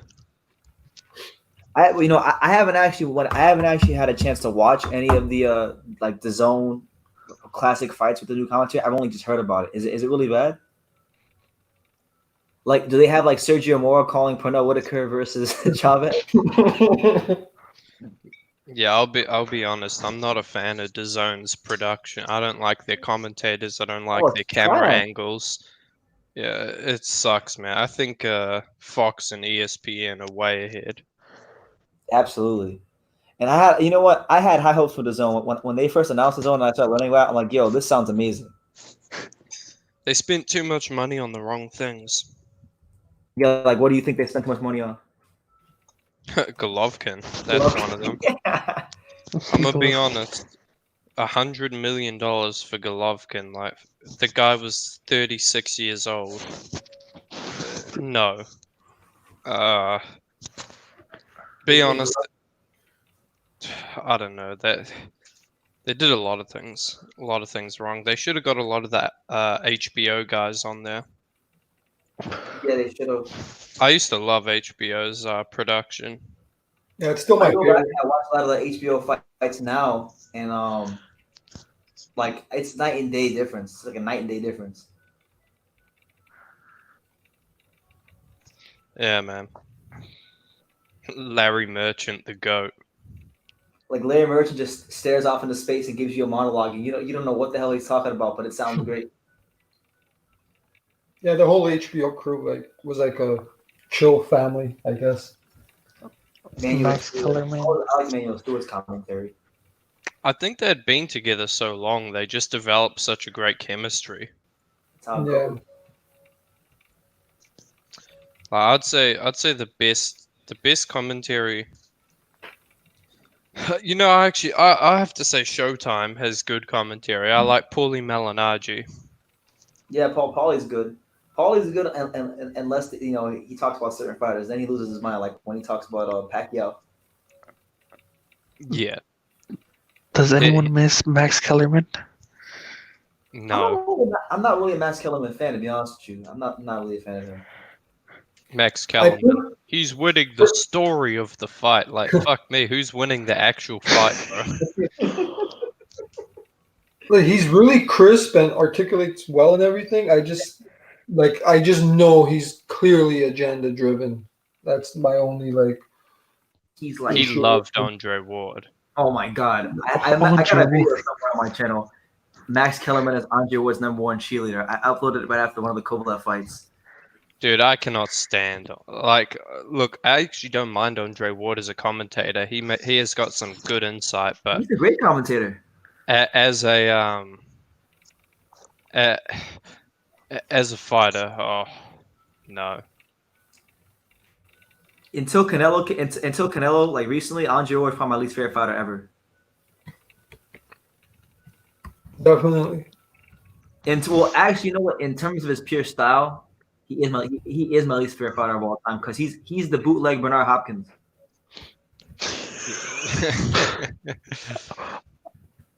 Yeah, but for me, if I had to say I have a most disliked boxer based on their style, it would probably have to be someone like Christopher Colbert, someone like that, Devin Really? Haney. Yeah, I can't stand those guys. Why their attitude? Nah, Floyd imitators. I don't think they're any good either. I actually think I think they get destroyed by a lot of guys. Yeah, That's my hot take. Like, that is a hot take because I'm gonna disagree with you on that one. I think Chris Colbert and Devin Haney are pretty talented fighters, but I mean, yeah, athletically gifted, yeah. I really don't rate Haney though. Like I honestly see him having a career like Devin Alexander at the best. I think I saw your comment about that. Yeah, like look, he loads up on his shots. He's very one-dimensional. He throws the same things every time. He's got fast feet, but it's only fast at really getting out the pocket. He doesn't have fast feet getting in and out like you see guys like Lomachenko. Like he's not a fighter that gives you like a lot of angles or punches off a lot of different angles. No, he punches off the same angle every time, and it's the same like jab, big right hand. Like I think he gets seriously exposed by a guy like Teofimo. I think Teofimo's just leaps and bounds ahead of him. Ring IQ, power, speed, athleticism, everything. I was talking to somebody who trains in the Mayweather gym who's known Devin for years, and he was telling me that he thinks Devin Haney is like one of those fighters that whenever he takes his first loss, he's gonna mentally capitulate because he's like one of those kids. Like he grew up like he comes from like an extremely privileged background, and everybody's been telling him how great he is for all these years. So when he takes an L, he says Devin's not gonna know how to handle it. Yeah, I mean, look, I just don't see anything. There are a few prospects I really see something special in, like Teofimo Lopez, Shakur Stevenson, Yeah, yeah. and Virgil Ortiz. Like those three of the young guys who aren't heavyweights. Not Jerron. Not so much, but those three are like I really see something special in them. I think Shakur Stevenson and Teofimo Oh no. they're really going to do great things in their career. Yeah. Now I'm with you. I think as far as like the young American guys, for me, like those guys like 1A and 1B for me. I think Shakur might be harder to beat, but I think Teofimo is way more fun to watch. Oh yeah, he's always a treat to watch. He's doing backflips. He's doing backflips. He's knocking fools out. Talented guy, man. Yeah, very talented. He kind of fights like I obviously don't think he's as good as this guy, so I don't want to get my words like tangled up or minced. But you can tell with TFL the way he fights, he was definitely influenced by like a young Floyd Mayweather, like a pretty boy Floyd. Yeah, I mean he uses the shoulder roll. He likes to set traps and counter punch. Yeah, it's his thing. You know, he likes to catch and shoot. Yeah. Surprisingly, for a guy with such big power and speed, he's actually not very good on the front foot. Like it's not his preference. Yeah, he's a back foot heavy fighter. He'll way rather wait till you throw at him. But yeah, Teofimo is a very talented kid. Yeah, he's exceptional. I like him. I like him. Let me ask you, L Dog, were you really following boxing when like Adrian Broner was like a hyped up prospect? You know what? It's a bit of a funny story how I found out about Adrian Broner. I was just getting into boxing and I was watching a bunch of his fights and I thought, whoa, this guy's the man. And I was listening to no, at this time I was listening to like Dante's Boxing Nation and We've all been there. 78 Sports TV and all that. Yep. And I was thinking like, wow, this guy's the man. And then I looked at his Wikipedia and that weekend he had a fight scheduled. And I watched like a bunch of his fights. And I was like, oh yeah, I'll watch this fight. He's fighting Marcos Maidana. And I watched that fight and he got obliterated. Are you talking about Broner? Yeah. Oh, okay. He's talking about Broner, yeah. Because I was asking him if he was following boxing or Broner was hyped up. Okay, yeah. I sort of remember that when he was like a hype job. Actually, that's another fighter who I think Devin Haney could be like, Adrian Broner. I mean, no shade to Adrian Broner. He was a 4-division champ. I think Haney will pick up belts, but I don't think he's gonna. Isn't Devin Haney technically a world champion already? Look, he received the world title. He's so good they had to give it to him before he beat anybody up. Is that legit? Is he really a WBC champion? So if Loma wins, he's not gonna be like it's not gonna go down to like the books, like in the records that he cleared the division. I mean, he's a champion in recess. So. Right. He was officially a WBC world champion, though. He officially defended that title against Santiago someone. Yeah, it makes no sense whatsoever.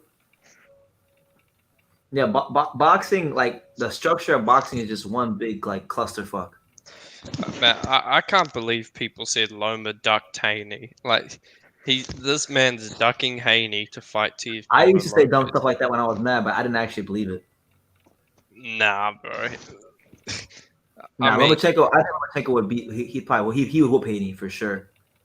Like, I think because I remember for a while, I was buying into the Haney hype for a bit, and I watched a couple of his fights. Like when I went back and I watched a couple of his fights, I'm like, yo, Haney's like the way he fights and like the angles he punches from, he's like a more polished, like, and I mean like he's like a more polished Deontay Wilder with better movement because the angles he gives you are so basic. Yeah, look, he's an extremely basic boxer, and I just don't. Someone who's seasoned, like I'll say Luke, Luke Campbell. Luke Campbell has enough experience to just be able to see through what this kid's doing. I mean, you watch a Haney fight, it's jab, jab, jab, right hand, jab, jab, jab, right hand, and he really loads his right hand up like it's just to me, it's just so basic. yeah, L Dog, Cookie Monster has a great question. This is a question directed for you. Philip Hrgovic versus Joe Joyce. I thought a 19-year-old Hrgovic beat a 27-year-old Joe Joyce in the amateurs. He didn't win the decision. It was a split decision loss. I think Hrgovic would stop Joe Joyce now. Absolutely, I'm right there with you. Joe Joyce is tough though, but I think Hrgovic he's gained a lot of size since he was 19. He's gained his man strength. I think Joyce has only got older, where Hrgovic has aged into his prime. I think Joyce has aged out of his prime, so if Hrgovic was giving him problems then, I don't think Joyce will be able to handle the power and the strength and the youth of Hrgovic now. Is Joyce still with Abel? No, No, he's not able. he's with Salas, Ismail Salas. Wait, is he with Salas? Yeah, he went back to him for the Dubois fight. Oh my god, that's such a weird trainer fighter combination. uh, yeah, a Cuban trainer with the slowest, most robotic fighter of all time. Like Dominic Brazil and Virgil Hunter. Yeah. It's like one of those partnerships. No, Dominic Brazil versus Virgil Hunter is the worst partnership of all time ever. And you know what's funny? I remember when Brazil, like I remember before the press conference to the Wilder Brazil fight, there was a video on the Boxing Voice where I guess where Ness caught Dominic Brazil hanging out with Virgil Hunter, and he was like, and so Dominic Brazil's like, yeah, I got some big news. Virgil's my trainer, and like he said it like this was the remedy to all his problems.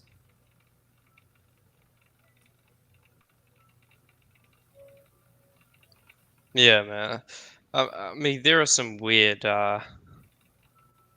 fighter trainer combinations out there. I'll tell you what, Pedro Diaz kind of has a weird stable, to be honest. I mean, He does. he's got all these Eastern Euro pressure fighters, and he's a Cuban trainer who trained Regendow, who's like a back foot counterpuncher. Like, Yeah, and then meanwhile he's training like Hrgovic, and Baranchik, and then you can. yeah, Zukan. I mean, geez, that's a. I mean, look, he does a great job with them, though. I think so. No, he does an amazing job with him. I love what he does with him. It's just funny.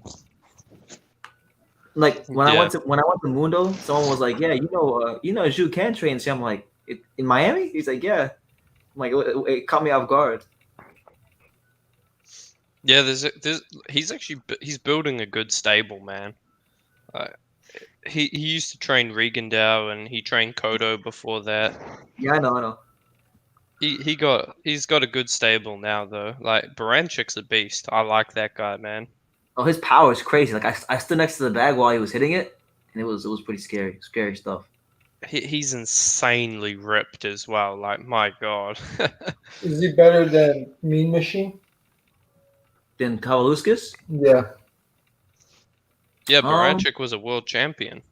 he was a world champion. I don't know. I think Kavalus. I mean, welterweight is tough. No, I know. I just mean it like in general. Like I guess like Skill wise, yeah, like all together. no, I think Kavaluskas is a more skilled fighter. To be honest with you. Yeah, but I think Baranchik's just better because I think But he has the eraser. Yeah, I mean,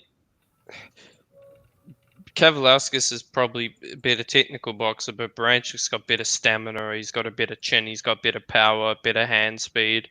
Like he's got all the physical kind of attributes. I mean, he's a world champion, and he gave Josh Taylor a good fight. Josh Taylor won that fight, but he actually gave him a damn good fight in my eyes. No, he did. He did. He just Especially how he came back from getting knocked down twice. Like his ability to like recuperate himself and recover is pretty insane. He's like he reminds me of like a poor man's Provodnikov. I wouldn't call How him. no, Provodnikov. that's an insult right there. I wouldn't call him Provodnikov. Provodnikov had no defense whatsoever. He used to block punches with his face. No, he didn't. But Provodnikov had a hell of a chin. Yeah, but no, Baranchek is a better fighter than Provodnikov. No, skill wise, probably yeah. Didn't Provodnikov get outboxed by John Molina Jr.? That was his final fight. I think he retired after that. Provodnikov got outboxed by Lucas Matisse. Yeah, he did. Oh, Cookie Monster wants to know what are our thoughts on Tyrone Spong? Was that the heavyweight? Yeah, that's the heavyweight. That was the guy that was supposed to fight Usyk. Oh, right. Hey, he's a great kickboxer. One of Yeah, the he's a greatest great of all kickboxer. time. I like watching his kickboxing, and I'm sure he's a good sparring partner for Filip Pergovic. That's about as far as he might go in boxing. I mean, he works hard. I saw him train. He works hard. I'll give him that. But I mean, I he's want not him gonna- to step it up, man. huh? I want him to get a big fight. Like, Who that- Hergovic? nah, Tyrone Spong? Spong. Yeah, I mean, with the way Pedro Diaz puts these guys through hell, everybody should be getting a big fight. I swear, man, it's serious in there. Put him against Chisora. Like, if Chisora Put him loses to against Usyk. put him against Cash Ali. Well, speaking of heavyweights and fights we're not going to get anytime soon, White and Povetkin. That sucks that got canceled because Povetkin 40 and it's a pretty decent opponent for White to see where he is. Wait, did it get canceled? Because it was May 2nd, right? Yeah, I mean, well, I'm assuming everything's been postponed by like. I don't think that's actually been canceled yet, though. You know what they I do? don't see it going through. You know what they do with Dillian White? They just give him Joshua's leftovers. They do. Like, whoever Joshua fights, they give them like a tune-up or something, and then they fight White. So, like, in about 2 fights now, we can expect Pulev to fight Dillian White. Yeah, man. I don't think Dillian White's as good as the British people make him out to be honest. Look, No. he's improved a lot, but nah, I don't think he. I think he gets taken out by a lot of prospects right now. I think Hergovic would fold him up. Yeah, he doesn't do well against tall guys, White. He doesn't like tall guys who can box. I think Tony Yoka, I think Daniel Dubois could even beat him. He looked terrible in his last fight. Oh yeah, And- with Maurice Wack. I mean, here, Maris Wack is just a Polish punching bag. Not that night. He was actually Marius Wack actually did okay that fight. I mean, Who do that you ain't guys see saying winning much. that fight? Huh? Who do you guys see winning the if it had gone through in May? Who do you guys see winning the Povetkin and White, or like how do you guys see that fight going? I think Dillian White wins. He's younger, he's bigger. I think he wins. I think he wins, but I think he would get dropped. You But think like- he wins on points? Yeah. Actually, no, I think he gets knocked out. Povetkin's stamina sucks. Hmm. Now his stamina is horrible now. He's Because- still got good punch technique and power, but They took away his Meldonium, man. Huh? They took away his Meldonium. yeah, I'll tell you what, he's a real 40-year-old, not like Luis Ortiz. Luis Ortiz. You mean the guy that everybody ducked? The boogeyman of the division, the second best heavyweight in the Oh world. god. Don't forget about Pulev. The only man ducking Luis Ortiz is the Grim Reaper, because that motherfucker's he was meant to die a while ago. And Father Time. Father Time Yeah. is undefeated because Luis Ortiz is still going. Pulev and Povetkin would have been good like 2-3 years ago. I think like 2016, 2017, I see Povetkin knocking Pulev out. Yeah, that would You have been know, I'm just upset Povetkin didn't get to fight Wilder. I think Povetkin would have just fucking ripped him to shreds. Oh man, he would have gone to Wilder's body and chopped him down like a tree. Yeah, that's one of like the top 5 biggest fights that I wish would have happened the last like 5 years was Povetkin versus Wilder. It would have changed the course of history. Povetkin would have beaten Joseph Parker too, I think, if Parker gave him the mandatory. Because Povetkin was mandatory, but obviously Parker chose to fight the unification instead with Joshua. Mm-hmm. So it sucks for Povetkin. Povetkin could have been world champion, and he didn't get to be world champion because of that, because of Parker fighting Joshua. I think Povetkin would have beat him. You don't think so? No, I actually don't know on that one because another shorter heavyweight who's got fast hands and good combinations, Andy Ruiz. I mean, Parker beat him. I just put that fight up like a few Yeah. days ago. And I actually do think Parker won that fight. Do you? Yeah, I had It was close. 7-5 Parker. No, that's one fight I need to go back and rewatch because like I remember I watched that fight, but then like somebody called me in the middle of the night and I had to talk to them the whole time. So I never I still don't even think I technically watched that fight with my full undivided attention. Kind of sucks because it was so late in the morning, or early in the morning, I should say.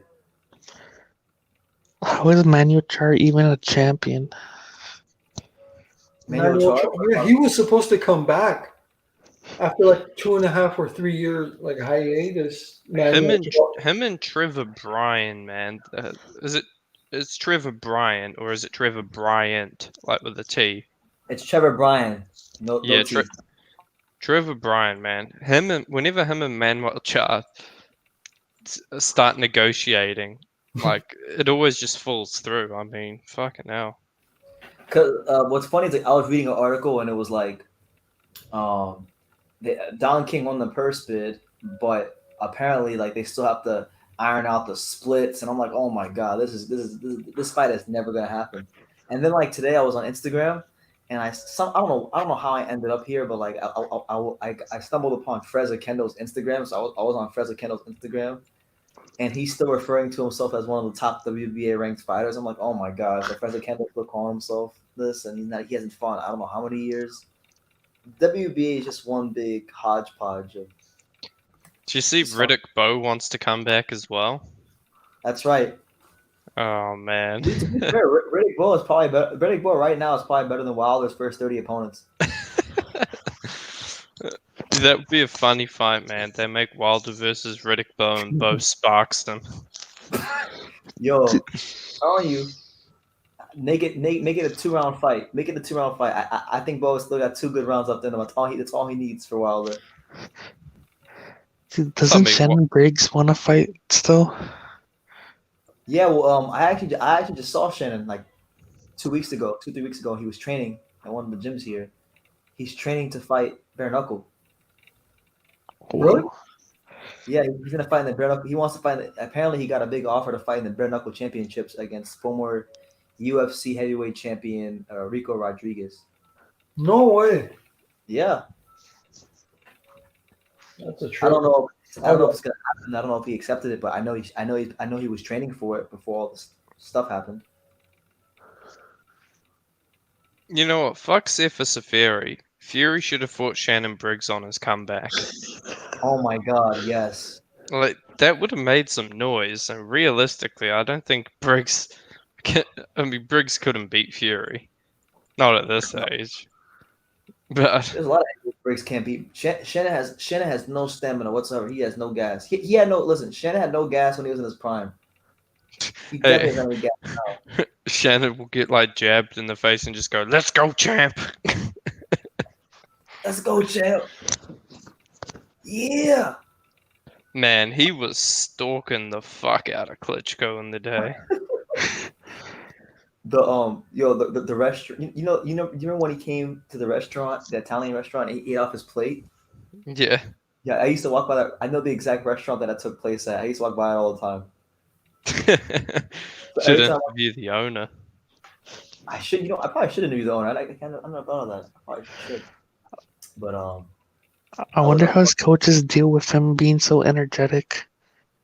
how did his coach? You know what? I actually I asked my good friend Jesse Robinson that who's helping him get ready for his upcoming bare knuckle endeavors. I asked him because off the camera, like I'll just be honest with you guys, like off the camera, when the cameras aren't rolling, Shannon's extremely moody. He's a very moody person. Like I like him, he's cool and whatnot, but I can't spend too much time around him. He's too damn moody for me. Um, I asked one of his coaches, I was like, "Yo, how do you deal with Shannon?" And he's like, "Listen, all I gotta do," he told me, he's like, "all I gotta do is just tough it out just long enough, and I get paid in a couple months. So that's all I gotta do." So he was telling me, he's like, "Yo, you gotta play the game, Brandon. You gotta play the game.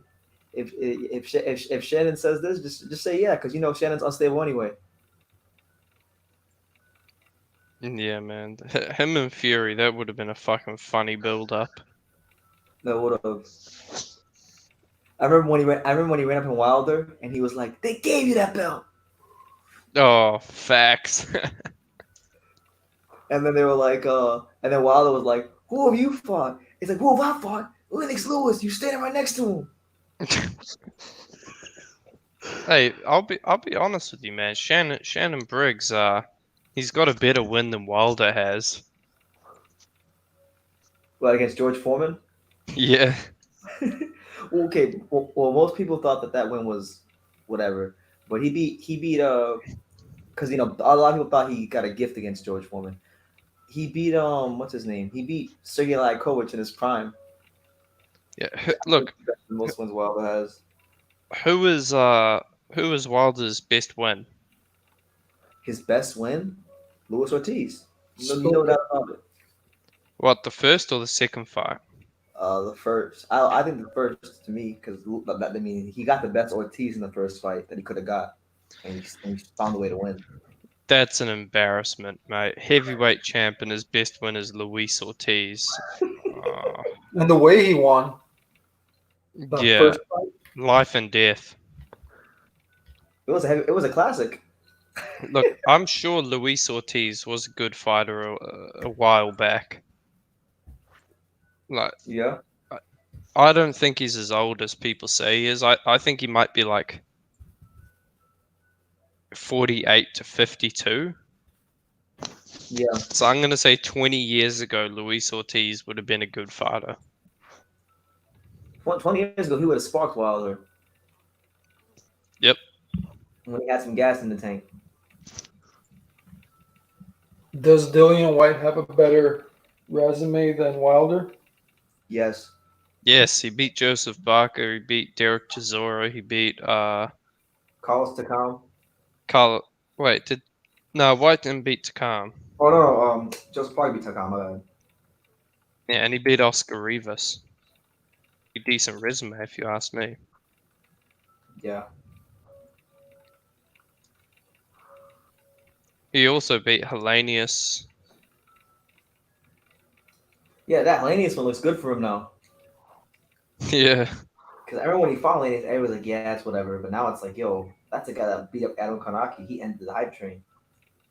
How about do Joshua's wins over Povetkin, the Klitschko win, the Parker win, and the White win, do those trump Fury's KO over Wilder and Fury's win over Klitschko? No. Fuck no. There you go.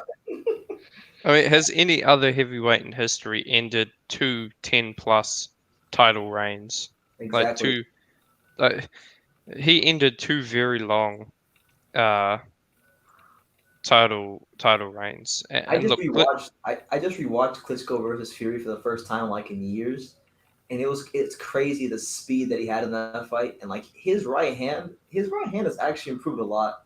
Like his right hand was trash back then, so he basically beat Vladimir Klitschko with just some feints and a jab, and it worked. Masterclass.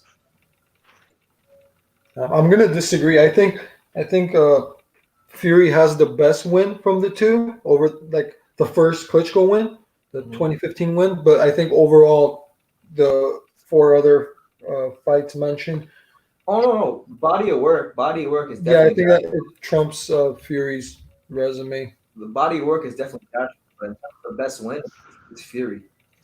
uh, yeah, you know what? Uh, excluding those two wins, I actually think Otto Wallen might be a better win than White. Like I think he might be a better heavyweight than White. I think You think Otto so? Wallen would beat Dillian White. I'd be very confident Otto Wallen would beat White. Do you care to say why? White's Why? only ever fought one southpaw, and he had a very short amateur career. Don't think he has enough experience to fight someone like Otto Wallin, who was a seasoned amateur. Like a lot of people don't know this about him, but he was actually fighting all around Europe in the amateurs. So he's Yeah, quite a he's seasoned a fantastic amateur. amateur. He's 6'5". He's young. He's a southpaw. He's got that 12-round experience against Fury, and he actually gave Fury a damn good fight. I think he'd beat White. I think he's all wrong for him. Yeah, I can see it. I want him to get a big fight soon because everybody always because sometimes they'll say, well, BT, who is Fury beat besides Wilder and Klitschko, and I'll cite Otto Wallin. They'll say, are you serious? I'm like, yeah, man, Otto Wallin's a better heavyweight than you think. Just because people don't know him doesn't mean he isn't a good fighter. Yeah, because I remember when they made the fight with Fury and Wallin, I didn't know much about Wallin at the time, so like I actually had the same reaction most people had. I said, well, this is ridiculous, you know. Then after they fought, I was like, okay, well, he's not nearly as bad as I thought he was. So then I dug deep. I'm like, yo, he was actually good. Like he fought in all those amateur tournaments. I believe didn't he fight Joshua in the amateurs? I'm not sure on that, but I mean, he was actually a decent amateur. Like he went to a lot of tournaments around Europe.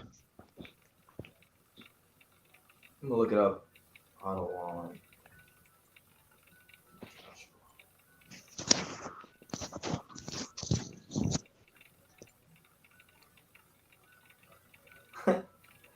Apparently, he called out Anthony Joshua after he lost Tyson Fury. Yeah, he did. He actually fought Joshua twice. Yeah.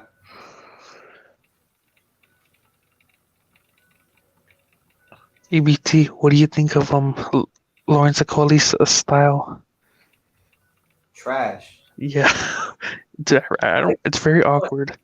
I'm not gonna lie to you. His first, like, cause they put him on all the Joshua undercards when he first turned pro. So I watched like all of his first like 4 or 5 fights, and he was the truth because they put some bums. I mean, they put some grade A bums, and he would knock them the hell out. Like the first guy he fought, I just saw a clip of his pro debut the other day on Instagram because he posted about it on Instagram. And yo, the first dude he fought, he like hit this dude with a right hand and turned his head all the way around, and like his mouthpiece flew out the ring. Like it was amazing. So I was like, yo, this dude's when he first started fighting, I'm like, yo, this guy's the truth. But then once he fought Isaac Chamberlain, you could start to see starting with that fight, you could see his style, like how horrible his style was once he stepped it up. So he beat Isaac Chamberlain, and then I followed him when he became European champion and all this stuff, and he's just like a bootleg. He's like a bootleg Deontay Wilder at cruiserweight. And that's why I wanted to see the fight with Glowacki to settle the score, or what's happening. Because the cruiserweight's a banging division, and it's kind of like in disarray since since Lebedev retired and the whole WBA thing just became a mess with Shumanov and Gumarian and stuff, and then the whole mess that happened in the tournament, and then the tournament getting delayed. So I wanted that at least the Coley, Glowacki, and the and Dordicos fights to go through so we could like figure this out with the cruiserweights. Yeah, and there's no WBO champion right now. I'll be honest with you. Michaelian is the best fighter at cruiserweight right now, in my opinion. McKillian? He beat the shit out of Bradis, man. That was oh, Wait, might have who? been Noel McKillian. He trains. Oh, Noel Gabor in the first yeah, round. Yeah, that yeah, was a robbery. That was in Chicago, right? yeah. That was a disgusting robbery.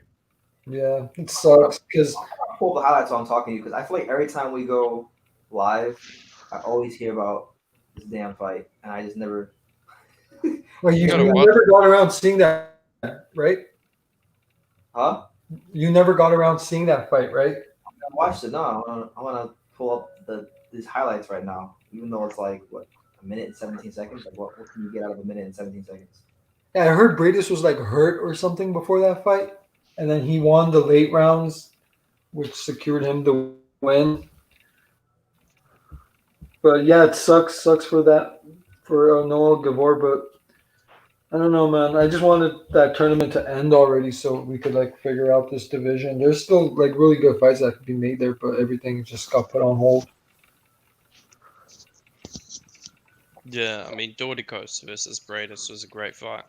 Yeah, terrific fight, and that was the predicted final before the tournament began. I think that's why Bradis got the push to at least get past the first round. Actually, you know who could be another real good fighter at cruiserweight? Evgeny Tischenko. Tischenko? Yeah, he's a beast, man. He's one of my top prospects in all of boxing. Oh, I don't know who that is. Is a real good amateur. Like he's a two-time European Championship gold medalist, Olympic Games gold medalist, World Champs gold medalist, two-time World Champs silver medalist. He's got Yeah. a great amateur background, and I think Where is he from? he's Russian. He's 6'5" southpaw, Damn. and he's got 7 fights. So he's very tall. He's well, schooled. Good boxer, man. I should check him out. I haven't heard of him for some reason. ABT. Remember when Deontay Wilder said, after I unified the heavyweight division, I'm gonna go down to the cruiserweight division and take over that division. That There's cruiserweights that would fucking beat him, honestly. Gassiev beats him. So go ahead and put it like on the record. I think Gassiev beats Wilder at cruiserweight. Dordicos will knock him out clean. I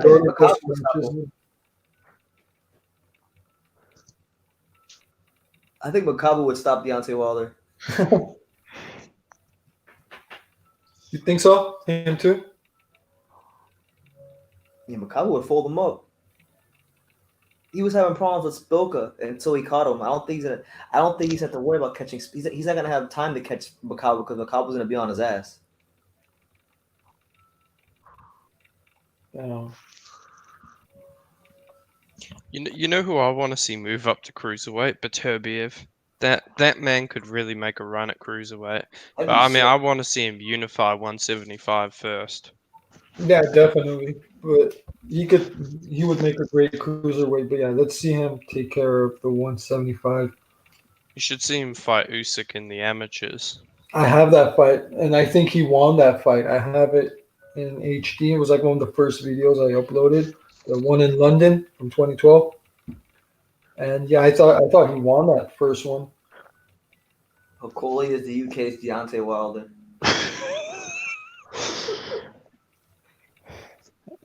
He has a ABT. Did you see the video called "The Last Man Who Beat Floyd Mayweather"? The last what? Did you see the video that NBC released? The Last Man Who Beat Floyd Mayweather. Is it about the guy from the amateur, the guy that beat him in the Olympics? Yeah. Augie Sanchez, I think that was his name. Yeah. I've heard of it. I've seen it, but I've never watched it. Did you guys see? Speaking of cruiserweight, did you guys see Denis Lebedev's last fight? He came out of retirement and oh fuck, what was his name? Forgot his opponent's name, but he lost on points. It was very disappointing. Yeah, I think Lebanon needs to stay retired.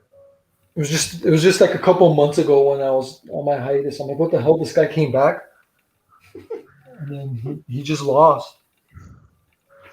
I remember when Roy Jones Jr. was trying to fight all these cruiserweights. Like when he fought Mayweather and McAnally. Yeah, Man, Roy boxed for too long. It got depressing. Like when Enzo McAnally dropped his ass and folded him up, I said, "Yo, this is sad." Dude, I wanted to see the Roy Jones that beat John Ruiz. so did Mosley. Mosley fought pretty long too, I think.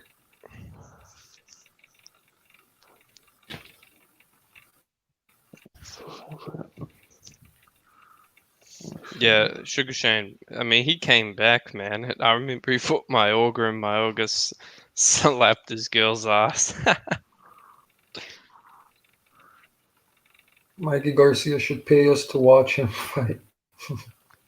I'll tell yeah, Mikey Garcia is a boring boxer to watch. Him and Wilder are fucking boring, man. Especially Wilder. I don't like his fighting style, man. It's so boring to watch. The only thing that keeps me interested is just waiting for a knockout to happen. Yeah, man. Yeah. Go ahead. Sorry. Yeah, I was gonna say, I think the best Wilder fight I've ever seen was the second Tyson Fury fight. That provided me with just months of joy and entertainment. I wish they'd let it keep going, man. Yeah, it's brutal. I like it's. I just you know what it is. It's like it's the behavior after the fight, man. Because you thought for a second maybe he's humble or whatever, and then just no, we gave him too much credit. Of course, he was gonna act like the way he did after the fight, like weeks after. You know, and is it the fan base? You know, like encouraging him, or you know, but yeah, like I'm not a fan of Joshua, but I like Joshua's response to losing the first time to Ruiz. You know, he kept his cool and he came back and he won in the rematch, whatever. You know, but Wilder, as it was expected, gave him too much credit. Yeah, I mean, I don't like Wilder, and I sure as hell don't like his fans either. Yeah, I think Wilder fans are among the worst the sport has ever seen. Yeah, yep. they're pretty bad. Uh, to me, Eldar, Wilder, did you yeah. see the video that BDA put up about the Wilder fans reacting to the loss? Oh, that shit was funny, man. It was hilarious. Did you see our boy BFTV on there? I love that, man, bro. Was BFTB it is, was it the compilation of the guys explaining the gloves and stuff? Like, oh, you can't hit yeah, them. Yeah, Yeah, I saw that. That was pretty funny. he that was man. like, and he was like, he calls him Eat Shit Smith. Like I'm not even gonna front. I went to his channel and I watched the Petty Files video. Bro, I gotta mention You did get a mention. You were like this this. fucking loser. He keeps calling me a racist, but he's never even spoken to me. All he knows is that I don't like his channel, and apparently that just qualifies me as being a racist. It does. Because if you don't like his channel, it means you don't like black fighters. Yeah, and he said that I'm one of the main people hating on Mayweather. I've literally been telling people that Mayweather schooled Pacquiao and destroyed him. Yeah. Yeah, I'm a flow-mo for fuck's sakes. Yeah, what you'll find, Hell Dog, is if you stay on YouTube long, if you stay on YouTube long enough, you'll get accused of being everything.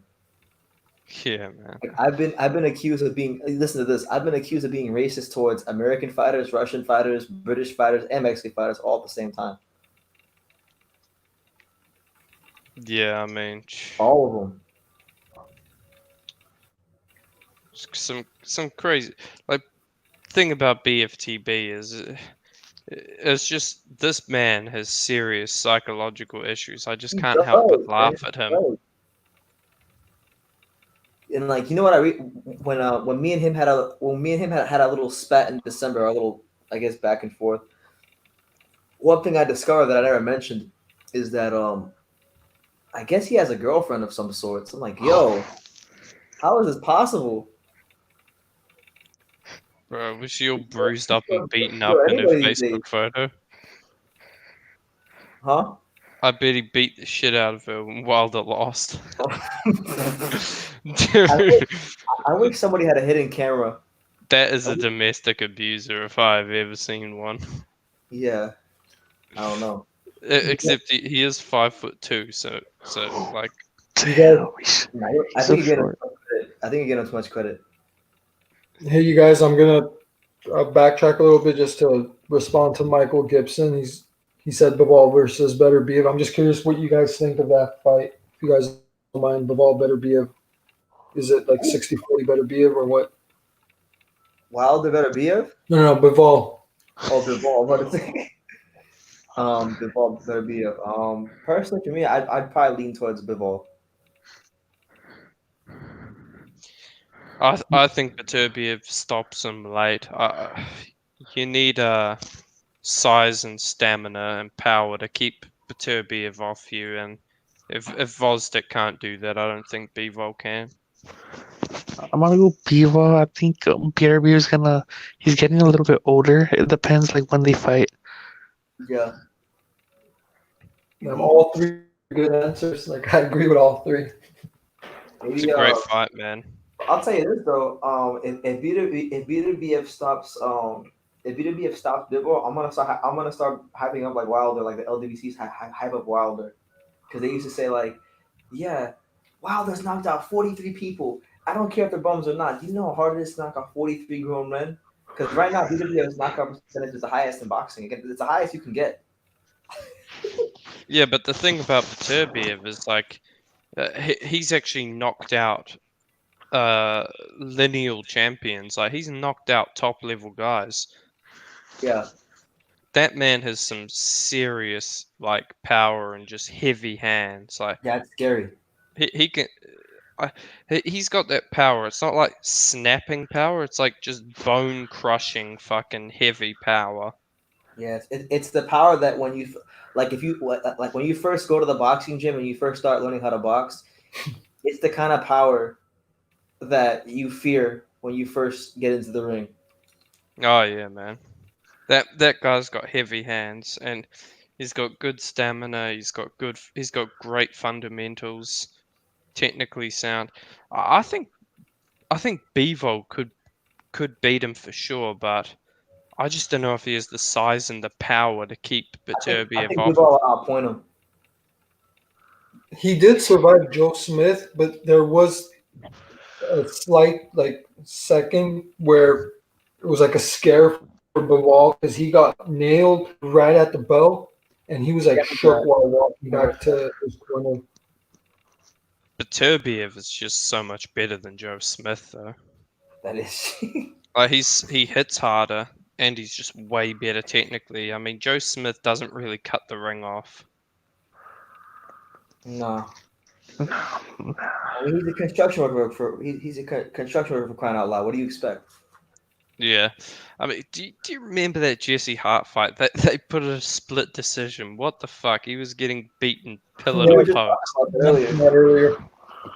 That like if they robbed him, I would have been pissed, bro. Yeah. Marcelo's Wilder retired before I ever seen him fight. Oh, you missed out on a legend. First Hey, ballot Hall of Famer. do you remember when Wilder and Tony Bellew got into it and Marcelo's Wilder was like, "You can't even beat me." Now that's an insult. He told Tony Bellew, he said, "I'm a whole different beast, boy. You don't know me." Does Didn't he say Bellew something? beat Wilder? Huh? No. Does Bellew beat Wilder? No. Just wondering. Did Bellew beat Wilder like Tony Bellew? Yeah. Nah, I don't think so. He's too scared of him.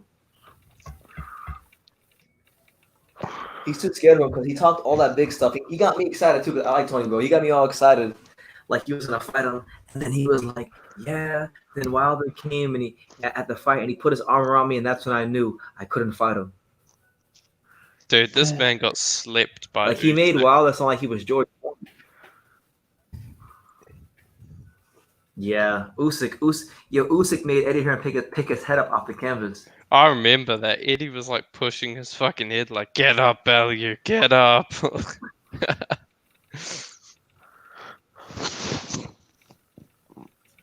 Yeah, it was hilarious. My boy, pretty Ricky Collin. Ooh, he was pound for pound number one. Dude, I'm 175. That was the only time Tony Bellew was ever on the pound for pound list was in Creed. I'm so glad we didn't get Tony Bellew and Ward.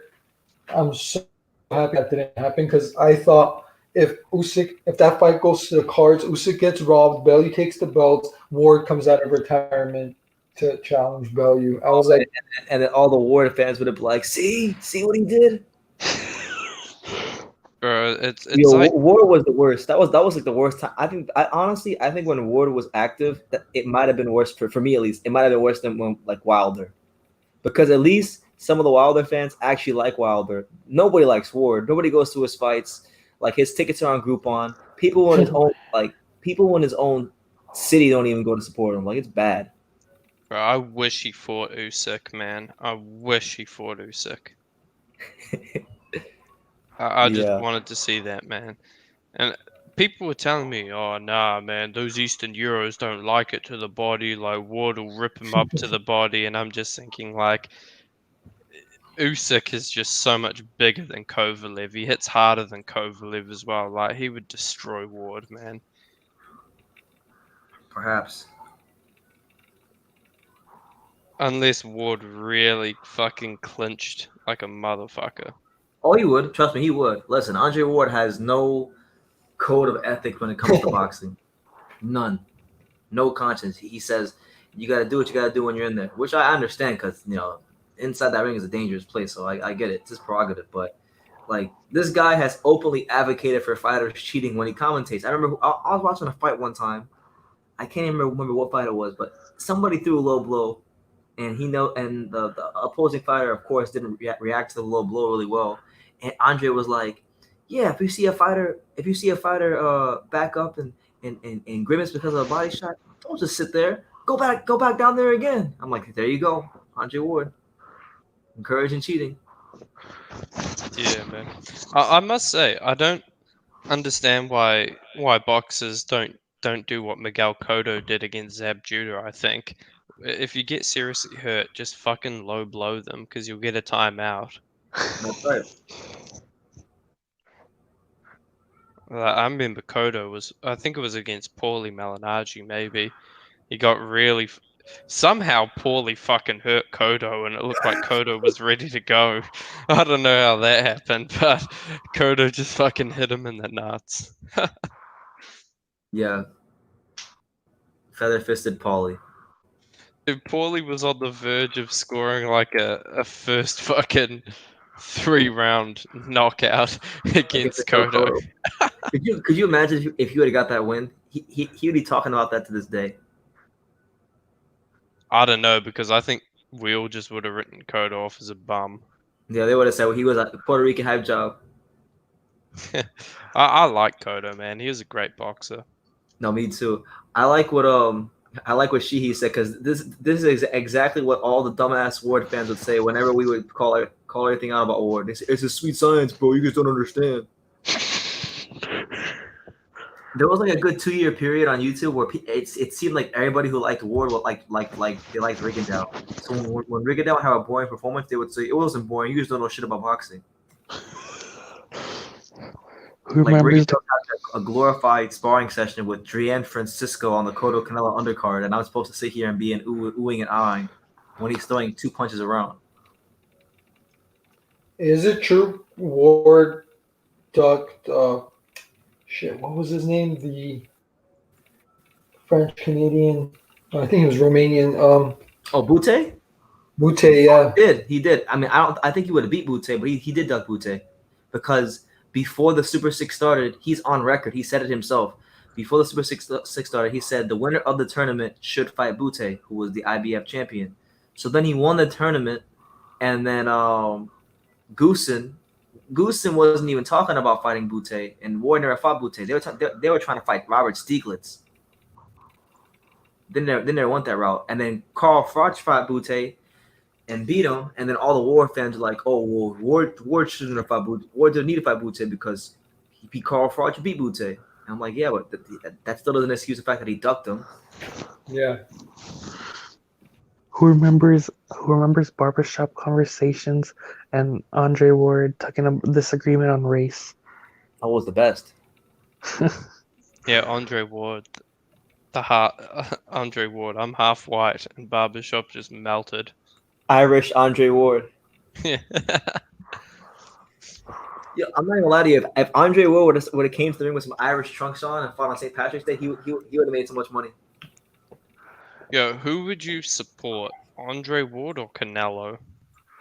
Who would I root for? Yeah. Andre Ward. Andre Ward. Really? Yeah, I don't know, man. That's a tough one. You're putting me in a tough predicament there. Like, I don't like Andre Ward because his fighting style is horrible and he cheats in the ring. But outside the ring, he seems to be a pretty nice guy, and he didn't get rewarded with the biggest contract in boxing history for cheating. So, he's the lesser of two evils to me. I would cheer for Canelo just because at least Canelo doesn't foul like in the ring. Yeah, I actually like Canelo's style of fighting. I like his. That's the irony of everything. I don't like him. I don't like all the BS he pulls outside the ring. But as far as his style, I love his style. Yeah, excluding all the corruption and that, I would be a huge Canelo fan. Yeah, me too. I'd be like, yo, this guy's legit, man. He's moving his head. He's counter punching. Yeah, I remember when he fought Cotto, and what he countered Cotto with a counter uppercut. Like he caught a punch. I think he caught a right hand and then countered it, moving to his right with the uppercut. And I'm like, God dang, look at Canelo. Man, I wish Cotto beat Canelo. Me too, though. I wish myself. If I could change, I don't even know. Actually, if I could change one fight, I would say it'd be Golovkin, because I actually think Golovkin beat him. I think Canelo beat Cotto. Mm-hmm. But I mean, I would have liked to have seen Cotto beat Canelo. That would have been sick. Hey, whatever happened to Austin Trout?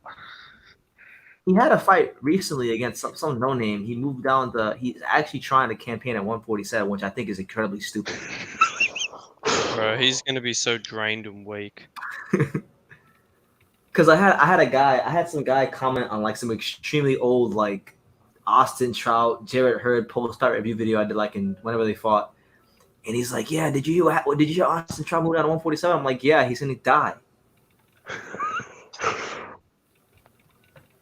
He's been at 154 for way too long to move down there and beat anybody like legit. Like the first decent puncher, it doesn't even gotta be a decent puncher. When you're weight drained, I mean, Paulie Malignaggi can punch you, you get in trouble.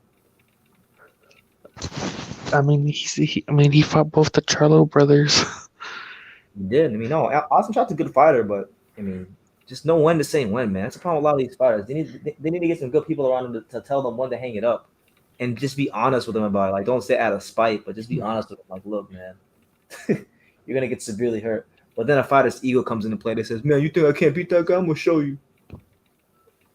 Yeah, some fighters, like, it's good to have self-belief, but it's also good to not be fucking deluded. I mean, I always respect Carl Frampton, because when they asked him about the Lomachenko fight, he just flat out said, I can't beat him. I'm not gonna take that fight. Fair enough. He can't. I just can't see any path to victory for Frampton.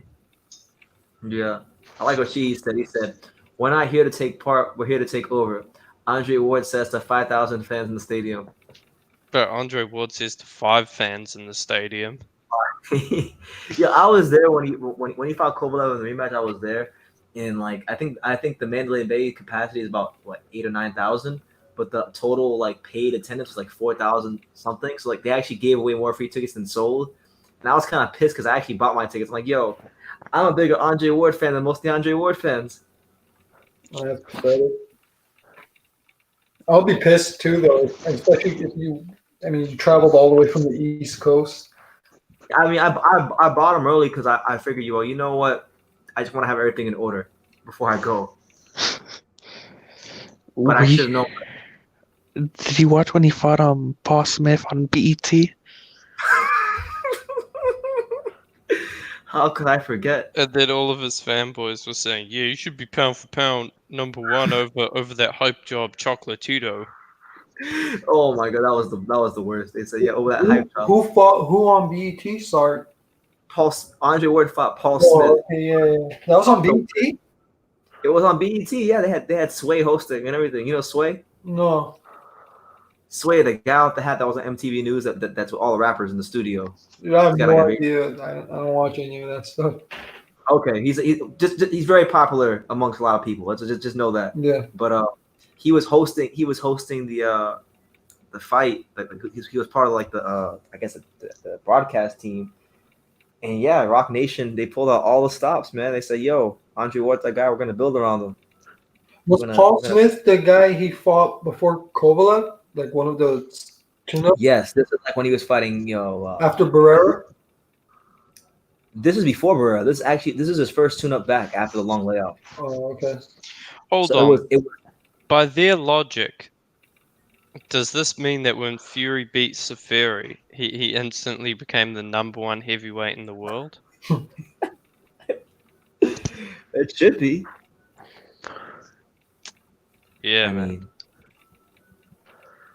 that was bad. I remember that fight really. I remember that fight for some strange reason. Like, you know how sometimes you just remember some fights really well, and the fights weren't necessarily good, but you just remember the fight for some reason. Yeah.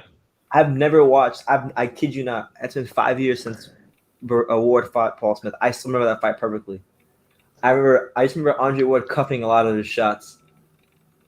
Just cuffing everything, and it was landing because Paul Smith was overweight, and he could shut up for a payday. Putting Paul Smith. Hey, Cookie Monster asks a good question. He says, thoughts on Daniil Yalusinov? I actually really like him.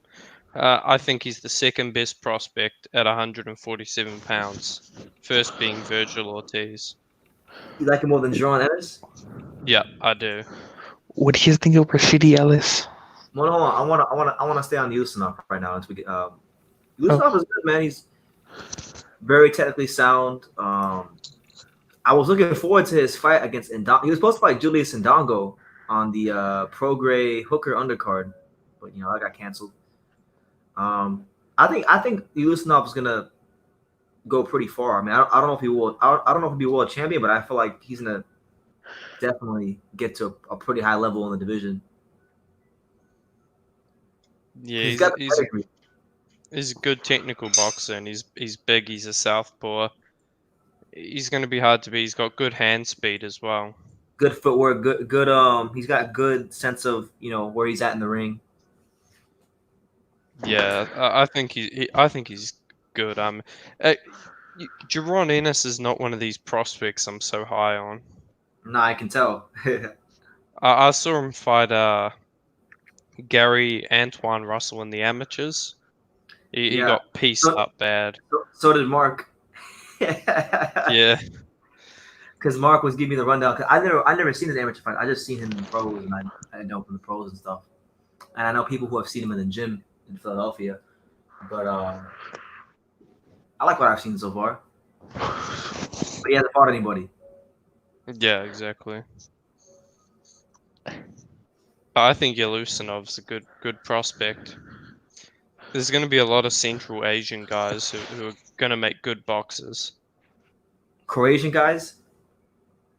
Nah, Central Asian. Oh, like Madrimov, Malakuziev. A lot of those guys are going to be good boxers. Madrimov is really, really good, man. He's fantastic. Yeah, he's fun to watch as well. Cookie Monster says, what about Blair Cobbs? Yeah, what about him? Blair Cobbs is the golden boy Dave Allen. He's better than Dave Allen. But Pretty much, though. Yeah, pretty much. But he's gonna be in entertaining fights because he's vulnerable. He gets dropped like every fight. He's in almost every fight, and he gets dropped. He's got decent pop, but yeah, he's pretty much the golden boy, Dave Allen. But have you ever seen, by any chance, L Dog? Have you seen Blair Dogs' sparring session with Devin Haney? No, I haven't. When you get a chance, look. It should still be on YouTube. Look it up. That's actually how I discovered Blair Cobbs on Instagram years ago, like 3 years ago, because he was outboxing and making Devin Haney look stupid Oh my gosh. a couple of years ago. I'm not surprised. Haney's a bum. I'm just, forever, like, I just, no. People comparing him to Floyd Mayweather, no. No, I have a question for L Dog. So do I. Were you looking forward to? You're from Australia, right? I'm from New Zealand. New Zealand. Oh, New Zealand. Okay, all right. Well, I'll just ask anyways. Were you You gonna ask him about Jeff Horn and Tim Tszyu? Yeah, exactly. I was gonna ask him if he was looking forward to that. Speaking of fights that have been postponed. Yeah, I actually was, man. I was planning on trying to go to that fight. Go to Aussie. Oh, yeah. The visit biggest some fight in Australian history. Yeah, I actually look. Jeff Horn was gonna beat the shit out of Tim Tszyu, and I was gonna bet a lot of money on that just so I could try and pay off the fucking trip or something. Yeah. That was your prediction? Jeff Horn by stoppage? Nah, I think Jeff Horn will win. I don't know if he'll stop him, but I mean, he's got a pretty decent chance of stopping him. But Jeff Horn's, he's not a bad fighter, man. I actually thought he beat Manny Pacquiao. Did you? Yeah, I scored at 7-5 for Jeff Horn. It was close. I thought Pacquiao won. Pacquiao did more damage, but he did more damage in the rounds he won. Horn was edging a lot of rounds. Yeah. Yeah, I think Tim Tszyu is he's just fought no one like Horn. Horn's got that experience against Terence Crawford, Manny Pacquiao. I think he's rough, he's rugged, he's experienced. He mauls Tim Tszyu. I think might be like a Broner Maidana type of fight. Yeah, I can see it. Well, I don't really see much of Tim Tszyu. I just know that everybody says that he's not ready for that kind of anybody. Yeah, he's nothing spectacular. He's nothing like That was gonna be at 154, right? Yeah, 154. I mean, I like Tim Tszyu, but yeah, he's not a standout prospect to me. I like Jeff Horn. I want to get one of those sick Jeff Horn shirts with the horn with the boxing gloves on. Oh yeah, man. It's on my list of boxing shirts to get. Like, I want to get that shirt. I need to get Tyson Fury. You big dosser. BT, what do you think of the Benavides versus what's that guy's name? Angulo or something? That was gonna be honestly, that was like one of the fights I was most excited for. Believe it or not, I thought Angulo was gonna give Benavides a good fight because Romero Angulo, his stamina is absolutely crazy. This guy does not get tired ever. Like, he took was it Gilberto Ramirez the full 12 when they fought. He fought Anthony Sims Jr. on the Andre undercard, outworked him. Anthony Sims Jr. looked freaking horrible. Oh, that was a terrible fight. He ran the entire fight. Angulo must hit hard because Sims was fucking running. He looks terrified. Too hard enough to get your respect. I mean, hey, listen, every Pedro Diaz fighter freaking hits hard. Yeah, man. There's no feather-fisted fighters that train under Pedro Diaz. Hey, Zukan, he's got like 2 knockouts in 20 fights. But he beats you up though. Sometimes it's worse fighting than guys like Juke. He beats you up slowly. Yeah, man. But Is it's okay though because nobody at 126 punches hard. That's true. Shakur Stevens is like the biggest puncher at 126. is Angulo with Matchroom or is he with PBC? Romero Angulo, he's with I don't know who he's with. I think he just fights whoever. He's a free agent because he fought Anthony Sims on the zone, and he was gonna fight what's his name, Benavidez on Showtime. So He I'm ain't a saying bad fighter, man. that would have been that would have been one of the tough. It might have been the toughest fight of Benavidez' career because like he fought like when he fought Ronald Gavril, like he fought Ronald Gavril that first fight, and Gavril just he was able to offset a lot of what Benavidez likes to do just by throwing volume punches. He just lowered his punch output and had some success. And Angulo is the same kind of fighter, but I actually think in fact I don't think I know Angulo is a much sharper puncher than Gavril. So I think obviously David Benavidez has matured a little bit since that fight, so it's not the same guy, but I think it would have been a really good fight, man. It's How unfortunate. tall is he? Angulo, Yeah. I think he's pushing about maybe like 5. He's 6'1". Is he 6'1"? Apparently. Because yeah, that sounds about right. Because when I saw him in person, he looked like he was about maybe 5'11" or 6 feet tall. He might not be 6'1", but he's definitely 5'11" at least. But it's like he spars a lot of people here in like Miami and stuff. So like I know a lot of people he sparred, and anybody that I talk to who sparred him, they all say the same thing, that he is the hardest, most difficult person that they've sparred, and that all their sparring sessions with him are like hellacious. I hope he wins. I don't like Benavidez. He seems like a dick. Benavidez, Yeah. he's just one of those like Benavidez. I mean, I don't know him, so I can't really say because I don't know him, but I never met him. But he just seemed like one of those fighters that was he was a decent amateur. He was a good amateur, or he got a lot of hype as a young fighter before he turned pro, and then his head is extremely big because everybody's been telling him he's great his entire career. Girls say he's handsome now that he's got money. Yeah. I'm gonna have to get off, fellas. You have a good one. Absolutely, L Dog. Thank you for coming on, man. Always a pleasure. Good Yeah, no problem. Or good morning. Where I'm not exactly sure what your time is. Nah, it's 10:35 at night. All right then. Good night. Yeah. See you guys. See you, man. Take care. And then, boom. Hyro got off too. So Hyro says, "Nice talking to you guys. You can love me or hate me, but I'm just a casual at Blue Sports." It's all good, Hyro. For sure. Take care, man. What's funny? Like, we're almost at 6 hours on this thing. Yeah, I tripped out when I came on and I looked at your how many hours you had been on. It already said like 3 or 4. Yeah. No, because I assumed you were gonna book it, but then you no. said Every time I go here's the on, link. ever since quarantine started, every time I've gone live, I kid you not, it's been 5 hours plus every time. Damn. Because there's nothing to do. Like I'm not in a rush to like do any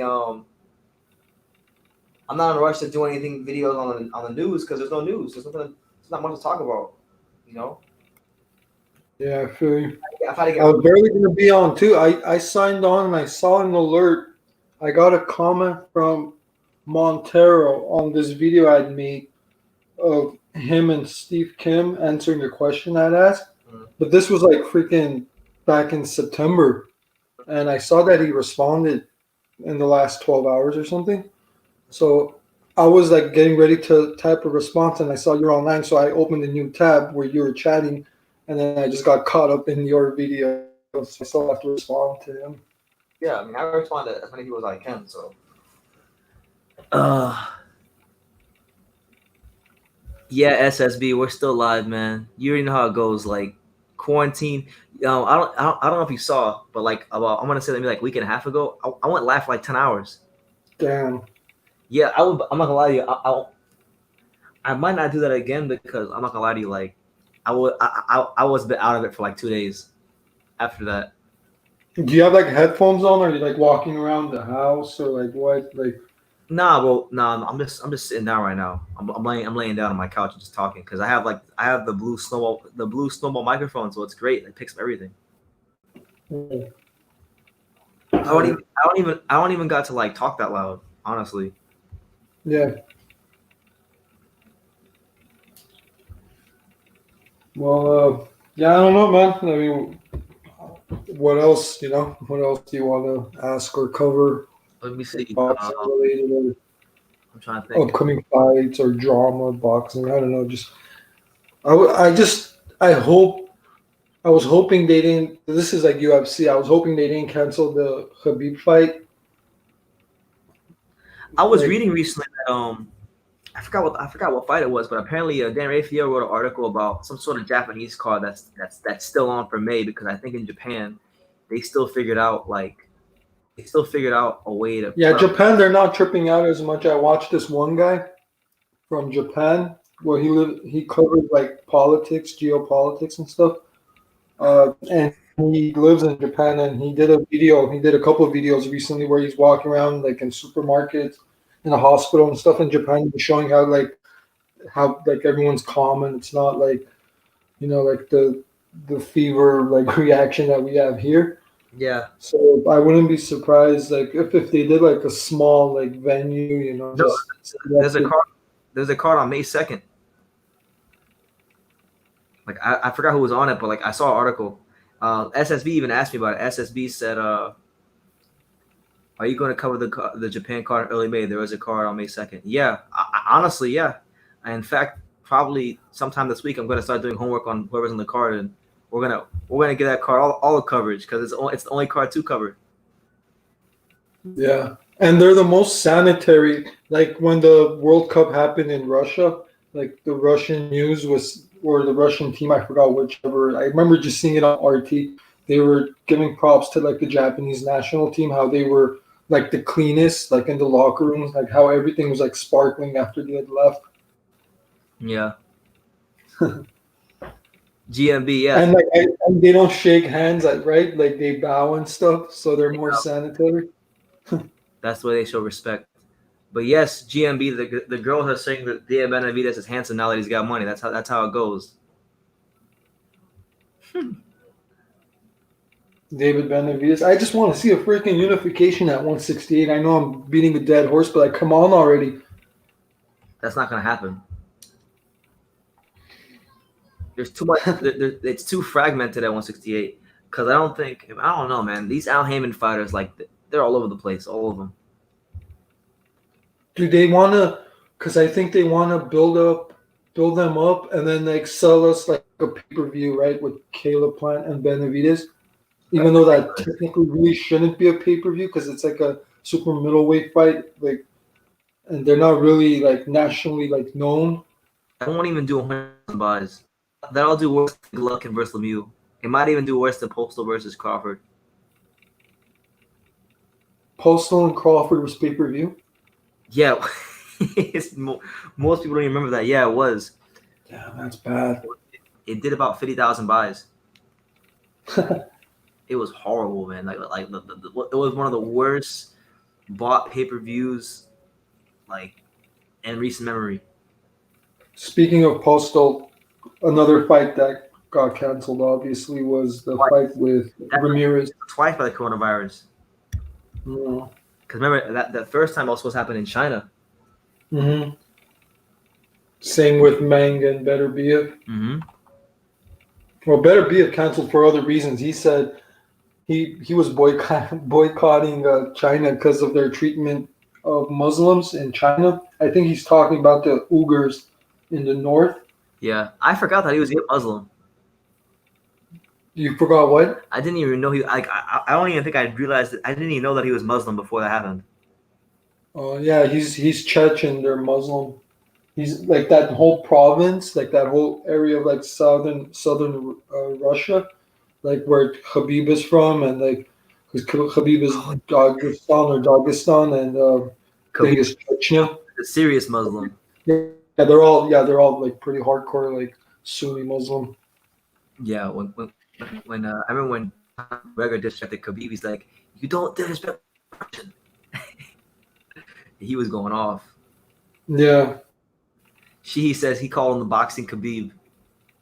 Yeah, I've heard that a lot. Like they keep comparing because it's like the only like people that they know from that area, right? So it's like they're immediately going to be like compared to one another. Even though I'm sorry. Things seems to be pretty tight with Jean Pierre. Okay. Better be him. So it's funny, like, because they're being compared, but Oh, you mean George St. Pierre? yeah, George. Yeah, sorry. Yeah, Yeah, he might cheer for George if that fight ever happens. Better be him.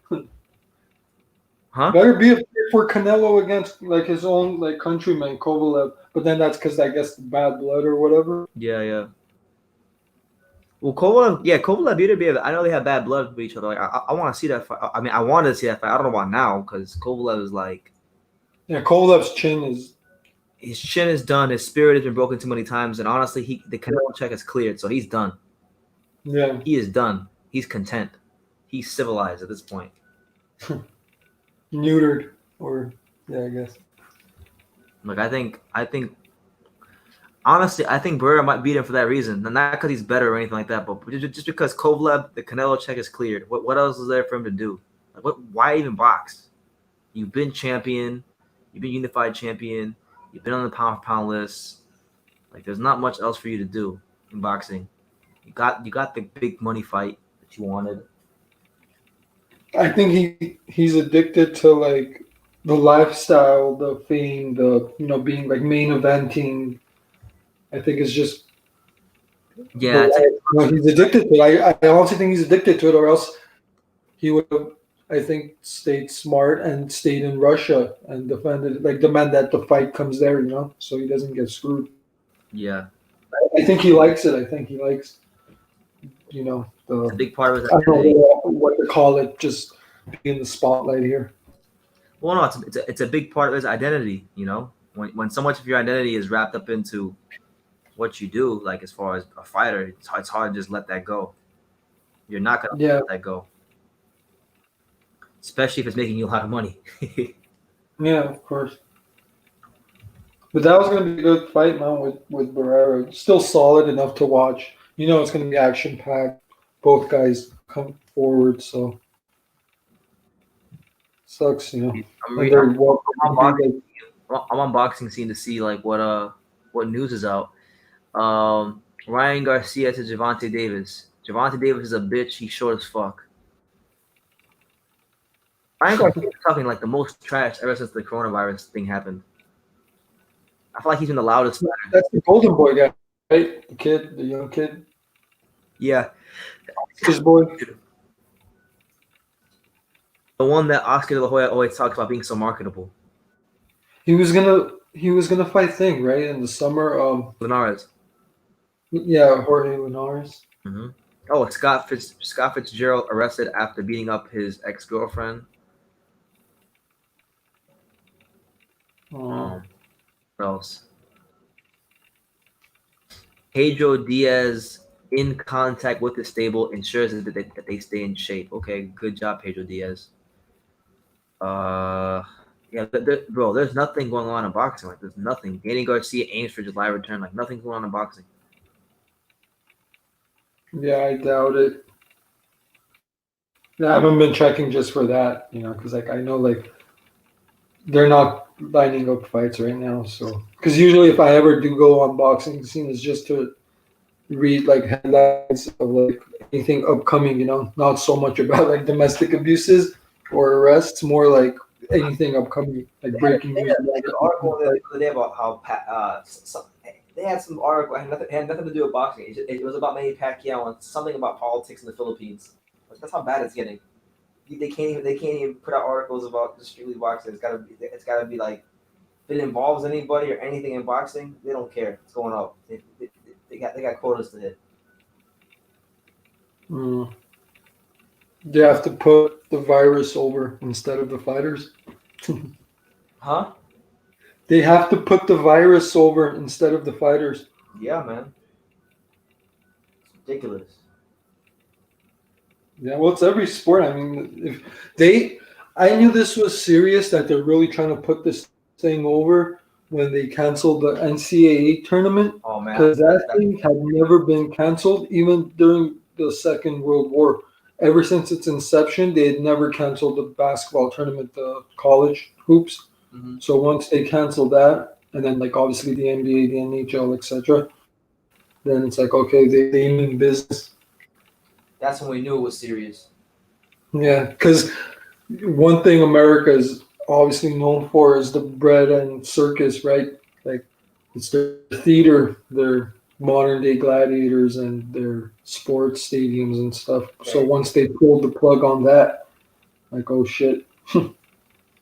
Yeah, I used to always joke around when I was, like, there was no sports on TV, and it's like that joke has come to fruition. And it sucks, bro.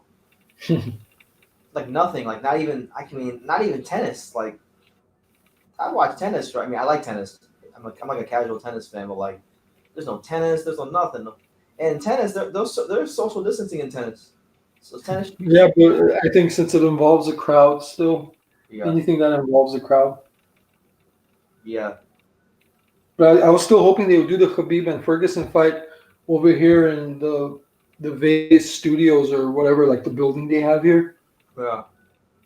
Because that's what Dana White was saying. Like, worst comes to worst, we'll just do it here. Why can't they Okay. just do this? Why can't they just have the boxing matches inside of a studio with plexiglass, and then the 20 people who pay the most money can watch in a nice, comfortable seat of their own, distance from everybody. Yeah, I'm sure if they just stream it and like have like a paywall or something, they would still make bank. They would. Because especially now with like nothing else going on, they would make bank if they just stream a fight. Boxing would get so big right now if there was fights going on. Like if Bobby Arum finally did that Noe Casemiro fight, oh my god! Right now, Yeah, yeah, that would have been tight. like, there's no baseball. I was hyped for baseball season. You watch baseball? I love baseball. It was my favorite sport as a kid. Really? What's your team? The Marlin? The Marlins, unfortunately. Yeah, unfortunately, because they've been trash since '03. Well, actually, not well. No, we had some good teams in '08 and '09. Like we came close making the playoffs a couple times, won like 87 games. But yeah, we haven't been like anything close to '03 in a while. We've had I some like okay. the '03 team. I was pulling for them in the NL that year. I cheered for them against the Giants and the Cubs. I always liked Pudge Rodriguez as a catcher, so I was cheering for that team. Yeah, I went to the parade. Luis Castillo was my childhood hero. Luis Castillo, yeah. I wanted to be Luis Castillo when I played Little League baseball. When I played Little League baseball, I had his Easton wristbands and everything. Like it was crazy. I wore #1. Cabrera was on that team too, right? Yeah, he was a rookie. Him and Dontre Willis, they're both rookies. Dontre Willis. I remember it. Like he was on the cover of a Beckett magazine I had. I don't know if you remember Beckett. That's a lot of magazines at that time. Hmm? He was on the cover of a lot of magazines at that time. Yeah, and Josh Beckett too. Yeah. GMB, what's up, man? Well, I'm adding somebody. GMB. Hey, how's it going? Can you hear me? I can hear you, man. How you doing? I'm at my quarantine gym. I feel you. You see, there's a kilometer between me and the other side of that field where the houses are. Yeah. So it's the most beautiful gym in the world. I'm supposed to be locked down, but I can listen to you and Skip and everything, you know? That's amazing. I'm glad. I'm glad. I'm glad you're making use of the live. Yeah, and if the cops show up, I can just say, because we got 6 reasons to be out of the house. One of them is exercise. So, got my skipping rope, got the hand weights. You can't touch me, and plus they're all asleep anyway. Yeah, I've been doing a good bit of exercising myself. Like I like shadow box. I've shadow boxed last 3 days for at least an hour, at least a day. Yeah, well, see, I can do that stuff, take my shoes off, and I can jog on that field over there, and there's no prickles or nothing. So I'm getting electrons coming from the center of the earth, you know what I mean? He's getting them electrons. You hear him? Are you indoors or that's an indoors like facility? No. I get on my bike, right? And this is a small town outside of Sydney, right? I get on my bike and just get in Australia. Away from everybody, On the other side, it's like 2 kilometers for the nearest house. Even the cows are 400 meters away. It's just beautiful. the best thing this is the best thing that's happened to me. I was forced to quit my gym membership because I was in lockdown. And then I figured this place out. It's beautiful, you know. So, because all the guys are going crazy because they're not getting any electrons in their feet, and they don't have any vitamin D because they're inside all the time. I got vitamin D extreme. I got electrons coming through my feet. They'll go crazy. No, the girls will go crazy, and the men will go just useless. And I'll just smooth on, and I'll smooth my way on in, and have more descendants than Genghis Khan, you know. I feel you. I feel you. Hold on, GMB, because we're adding another person. We got my boy Johnny. What's up, Johnny? How you living, champ? Oh, word? Hold up. I just wanted to see how it was to get on here because I've never been on one of these live thingies. What's up, champ? How you living? How you doing, champ? What are we talking about? We were talking to my good friend GMB over here. He's in Australia. He's giving me the rundown on how he's staying in shape. What's up, GMV? How you staying in shape? Let me get a workout plan from you real quick. Good to see you, Johnny. I have the best lockdown gym in the world, and the cops can't touch me. I'm kilometers away from everyone. But if you want if you want a topic, I want to talk about the persecution of the champ before he did anything wrong. The persecution of Mike Tyson before he did anything wrong. It was just horrible, you know? Yeah. Oh, It was like a journalistic vendetta. It was worse. I'll actually be right back. Okay. All right. I'll be right back. It was disgraceful. I mean, he was the greatest sportsman that anyone had ever seen since Bjorn Borg. And he wasn't a big man. He got in the ring and beat up big men. Yeah. And our journalists, I was a new Australian at that time, right? And I'd spent a lot of time trying to tell people this kid is an amazing sportsman. He's achieved all these things, and all you want to do is run him down. And why? It's just a witch hunt. You know? And man.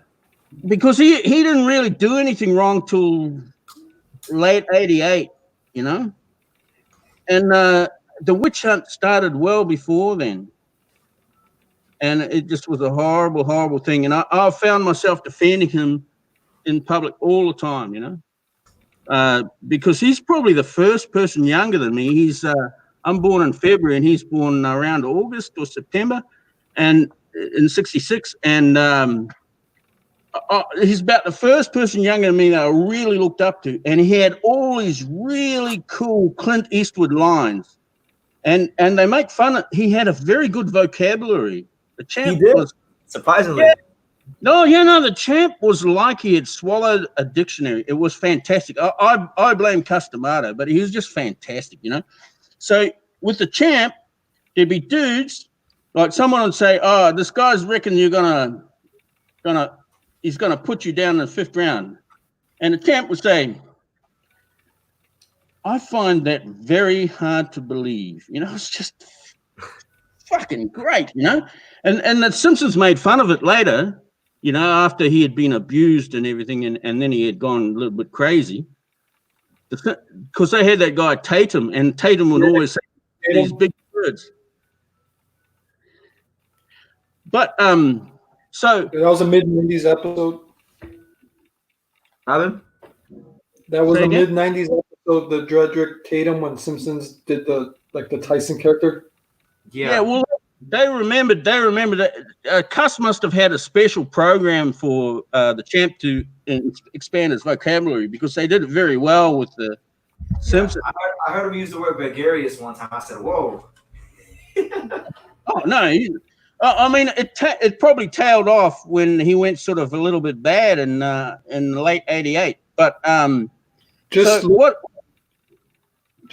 up. Sorry for cutting you guys off. Just look up Mike Tyson. I think it was Larry King. I think it's when he was on Larry King, when he quoted that famous Rothschild quote when he said, "Just give me like the power to, you know, print the money, and I care for who makes the rules. Like I do not care for who makes the rules, like of the nation." So when he said that quote, like it's like, okay, he clearly knows something, right?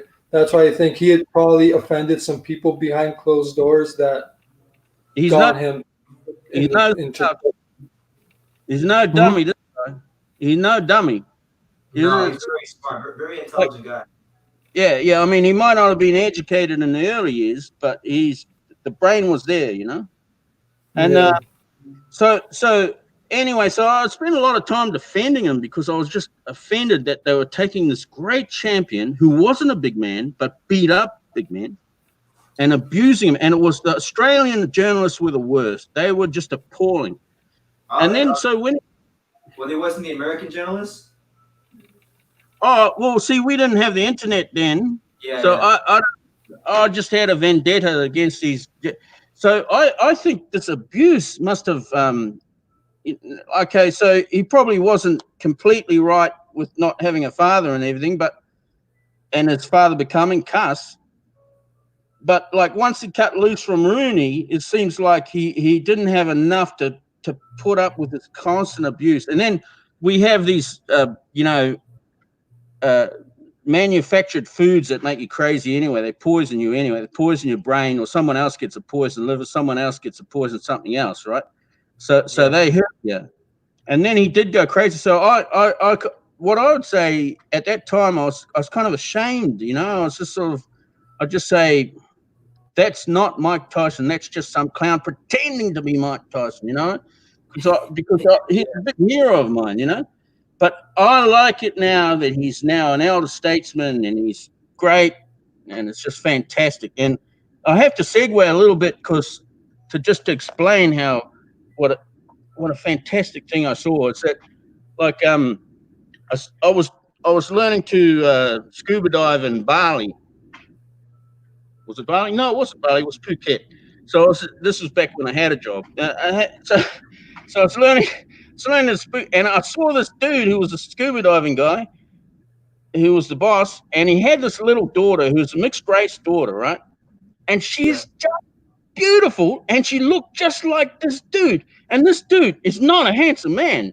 You know what I mean? So something about God's nature, the nature, you know, or evolution, is able to take a man who and give him a female daughter that looks just like him and is just beautiful, and it's just something to see. You can't believe it.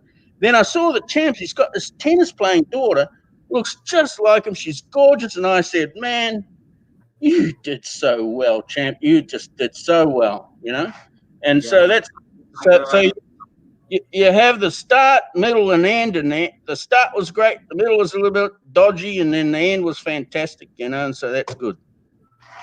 So that's the champ. Fantastic, you know.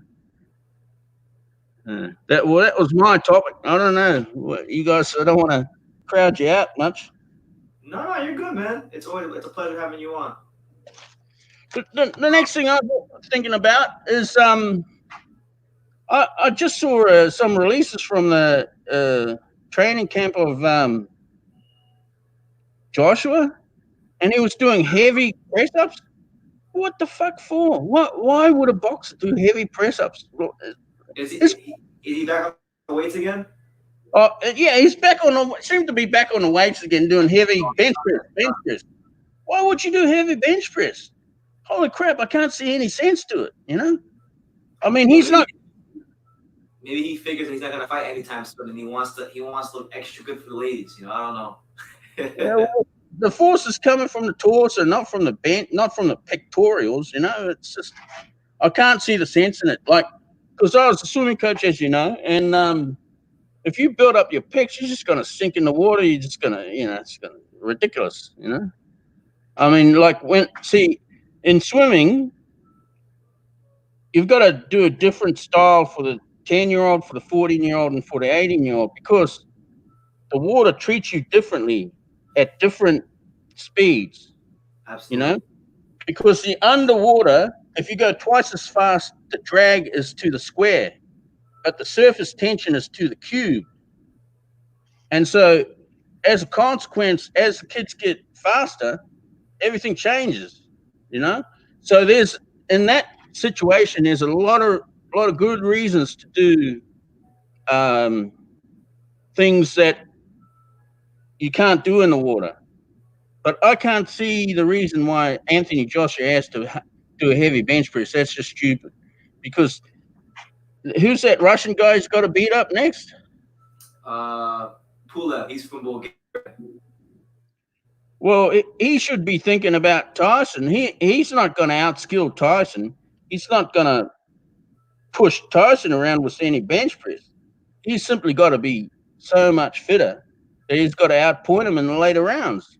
He's got to have some agility to him. Yeah. It's, I mean, I can't understand.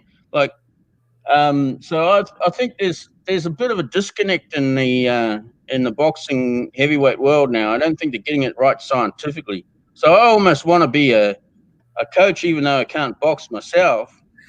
Well, you know, some of the greatest trainers of all time didn't box. Yeah, well, maybe it's better to be outside of that bubble. Sometimes what I find in talking to a lot of fighters and sometimes even coaches, sometimes it's better to be on the outside because you're not as biased towards a certain style or a certain fighter, and you can look at things more objectively. So if you have a decent knowledge of the sport or fitness, then you can, add your 2 cents in and make your mark. Well, I think so. I'm just not seeing some things I'm seeing as a little bit wrong. Because I think boxing was ahead of all the other sports before. I think they were ahead of all the other sports. It's because if you got something wrong, bang, you're out. But now I think it could have. I think it could have fallen behind in some respects because it's been a Darwinist perspective rather than a scientific one, perhaps. Because if I see pretty boy Joshua bench pressing, I think, well, that's not science. That doesn't make any sense at all. So I had some other things I thought I could talk about.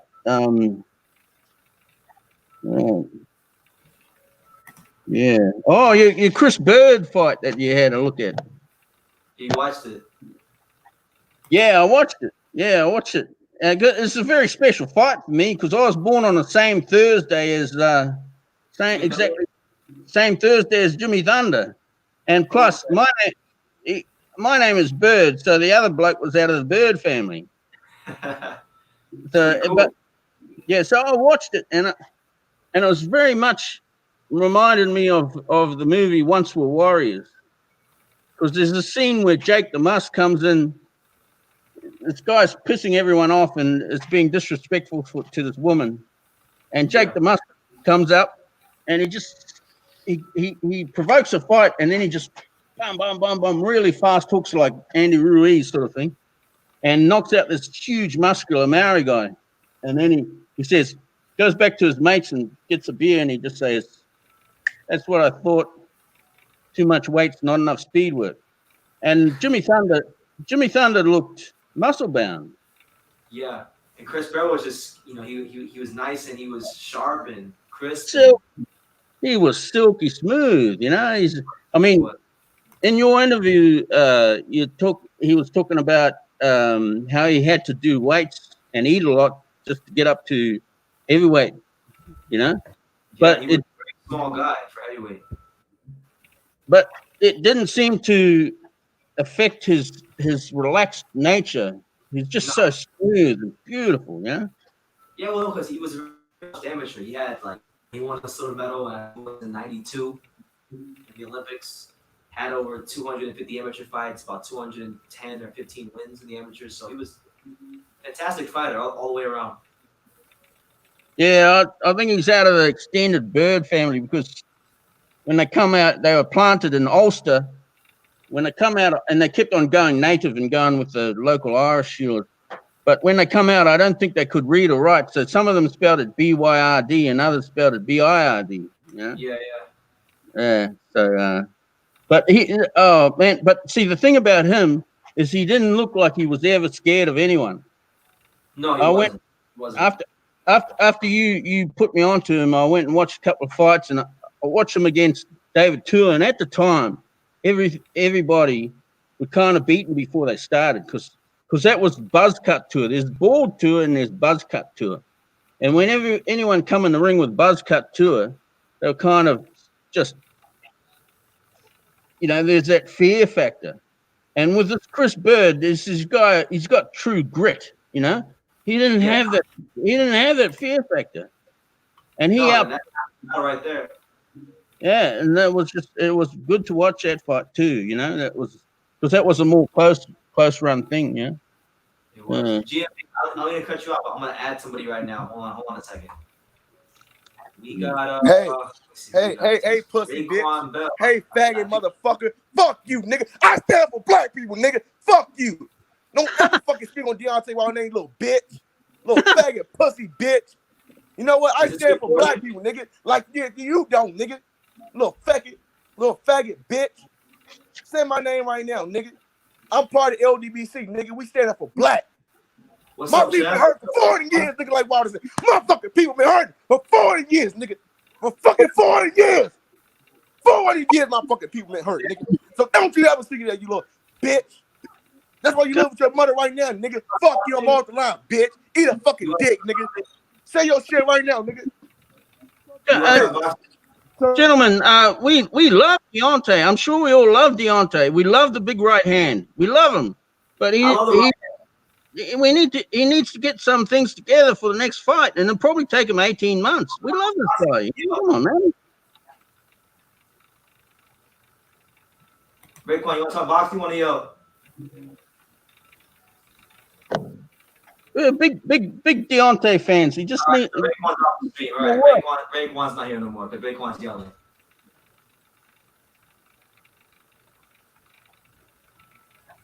I honestly thought that was a recording. Maybe.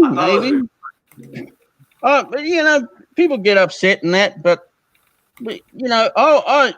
I just don't think Deontay can get it together for next June. I think he needs to go into quarantine and do what I'm doing. Like he should be secretly. Deontay will be fine if he just tweaks a couple things. It's not like he's got to reinvent the wheel. Well, it might take him a while, and more than next June or July. He should be using this fucking quarantine to go for middle of the night runs on the country roads and get this fucking running and just get his calves built up and all that sort of stuff. He was just fine. I mean, I can understand the hurt feelings of your brother there, of our brother, but because you've got such a flawless opponent that can fix any potential weakness. Apparently in the private chat, right? On the private chat, Raekwon Bell sent me a message before he come on because when you how before I add you in you come up in the square and you can put it in the private chat. I don't know if you've seen it. He put it in the private chat. He said, "Hey Brandon, let me on, pussy." He was angry before he got on here. Well, I don't mind it. I mean, I can see how he's hurt. He wants to let off a bit of steam. That's all right. Because because fans would never come on here. I respect them. Hello? How's it going, Memory? Yeah, sorry, I just went downstairs to get water and shit. Quarantine is all right. Quarantine is okay. Just load up on vitamin C and you should be fine. Yeah. Get the Lipsamol vitamin C. Worst comes to vitamin C is the key right now. You gotta load up on those vitamin C. And zinc. Zinc and vitamin C. Zinc, exactly right. But vitamin C is more for when you actually get sick. Yeah, it's to like kill it at its tracks. Yeah. But before you get sick, you need the D3, the zinc, the vitamin A, and selenium. But you need to have that stash of vitamin C for when you actually get sick. Yeah, I heard you just have to take like mega dose every several hours. Yeah, when you're sick. Yeah, absolutely. Yeah.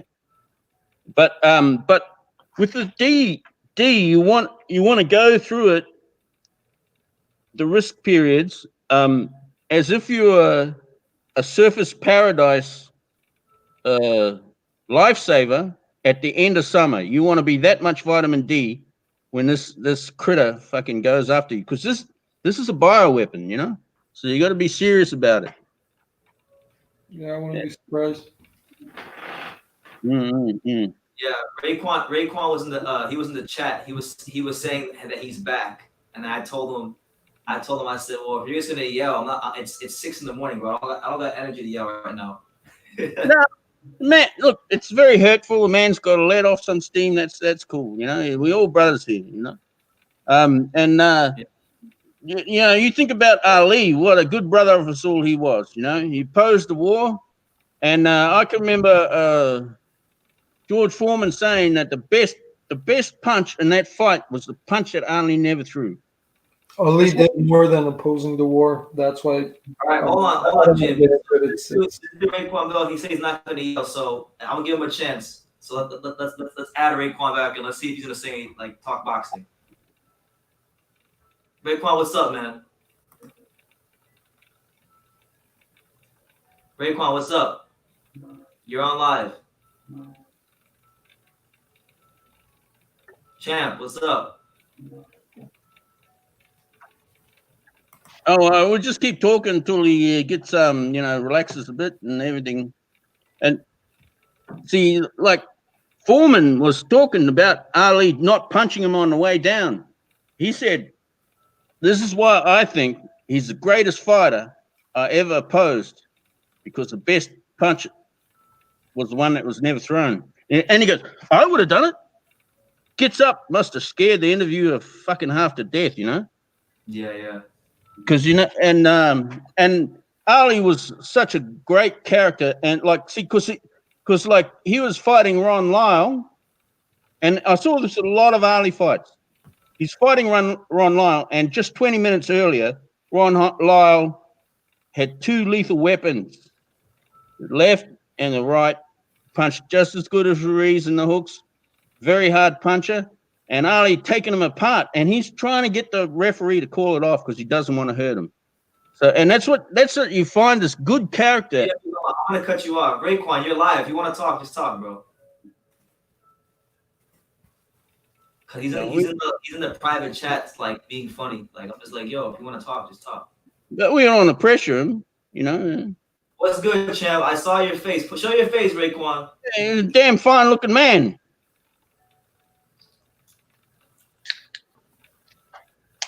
No, Raekwon left. Okay, I guess Raekwon ducked like Deontay Wilder ducked the back in. So we're gonna. Well, that's all right. That's all right. I mean, we all want Deontay to do well from now. You know, we want him to reform and do well. Yeah? So the fight can be competitive. Yeah. I just think it's going to take some time. It's going to take. I need some things up. Because see, everyone knows his weakness now, so he can't slip through the cracks now. And so this virus might be the best thing that happened to him, because he might be able to really just fix everything. I'm back. So I got a question for you. What's up, Raekwon? So you know my people been hurt for 400 years, like Wilder said. So why do you hate on Steve Cunningham for his point about the glove gate? What point? He said because the glove. Did you see the video where he was in with the glove?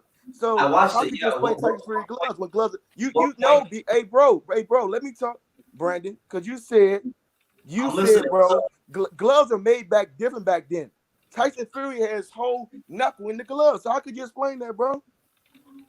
You seen the videos in the LDC. Those are good brothers. You are a fucking troll. That's what your life is. You live with your father. You are a troll. Okay. You don't have no life. You are a nerd that look like a duck. Okay. You're scared of BFT. You ducked BFT boxing. You ducked BFT, bro. You ducked him. You ain't want no smoke, bitch. You ain't want no smoke. You ain't want no smoke at all. You ain't want no smoke with that man at all. You did not. So I'm gonna leave. I'm gonna go back and chat right now, you little bitch. That's what the fuck I'm gonna do. Eat a dick, nigga. LDBC and Black Power only, bitch. And Wilder is still the king of fucking boxing, nigga. You know he lost, right? No, I think the brother needs What the hell was that about? Needs to chill a little bit. Okay, so basically, this dude Raekwon Bell, he's this guy that comes to my channel, and anytime I make a video about Wilder, he whines and cries, and he's upset because back in December, I trolled one of his friends, a guy by the name of BFTB Boxing, right? And BFTB blocked me from the chat of a video. So I didn't want to go back and forth with him. I told him, look, we can go live, whatever, it's all good. And then eventually I was just like, yo, I got shit to do. I don't got time to deal with the BFTBs of the world. He wants to come, he's welcome here anytime he wants. I see what you're saying. I mean, like, if I got too much more drunk, I'd have to come back when I was sober. And like, this guy's a little bit too angry, and he's got to chill a little bit and get some sense, you know. Yeah. So I can see that he's a little bit too upset, you know. Yeah, it's too cringe. Yeah. It was cringe. We want brother Deontay to do well. I mean, we want him to do well. I'd like to see him do well. I think he needs 18 months. I don't think he can do it by June or July. Yeah. It's 6 in the morning. Honestly, it's 6 in the morning. I don't got time to argue with Dilute Wilder, man. I'm too tired for that. Yeah. No, I understand. 6 hours into a live. For me to come on here, I need to be a little bit tipsy, but not too drunk. You got to be in the range. And so for him to come on here and be productive, he's got to maybe going to be a little bit angry. That'll be interesting, but he's too angry. He's not in the right range. And you know what? I couldn't answer when he was here the whole time, but I'll answer it now that he's not yelling. The Steve Cunningham thing. First of all, Steve, when he had his hands in the glove, he didn't have any wraps on. So my thing is this: if you're going to simulate the Fury Wilder Glovegate thing, situation, then honestly, put wraps on. Actually, go through the whole process. Don't just put your fist in the glove and say, yeah, he cheated because that's not. You're not really proving anything by doing that. If you watch the Ishe Smith video, Ishe Smith actually went through the whole process of showing you what it's like when the commission wraps your hands. He did it with his hands wrapped, so his is more believable to me.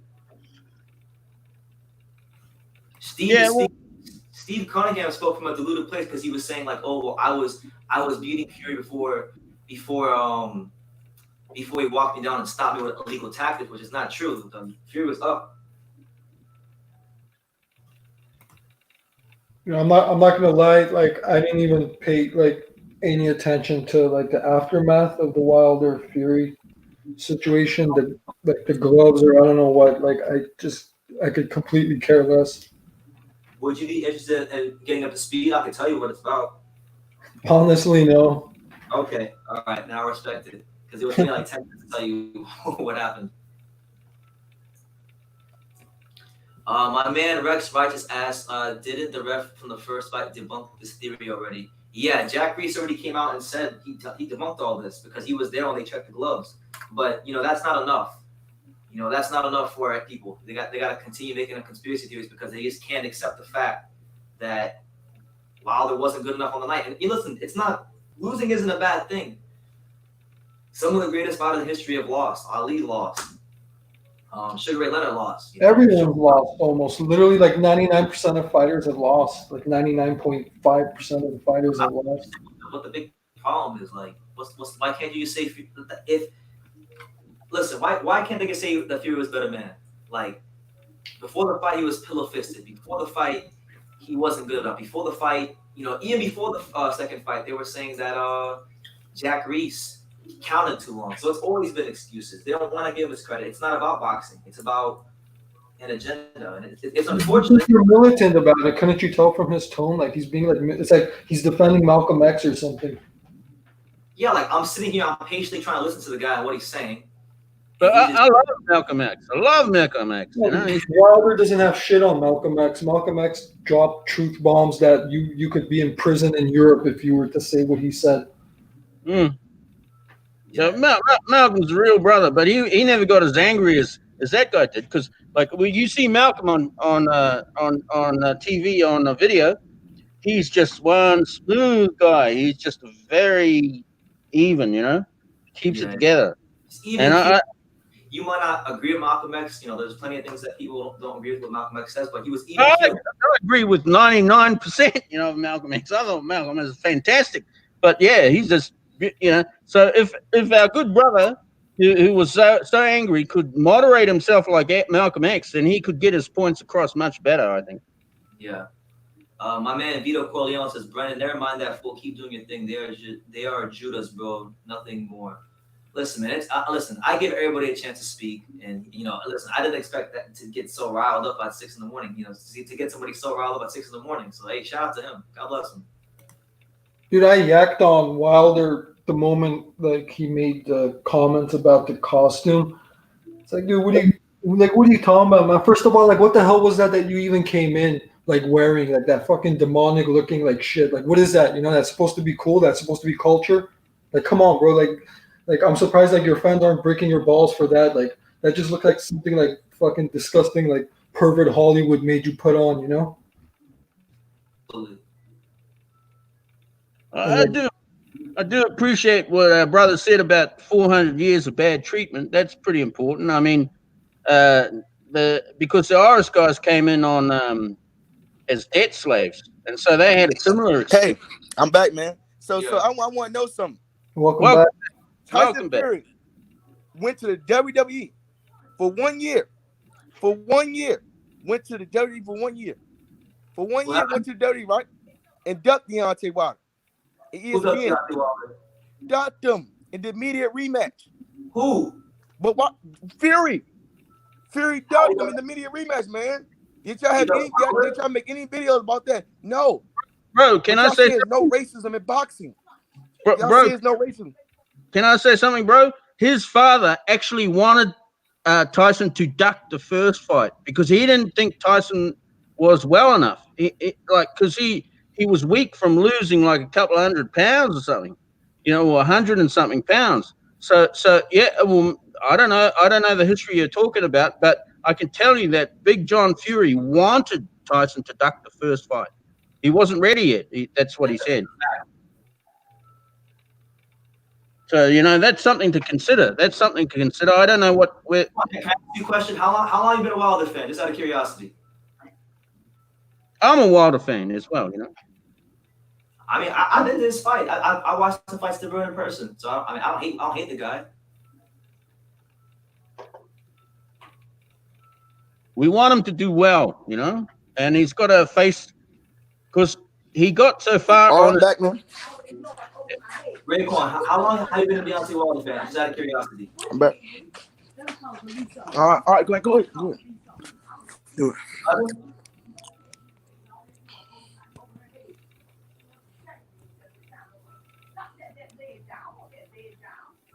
Raekwon, you there? No, he's just having a bit of domestic trouble. It's all right.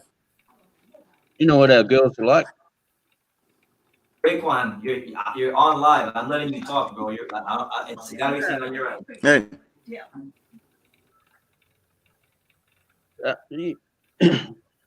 He's talking to me in the private chat. He's saying, "Let me talk." I don't know what the issue is. He's on live. I think I can speak for people to say like we appreciate the champ's strengths, but we want him to plug up his weaknesses, and otherwise he's not going to be the champ again. Okay. There's like a second window now, so I guess I'm gonna add this in. That 2 windows. What the fuck? Okay, Whoa. Raekwon, you're here twice. What's up, champ? Double the pleasure. No, let's be tolerant here. I mean, he's angry. Let's let him let off some steam. It's quarantine time.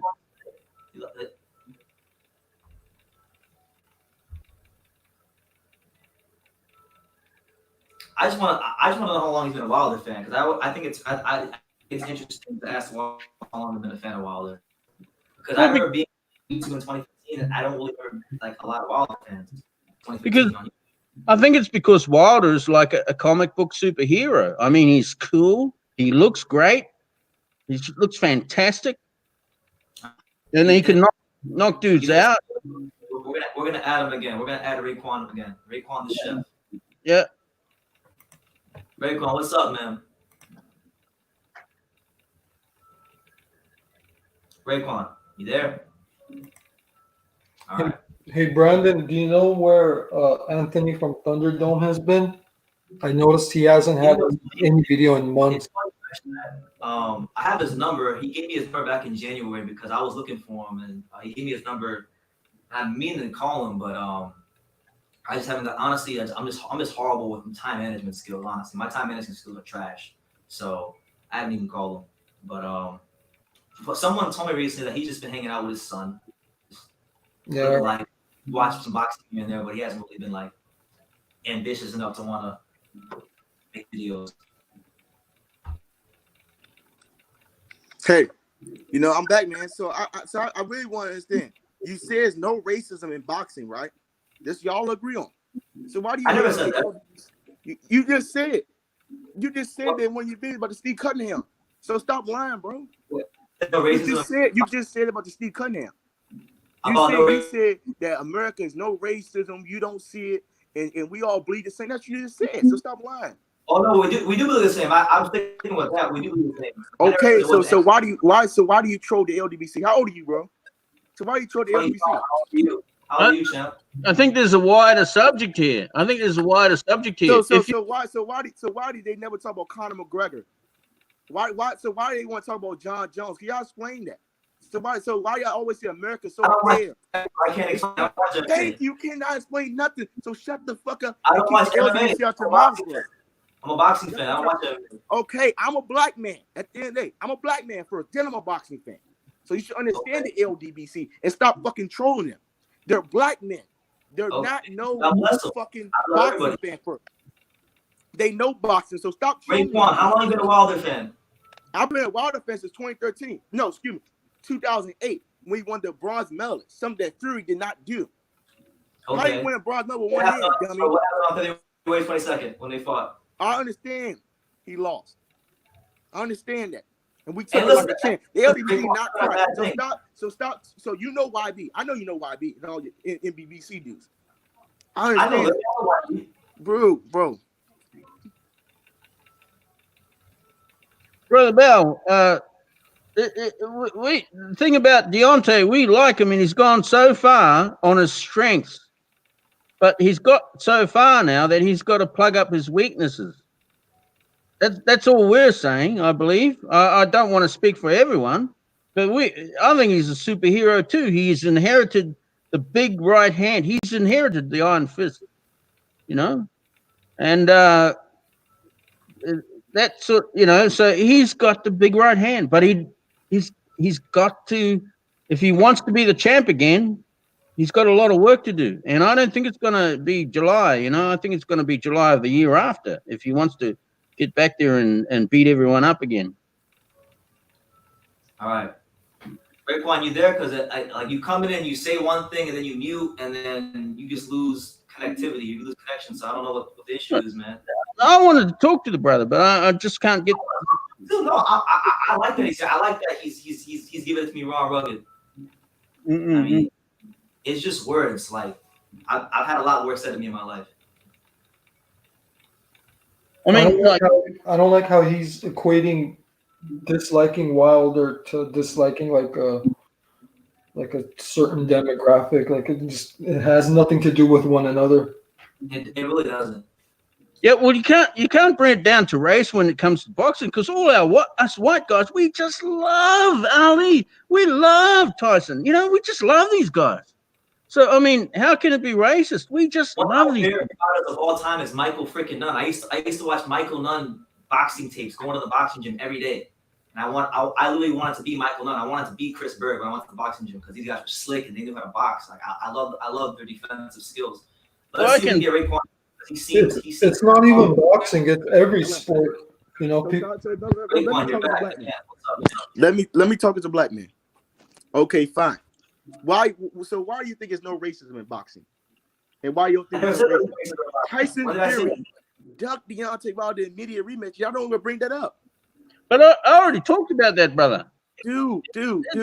Brother wasn't First ready. of all, I really want to understand something as a black man. Why do y'all hate on the LDBC? Let's just get this straight. Bro, you troll BLT. So why do you hate on BLT? Because he tell the truth as a black man? I'm very Come on, bro. And I'm a black man before I'm a boxing fan. And It I'm sounds older. like repeat. Sounds like a cassette player like put on Man, repeat. shut the fuck up, hoe ass nigga. Shut your fucking mouth. Hey, come on, Come guys. on, champ. Hey, keep it respectful, Raekwon. Come on, champ. Okay, fine, cool. You're talking to me, You know man. what? Cool. You know what? You know what? You know what? Cool. We're just talking, man. What's up? Okay. All right, Raekwon, you're not coming back no more, champ. If you request to join, I'm not letting you back on. Cause I'm trying to talk to you, and you're whining, and I'm trying to talk to you, have dialogue, but you don't want to have dialogue. Well, you know, maybe if it calms down a bit. Anyways, Yeah. whatever. Just ignore this. This completely like useless, like waste of time. No, it is. It's sucking you into his world. You know, like just bringing you down, Yeah. Well, there's a lot of hurt there. If, like, for example, I'm just sort of just not politically correct, and I had a job for 22 years, but prior to that, I found myself I was always the last person to get a job and the first person to get laid off. You know, because you don't fit in. And then if you've got a whole network of people like that, of these black people, they put them off first, and they only hire them back last. There's a lot of hurt there, you know. There's this inner hurt, and he can't control it. And so, if you could control that level of hurt, maybe you could let him back on in 6 months or something like that. I just told him just now. He wasted enough time. I'm good on that one. All right then. You're the judge and you're the boss, you know. That's it. But I can feel the hurt, you know. Yeah, I mean, listen. So look, well, I want to. You know what? He's not here, so I'm going to answer his questions because he did ask some questions because I have said some things in other lives that he wanted me to address. So I'm going to address them. He asked me. He put words in my mouth actually because I never actually said there was no racism in boxing. What I said was I prefer not to talk about racism in boxing because I want to talk about the boxing itself. But I know the history of boxing really, really well. If you go back to the days of Jack Johnson, even before Jack Johnson, you know, if you trace back the lineage of the heavyweight division to James J. Jeffries and John L. Sullivan, you know, there's always been racism in boxing. There's always some sort of racism has always been a race and culture have always been the way that promoters promote boxing. So it's never gonna go away. I'm not ignorant, but he wants to make that about like, to answer his question. That's my main problem with the LDBC. They want to take something that is an issue, and they want to make that the focal point of everything they talk about. And at some point in time, you got to realize boxing is still a sport. If we want to talk about fights. Yeah, I think there's been racism both ways in boxing. You know, you'd have to wonder why some promoter didn't get behind some of Tyson's uncles or something like that. And there was some really good street fighters in Britain in the bare knuckles that probably should have got a sponsor and a good coach and stuff like that. So I think it goes both ways. Yeah. Really. You know. Absolutely. But we're almost like 7 hours in. yeah. Who was your favorite boxer growing up? Was it Ali? Were you an Ali fan? Was that your guy?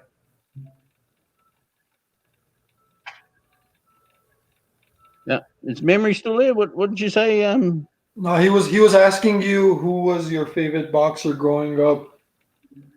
Oh well, I really liked Ali, and I really liked Duran, but maybe that was racism. But really, I thought it was just some bloke with short arms that could go in and beat up the big guys. You know. So, but you notice that the champ Mike Tyson, if you ask him who's the best heavyweight champ in history, he'll say, well, first it's Ali, and then, you know, it's a little bit tricky after that. But if who's your favorite boxer? Roberto Duran, just like that, straight off. So no racism there, you know. He just like Duran. Yeah, my favorite boxer is Romo Gonzalez, hands down. Romo Chalatito Gonzalez. Well, I have to check that dude out, you know. He's a very good. Do you remember Alexis Arguello?